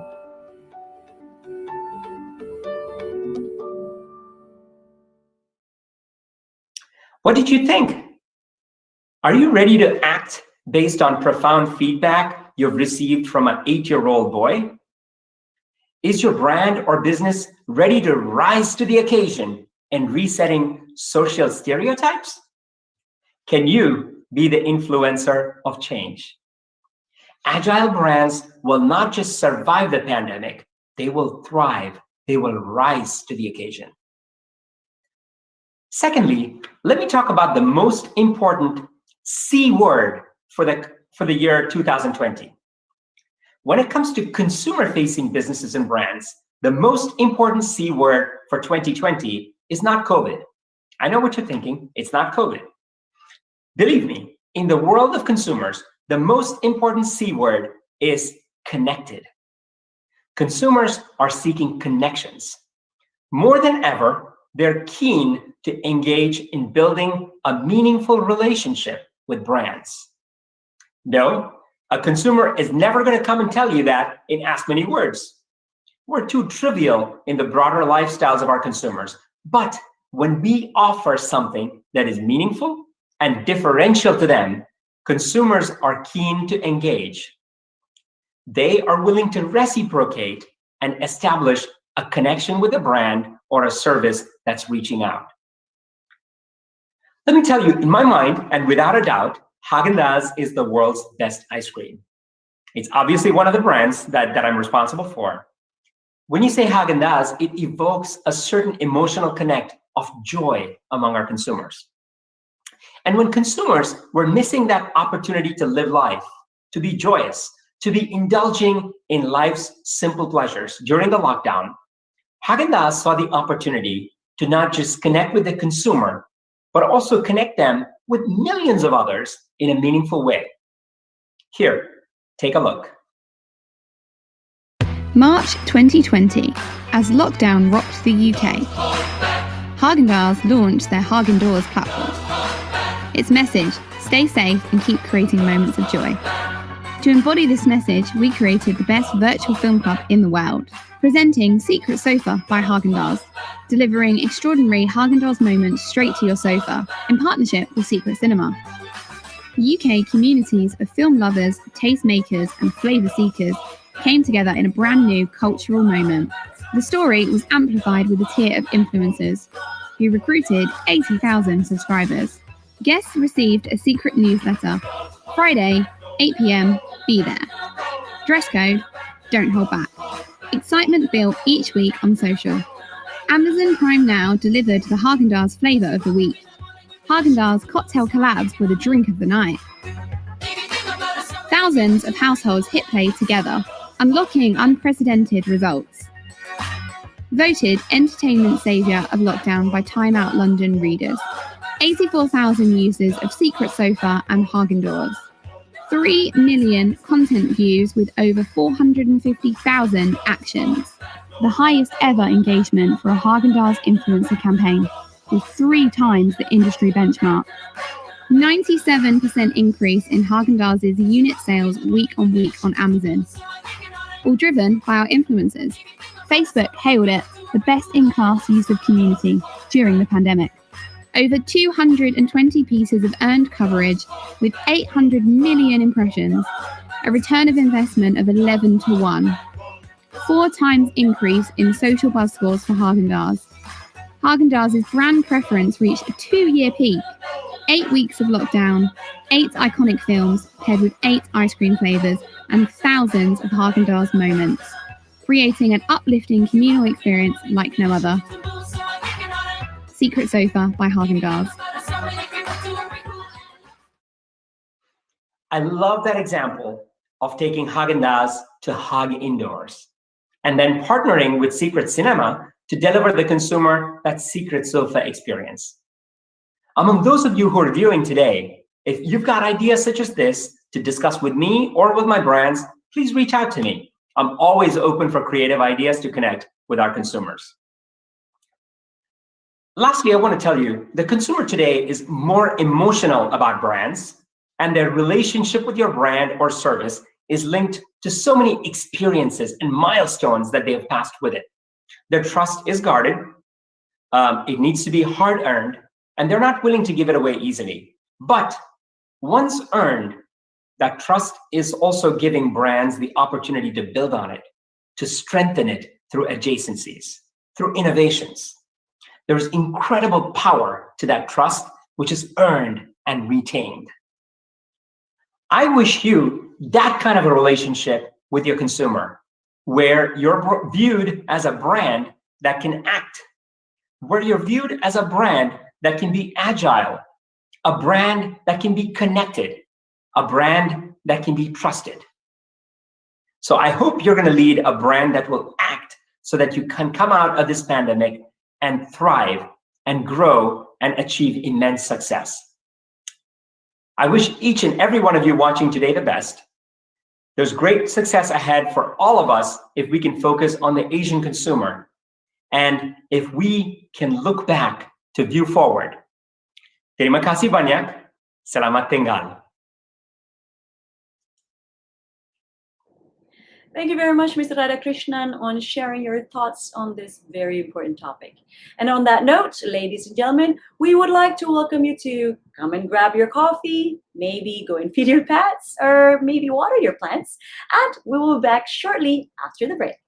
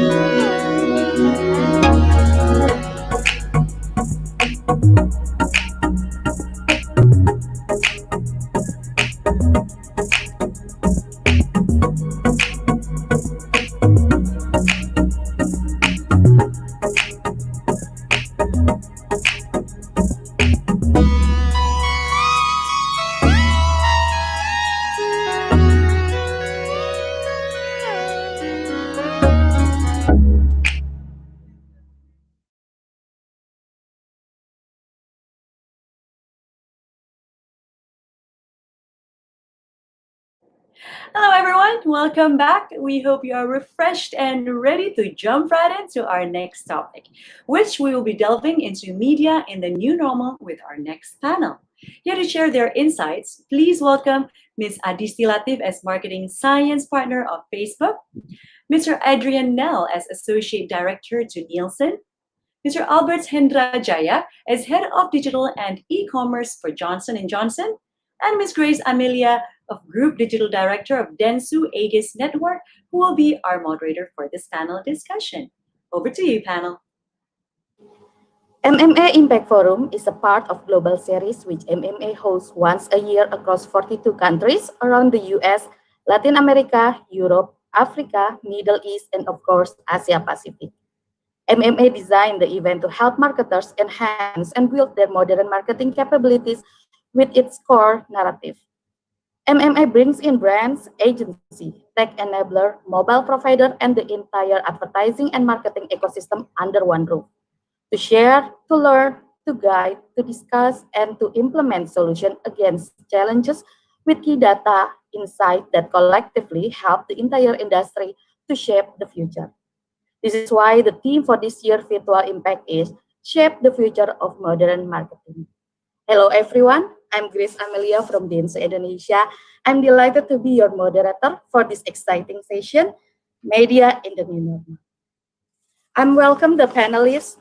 The first one is Adisti Latif, Marketing Science Partner from Facebook. Hi, Hello, Adisti. everyone. Hello. Adrian Neal, Associate Director from Nielsen. Hi, Adrian. Hi, everyone. And Albert Hendra Jaya, Head of Digital and E-Commerce, Johnson & Johnson. Hello, everyone. Okay, thank you for joining the session. So, over the last 10 years, my experience in agency, actually this year has been so different challenge for us, not only for agency, I believe for publisher, media, and also for other industry. It's more challenging considering the changing consumer behavior, especially the way they consume media. So what is your opinion? Will the marketing and advertising industry look like as we move in like 1.5 for in 2021?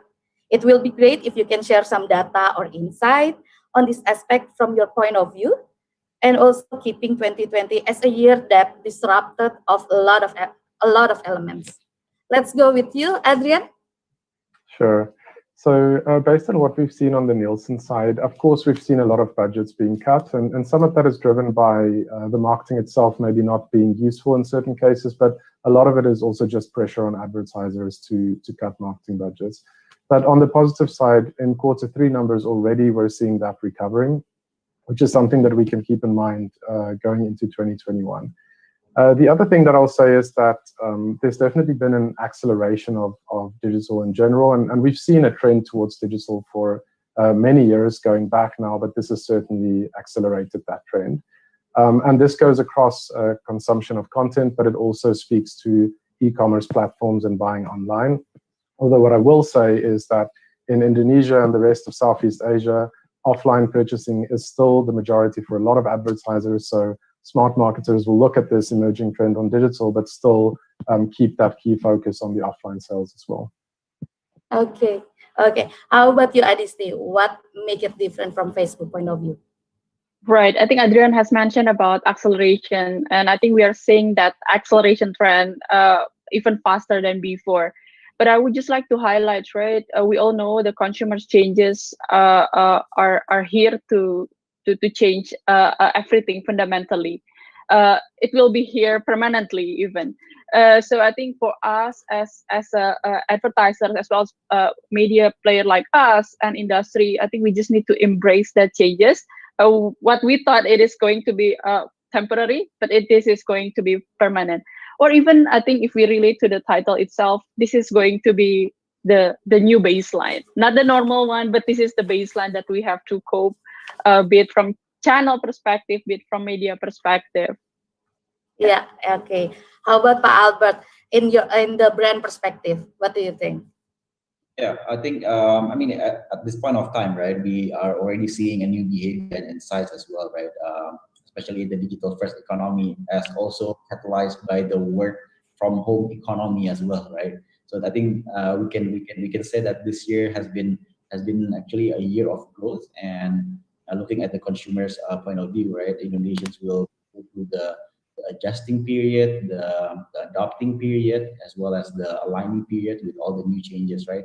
If we look at from the brand's perspective, right, we see that even the total expense have in the country have went down close to 25% month to month. But I think the biggest question here is now how do we efficiently, effectively become the enablers of social interactions, and how do we actually really be effective and efficient in terms of our media mix and really being able to optimize on the fly. So I think that's the biggest question, right? But I think if you look at the disruption that has been happening this year, I think that we are in the fast journey of building a sophisticated omni-channel retail, and I think as Adrian and Adisti has already mentioned as well, right? I mean, there's a lot of now direct manufacturer selling online through social as well, and I think that is going to be permanent as I think building to Adisti's point. Yeah. Okay. I think the fun word is the effective and efficient. So Adisti or Adrian, do you want to add something on that one? In terms of efficiency?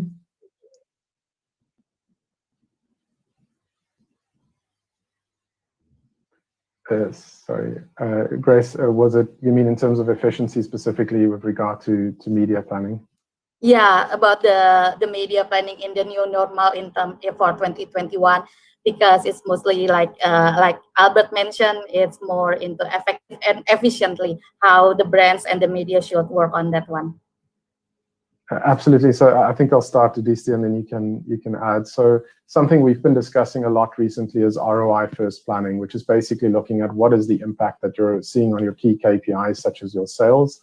And that's something that's really important right now. It's possibly also why we've seen this trend towards digital, because in a lot of cases right now, digital channels offer higher ROIs, and in a lot of advertisers, it could be under leveraged. So we look at the saturation levels, and it could be below the optimal point. So this is why it is important for advertisers to measure the impact that it is having on sales, and then to understand where are you spending too much, where are you spending too little, and how can you shift that around to basically get the most back relative to the budget that you have available. Yeah. Probably just a quick addition. I think tying back to the what Albert mentioned, right? So I think our responsibility is to help each of the brand, be it big or small, to recover. So that has been our goal. They will enter the recovery period. I don't know when, but it will come soon, hopefully. They need to recover from a couple of things, from the growth that they lost in the past couple of months. They need to recover from the extension of the competitions. Hence, I think the selection of the media itself, the selection of the channel will become very, very important. Hence, I think highlighting what Adrian mentioned as a term, ROI first planning would probably something that we need to drill down further down the road. Yeah, related to that one, actually, ROI is one of the words that become most of the favorite brands and also agency like to say it, right? It's like the client happy, agency happy, and also the publisher is also happy. So what are the various related to ROI? What do you think the various measurement or attribution that we should measure related to ROI, so the marketer can effectively achieve their marketing goals, especially when advertising are focusing on ROI again, based on principle against their volume goals, and then the budget limitation scenario as Albert mentioned. Adisti? Okay, probably from our side, right? So from media perspective, what we are keep highlighting, if you ask me what is the right measurement tools, I think we just need to select the measurement tools which is closer to accurate, which has that higher accuracy for the brand itself. And second, it has to be cross-channel. it's impossible for us to just only talking about just Solus channel right now. Again, I think when we are talking about ROI, there's various tools to measure it. One of it, what I can think right now, it's MMM, right? Marketing mix modeling. What we all know has been used for a while across industry. But I think the question is, and the challenge for us, including measurement partner like Nielsen, how we can make action out of it. Because I think we have tons of case studies. I think Nielsen knows this better than myself, but how we can put that into action. For us, which is sitting in the middle, we are trying to bridge what is the upcoming recovery plan from J&J, for example, as a brand, and how we can use the insight that Nielsen already has to help optimize and plan it better. Because from our side, as a platform, we have a lot of ads product that can be tailorized and customized to whatever client needs. So that's probably the way to go.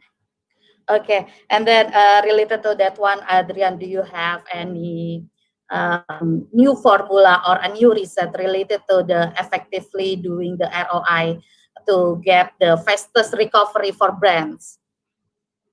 Sure. So one of the things that Aditi mentioned was cross-channel, right? And that is really important right now. And one of the reasons it's getting so important is because of this transition to digital, because it used to be that TV was really big and, you know, digital was relatively a lot smaller. That's not true anymore. And if we look at the majority of advertisers right now, probably between TV and digital, that's 80% of their advertising spend. In some cases, it's even more than that.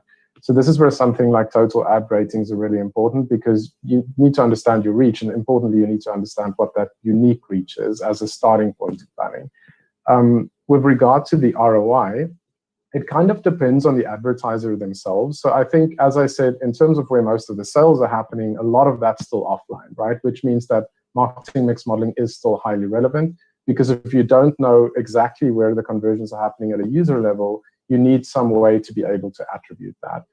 On the other hand, if it's a highly digital organization where you know at a user level who is buying, and you know at a user level who's being exposed, and you're heavy on the digital advertising, then you can look at something like multi-touch attribution, where you can understand what are all the touch points and how that's adding to the conversion of your KPI or your sale. And then, of course, the organizations that are on both sides, they might do unified measurement where it's MMM and multi-touch attribution. Yeah. Okay. Pa Albert, especially you, the one that have the direct impact for ROI. For sure, especially you as a head of digital and e-commerce, what kind of attribution that do you measure to know the ROI for Johnson & Johnson? Yeah, thank you. I think if we know, I think I would like to start with the consumer, right? And we know that the consumer is changing, and so I think when it comes to measurement is always evolving as well. So it's really hard to really find the one single measurement that we are tracking. I mean, I think the biggest takeaway for me is to really measure frequently. That's number one, right? The consumer has not changed more often in any previous year than this year, right? And I think we're looking, and even until this point of time, right, we're still looking at a situation where a month from now, things will still greatly change as well.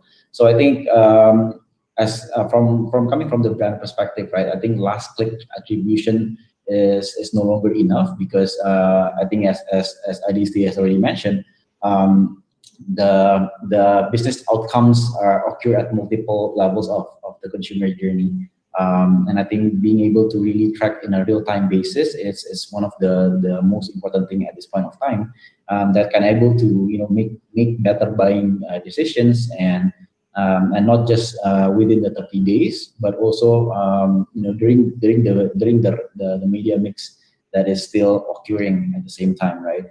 I also understand that with Facebook, with the deterministic data, I think that's something that is very powerful. And so I think the combination, usually we work with content metrics, right?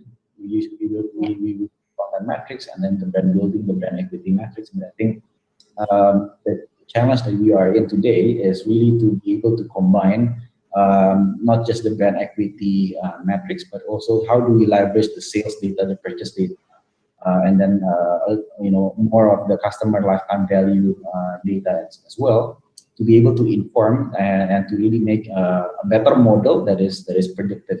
So all the whole discussion about high value audience, for example, and also to build on top of that is the message associations. That means all the creative metrics is in that discussion as well. How do we perform with agility and with great creative outcomes, and really make a very robust insight from there. Yeah, okay. So Adisti, I want also to know your point of view about the measurement and also ROI based on the Johnson & Johnson. Actually, they measure everything, right? But the one that for Johnson & Johnson, the category is like the immediate action for the category that we need to buy it now, right? How about the one that mostly impacted right now for because of the pandemic, such as the travel category, let's say?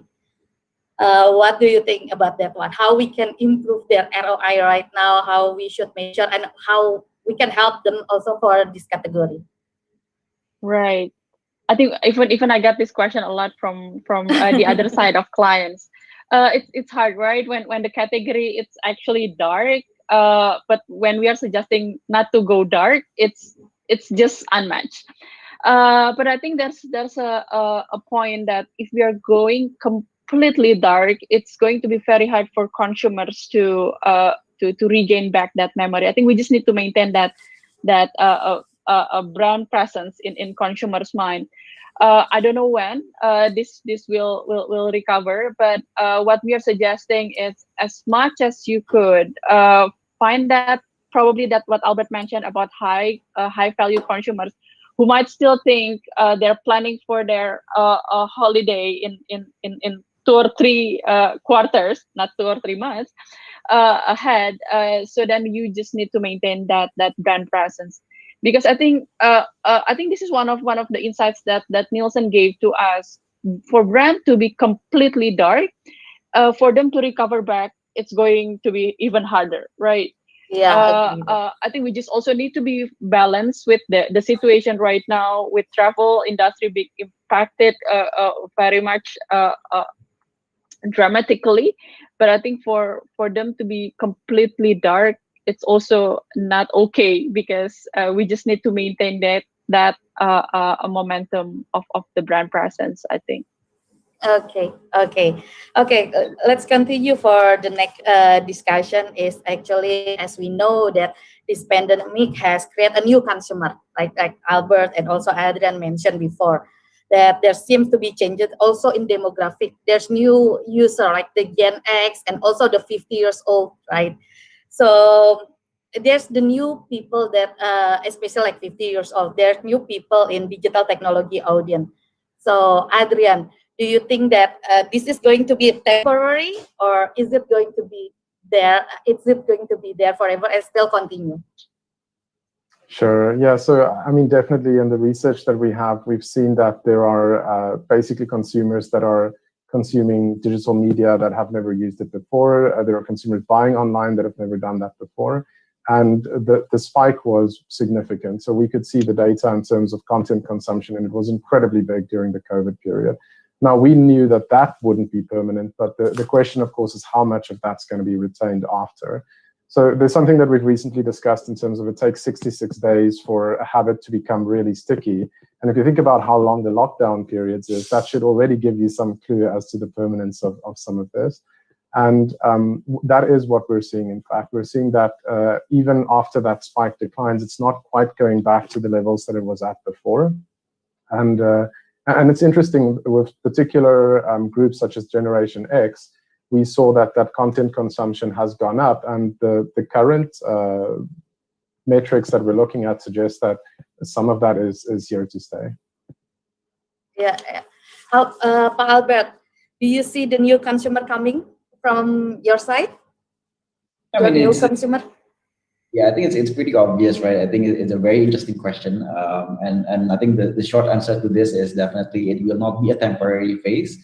It will continue further and even stronger. I think from what I keep to learn, right? Because if you look at the data, right, I think we know that 35.5% is coming from the work from office, right, and then 16.1% is working from home. And then the remaining 48% is actually shifting from working from office, working from home, right? Working from office and then to working from home, right?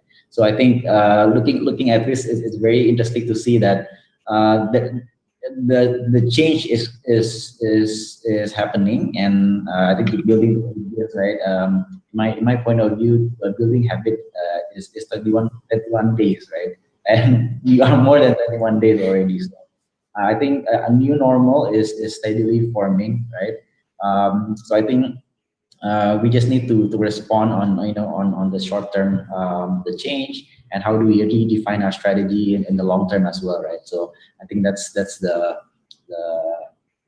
response to the question. It will continue to grow stronger. Yeah. Yeah, I think it also the one that also impacted on the new consumer is Facebook, right? So Adisti, do you have any insight about that one? Right. I think just a lot of research, right, floating around. But I think we just like to highlight what Albert and Adrian has mentioned. The acceleration, it's really happening. Probably what could happen in 5 years, happening in 8 months when we are closing 2020. I think the recent research that we did, even the number of people that potentially go online in 2021, it's already done in September 2020.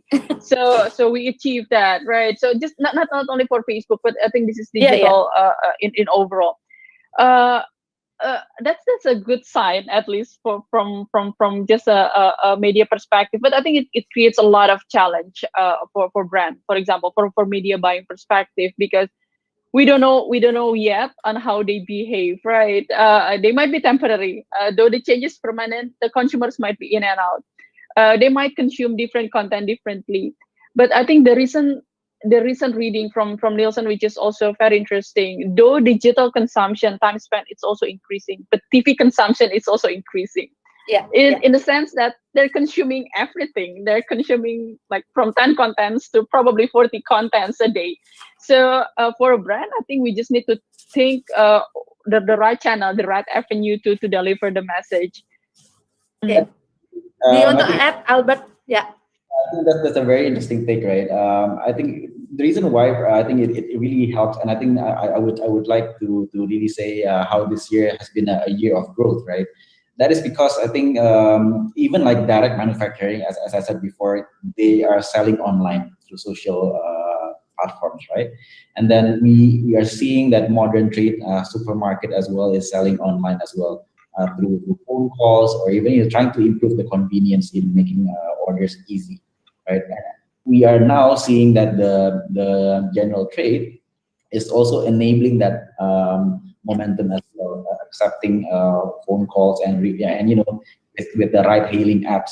You see that really helps the ecosystem, and I think as Adisti already mentioned as well, we are in the fast journey of really growing the digital economy, and as well as the consumptions.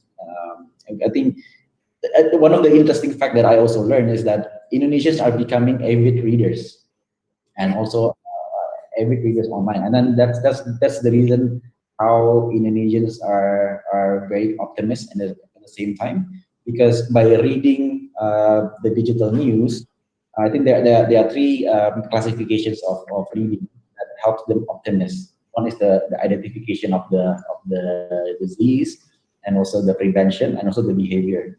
By reading those three, it helps the Indonesian consumer to become more optimistic. And I think the digital consumption itself, that really becomes the opportunity for all of us, right? Yeah, I think Albert have a good highlight for today's discussion. that actually we, for this challenging time, actually not only challenging, but we also have opportunity, that for sure. And then the attribution for ROI is also important for us, not only for brands, but also for media and other industry. Okay, I think the time constraint.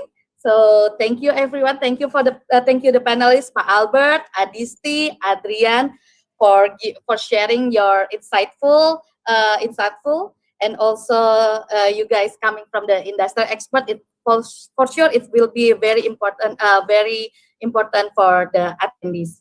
If the online attendees have any question related for this session and also for the panelists, please email to us to MMA Indonesia, Indonesia at mmaglobal.com.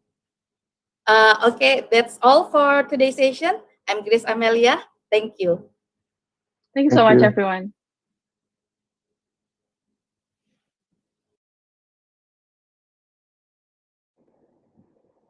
Thank you to all speakers and moderator, dan tentunya seluruh pembicara kami akan dengan sangat senang hati menjawab pertanyaan Anda di chat yang tersedia. Now, ladies and gentlemen, this year has been a disruptive year, to say the least.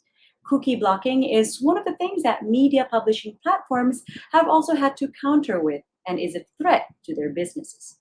This panel discussion would center around how these platforms plan to adapt, coexist, and even thrive in the given circumstances. So, ladies and gentlemen, please welcome our panel, Mr. Andy Budiman as Chief Executive Officer to KG Media Kompas, Mr. Steve Christian as CEO of KLY, Mr. Gauthaman Raghuathaman as CEO of Achilles, and Ms. Priya Bhatia as VP Business Development of Southeast Asia, OpenX Singapore. Take it away, panel. Hello, everyone. It's a pleasure to be part of the MMA Impact Forum Indonesia 2020. I am the VP for Business Development for OpenX, and my name is Priya Bhatia.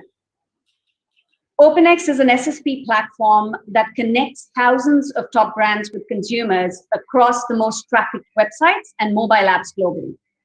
And now I'd like to talk about the MMA Impact Forum, which is part of a global series which MMA hosts once a year across 42 countries around the US, Latin America, Europe, Africa, Middle East, and of course, Asia Pacific. MMA designed the event to help marketers enhance and build their modern marketing capabilities with its core narrative. MMA brings in brands, agencies, tech enablers, mobile providers, and the entire advertising and marketing ecosystem under one roof to share, to learn, to guide, to discuss, and to implement solutions against challenges with key data, insights that collectively help the entire industry to shape the future. This is why the theme for this year's Virtual Impact is Shape the Future of Modern Marketing. And with that said, I'd like to introduce our esteemed panelists today. We've got Andy Budiman, who is the CEO of KG Media Group. Hi, Priya. Hi, everyone. Welcome, Andy. We've got our second panelist is Steve Christian, who is the CEO and co-founder of KLY.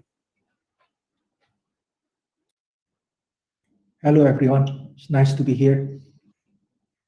Hi, Steve. Welcome on board.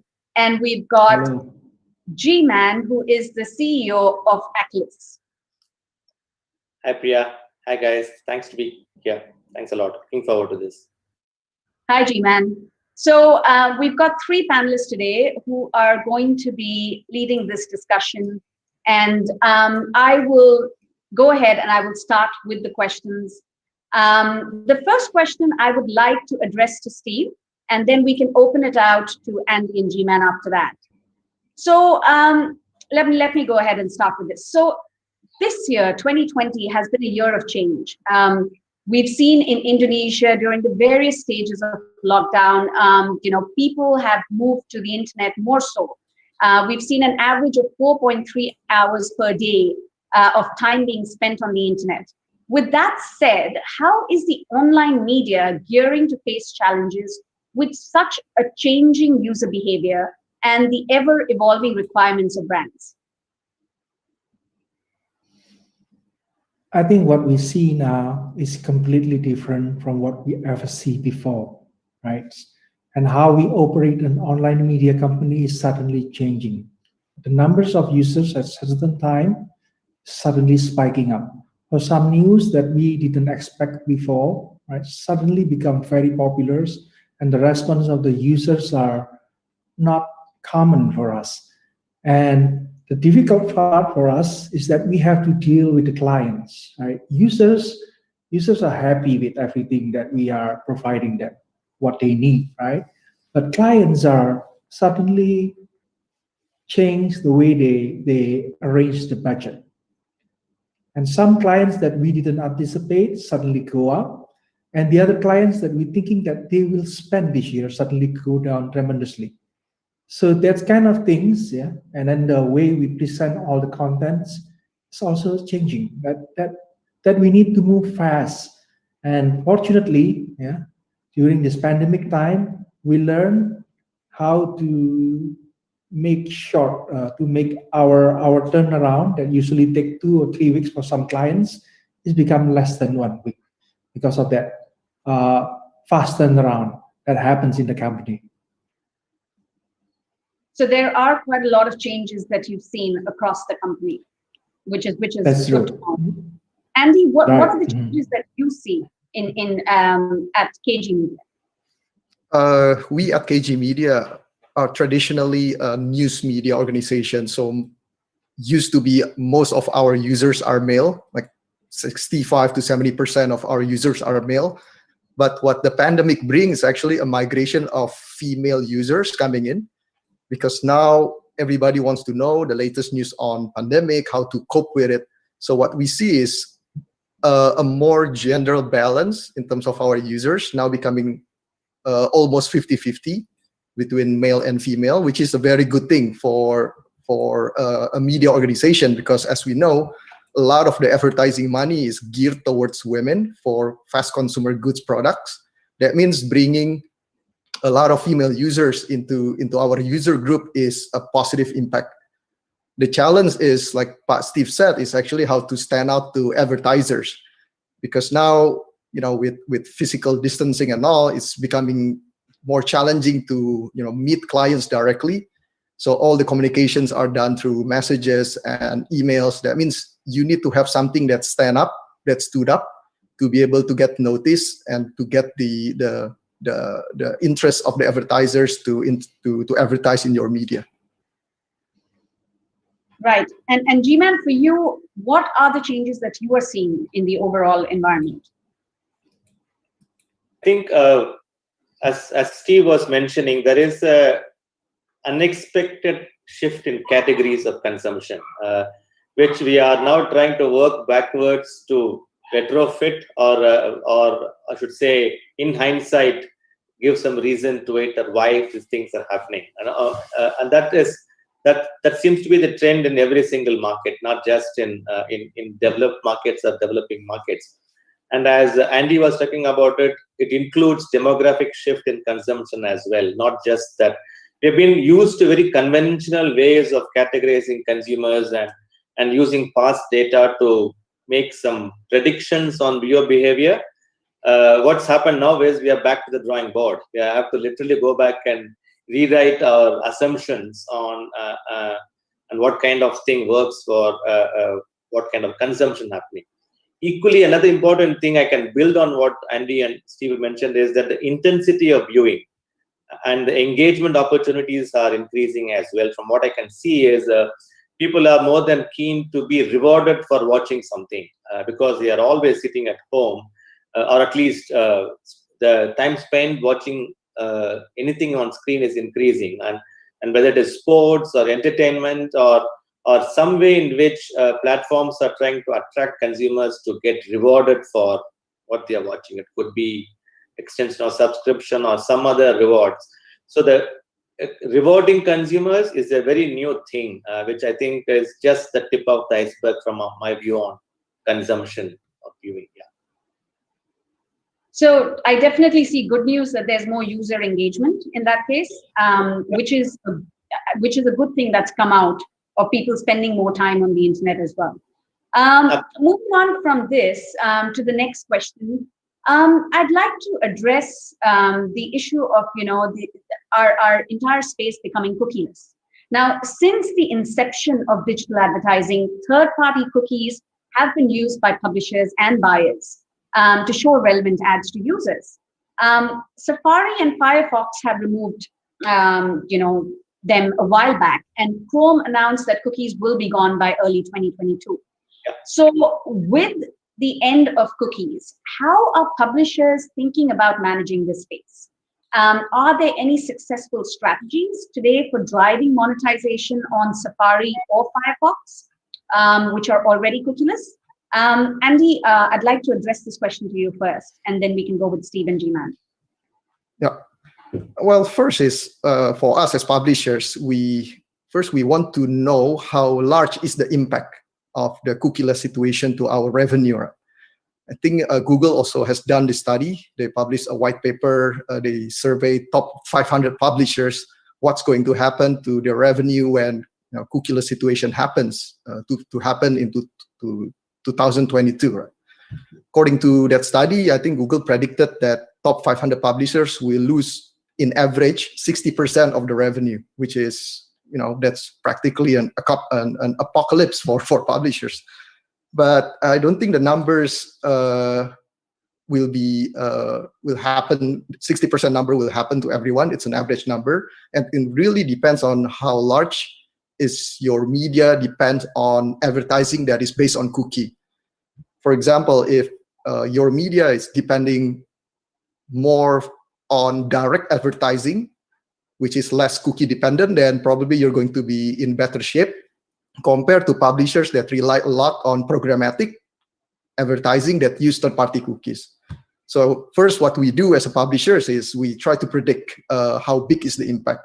For us in KG Media, we get the number down to around 30 to 35%, the impact, which is still large, even though it's not as large as 60%.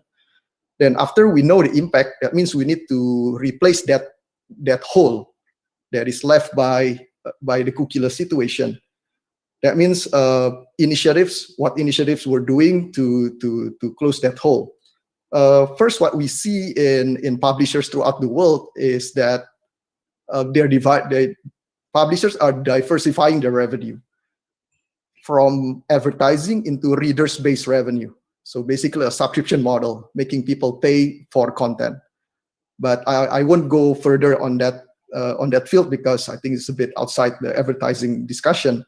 But on the advertising side, publishers are working closely with ad technology companies, Google mainly. What kind of initiatives are they thinking about to replace third-party cookies? Because this situation will impact not only publishers but also advertisers and ad technology providers. So there are a lot of initiatives going on in industry trying to find a replacement for third-party cookies. For example, Google is introducing their privacy sandbox. That means publishers also need to keep up what's going on that field as well. And then what we also see publishers do is trying to build the first-party data. Because for us, for years, we have outsourced our data capability to ad tech companies, which are using third-party cookies to collect data. But with the demise of third-party cookies, that means the responsibility comes back again to publishers to build first-party data, building user database, creating use cases to motivate users to log in and to motivate users to provide user information. Then this first-party data later on can be used to perform targeted advertising by publishers. Another initiative that we see publishers are doing are experimenting with other models of targeting outside audience targeting, such as contextual targeting. That means serving advertising that's related to the content, not specifically to the audience.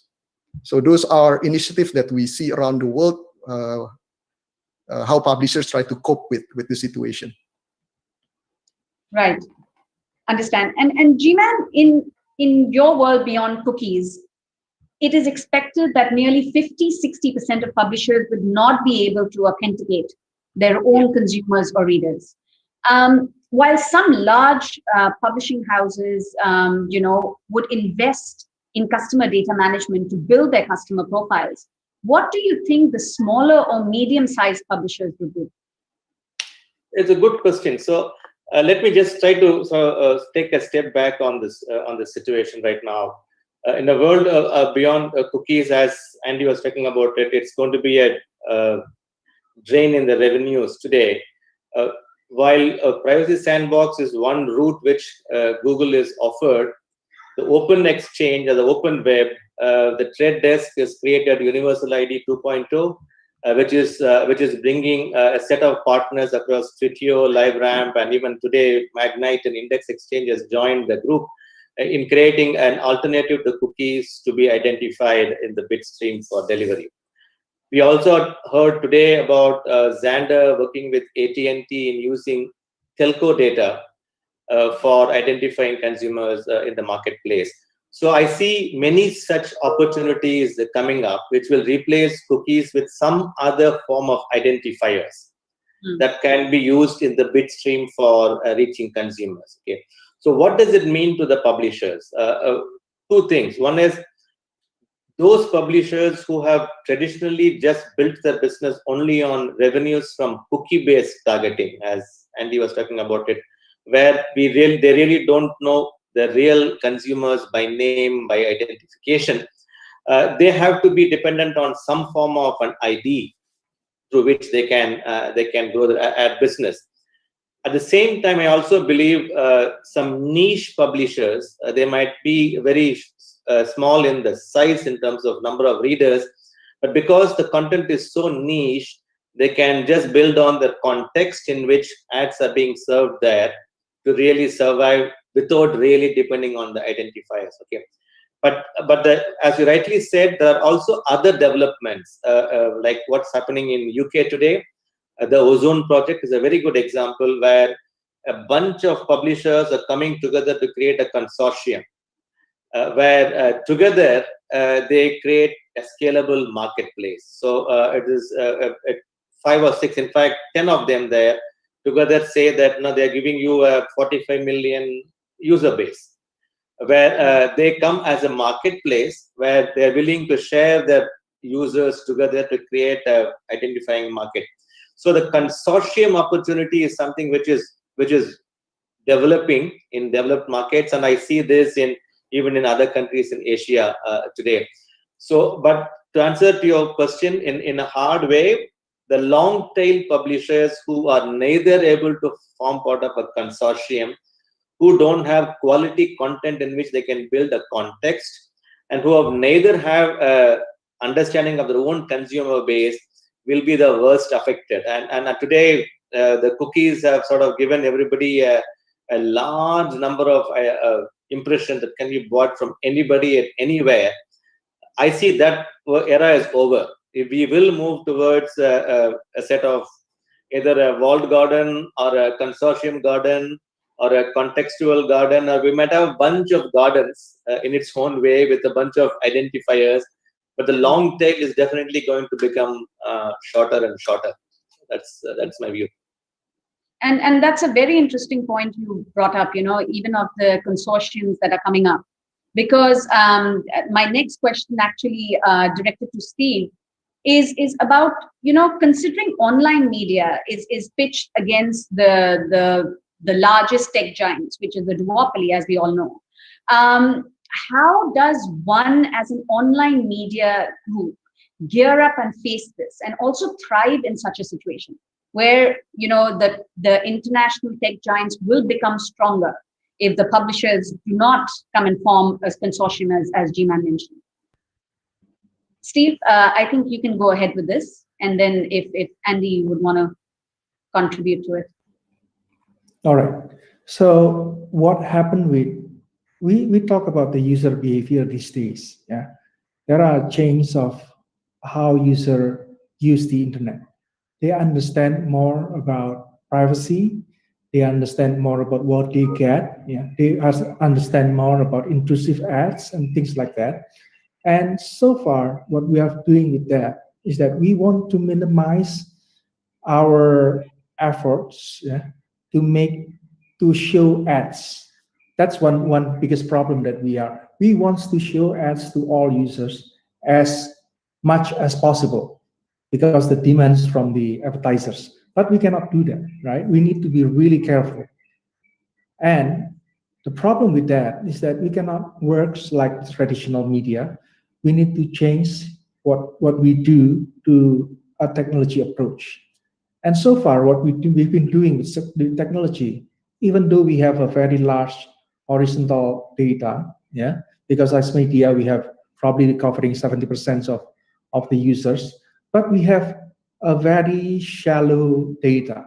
We do not have enough data to compete with the international tech giant. If you name some, the biggest companies are coming to Indonesia and probably getting like 30% or 40% of the digital advertising budget. So how we can compete with things like that, right? So what we do as in KLY, we are working with our group. Yeah. We have KLY, and then we have video, and we have Bukalapak, an e-commerce company. So in the past 1 year, we built Amtech Digital. What is the purpose of Amtech Digital? Is to make our collaborations from sales to the data gathering. So we are looking at, as Pandi said earlier, we are looking for first-party data. And you know that the habit of internet users, in terms of online internet users, they don't log in. Yeah, if you force them to log in, probably only 1% or 2% of them that are logging in. So that's a big problem for us, right? By working with the other 3 companies, we can exchange data internally, and that's how we can compete. Yeah. So far, if we are looking at what will happen with cookieless world, probably I'll say that it will impact as much as probably 15% of our revenues. So how can we achieve that? By working together.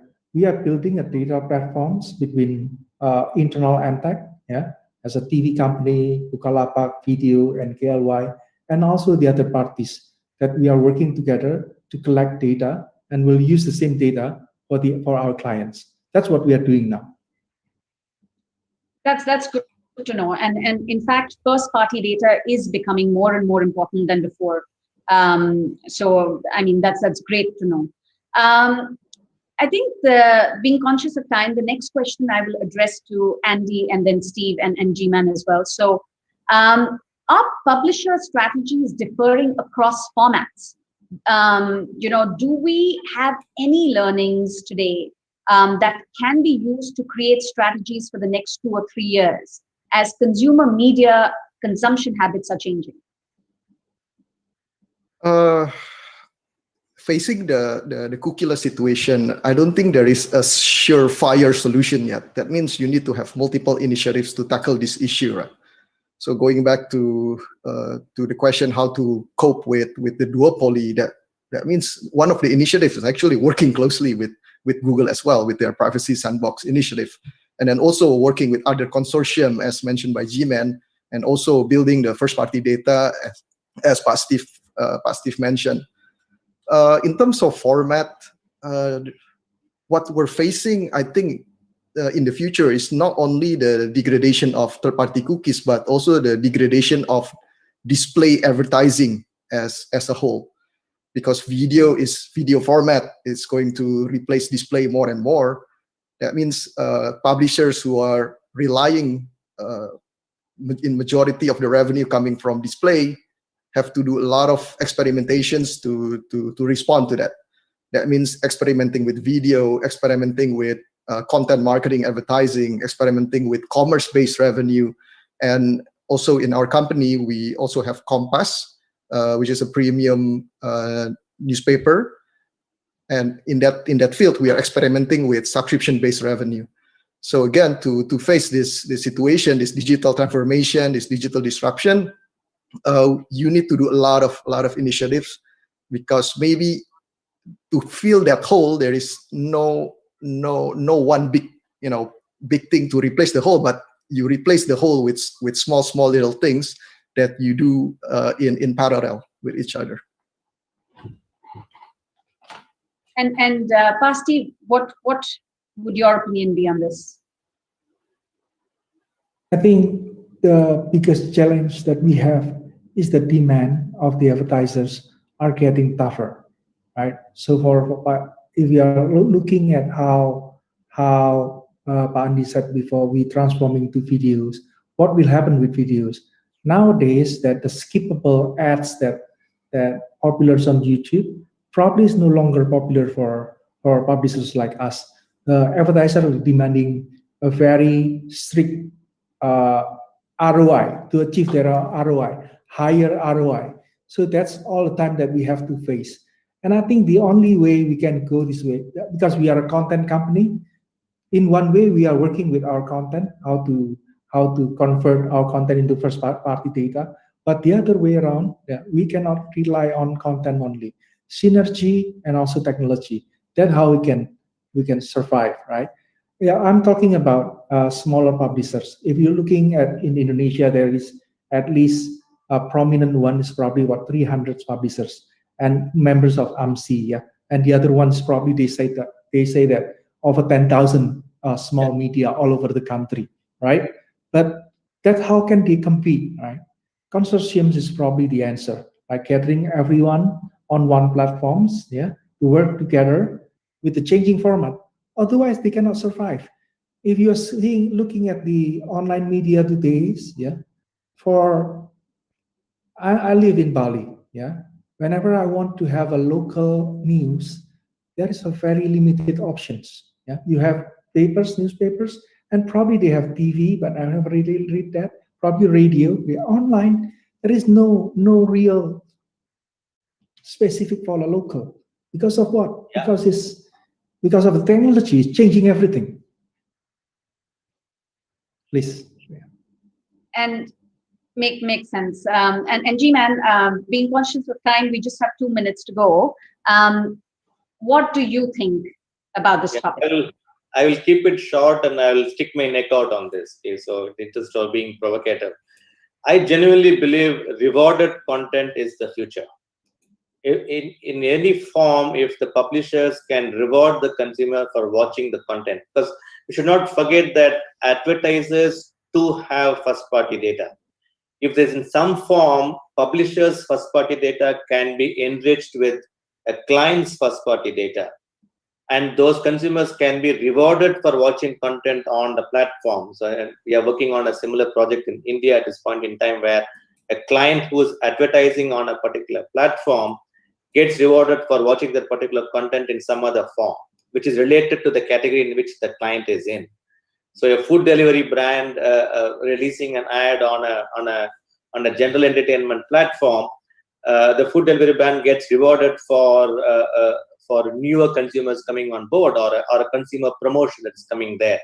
So this consumer promotions from the client can be leveraged very well as a reward for watching content, and there is something there which can be done very well. So that's what I will say is the way the content can move forward, not just simple display or video, but a rewarding video is what I will think as I'll stick my neck out for.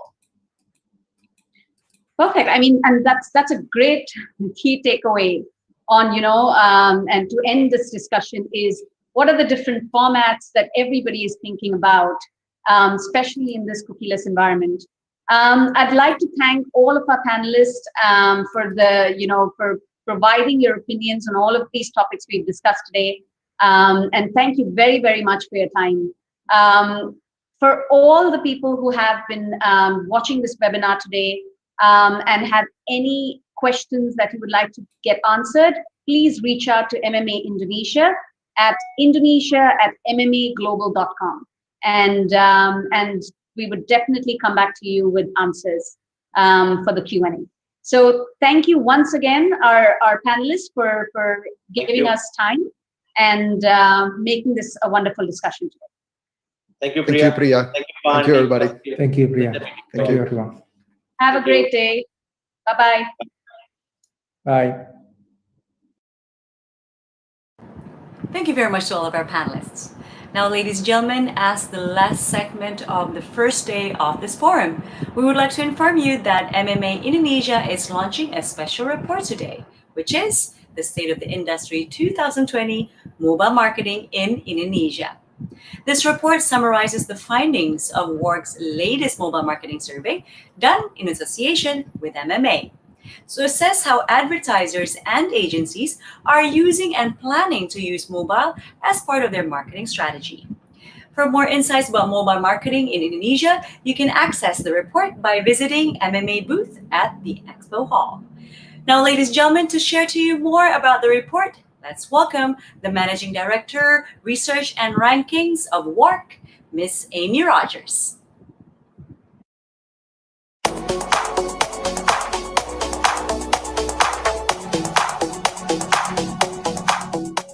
Hi everyone, I'm Amy Rogers. I am the Managing Editor of Research and Rankings at WARC, based in London.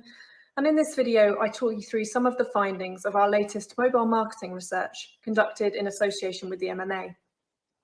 I'm going to be talking about the Indonesia results of a wider survey we ran of marketers across APAC this summer. And though we've been running that survey since 2013, this is the first year we've separately analysed the results of the Indonesia cohort. Before we dig into that data, here's some details on the marketers that we surveyed. The opinions of 97 marketers from Indonesia are included in these results, which were taken from that wider survey of 591 APAC marketers. Respondents came from a range of backgrounds, including agencies, brands, media owners, and technology suppliers, and they were mostly at manager and director level. You can download the full report on WARC and on the MMA site, which gives you more than 30 pages of insights around mobile marketing in Indonesia, including the impact of mobile marketing types and technologies, budgets, effectiveness, and the tactics being used to engage consumers on mobile.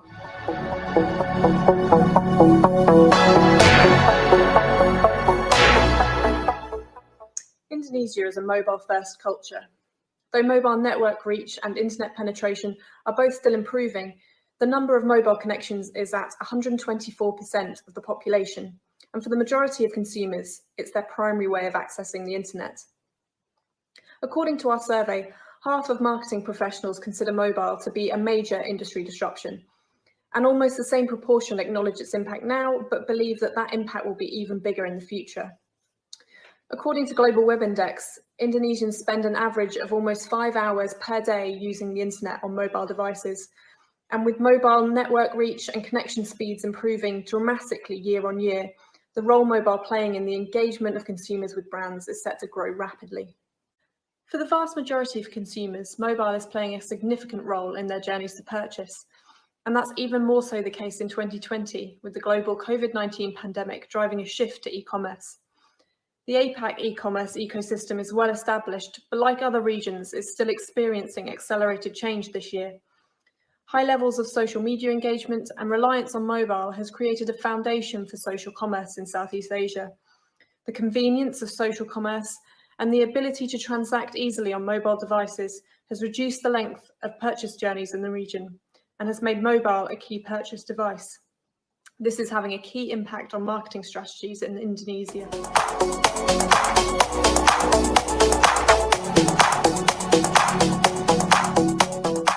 This chart shows the consumer behaviours that are significant for the marketing industry in Indonesia. The popularity of social media is reflected in the results, which show that consumers engaging with social media live content is the most significant behaviour for 46% of marketers. In line with the acceleration of e-commerce, Indonesia is seeing a trend in the selling of goods during live stream videos. Referred to as shop-attainment, this is a direct response to what consumers in the market are looking for: convenience and interactivity. E-commerce brands like Lazada and Shopee have captured the opportunity here, with growing engagement and sales on their platforms. The widespread use of e-commerce in Indonesia is reflected in the top mobile technology for marketers, QR codes. QR code payments have boomed in Southeast Asia. They're versatile and easy for small businesses to implement. They're used for coupons, product information, and real-time pricing, and it makes them a really useful technology for many retailers. And as we saw previously, live streaming technologies are similarly popular. used by both brands for e-commerce and by consumers who are creating their own content. As a result, influencer partnerships using live streaming are growing in popularity.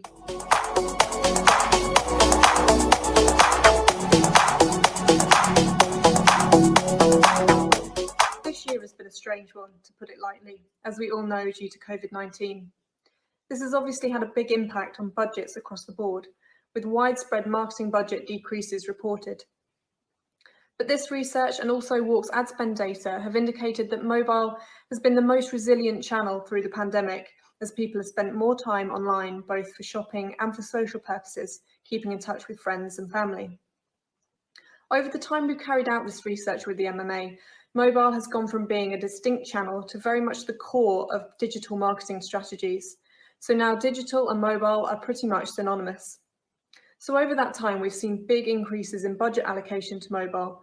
And this year, 45% of our respondents in Indonesia are allocating more than a quarter of their budget to mobile marketing. And WARC ad spend data shows it as the fastest growing media. However, like I said at the start, COVID-19 has inevitably had an impact on budgets. We fielded this survey just after the peak in many countries, and so we asked how their expectation of budget changes had been impacted by the outbreak.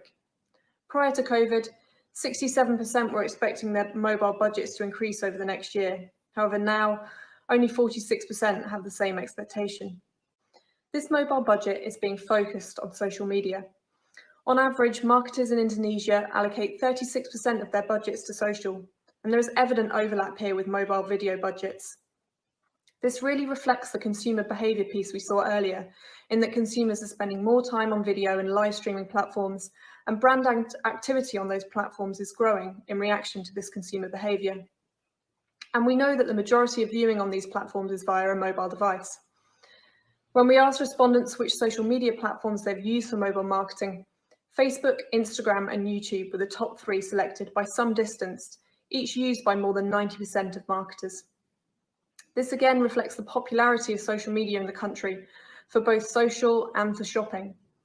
According to Hootsuite and We Are Social, Indonesians spend on average 3 hours and 26 minutes a day on social media, and that's compared to a global average of 2 hours and 24 minutes.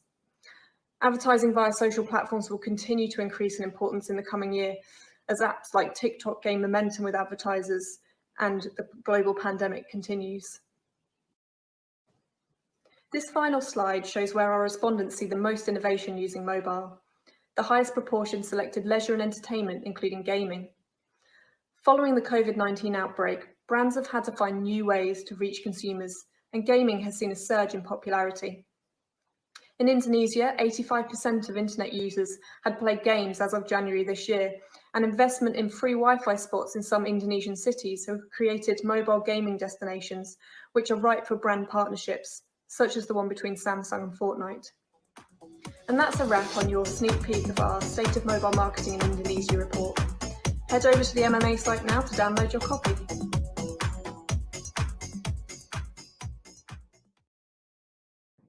Thank you very much, Ms. Rogers. And ladies and gentlemen, we hope you have thoroughly enjoyed our first virtual sharing session, designed to help marketers enhance and build their modern marketing capabilities, which is an integral part of our theme this year, Shape the Future of Modern Marketing. We would also like to thank all of our speakers for their valuable times and for enlightening us to the industry's key insights and to help us evolve with the tech landscape, and yet keeping in mind our social responsibilities. And on behalf of MMA, I would also like to extend our deepest gratitude to our partners, Google as our presenting partner, Spotify as our audio streaming platform partner, The Trade Desk as our research partner, our program partners, Twitter, InMobi, and AdColony, and also Video as our booth partner.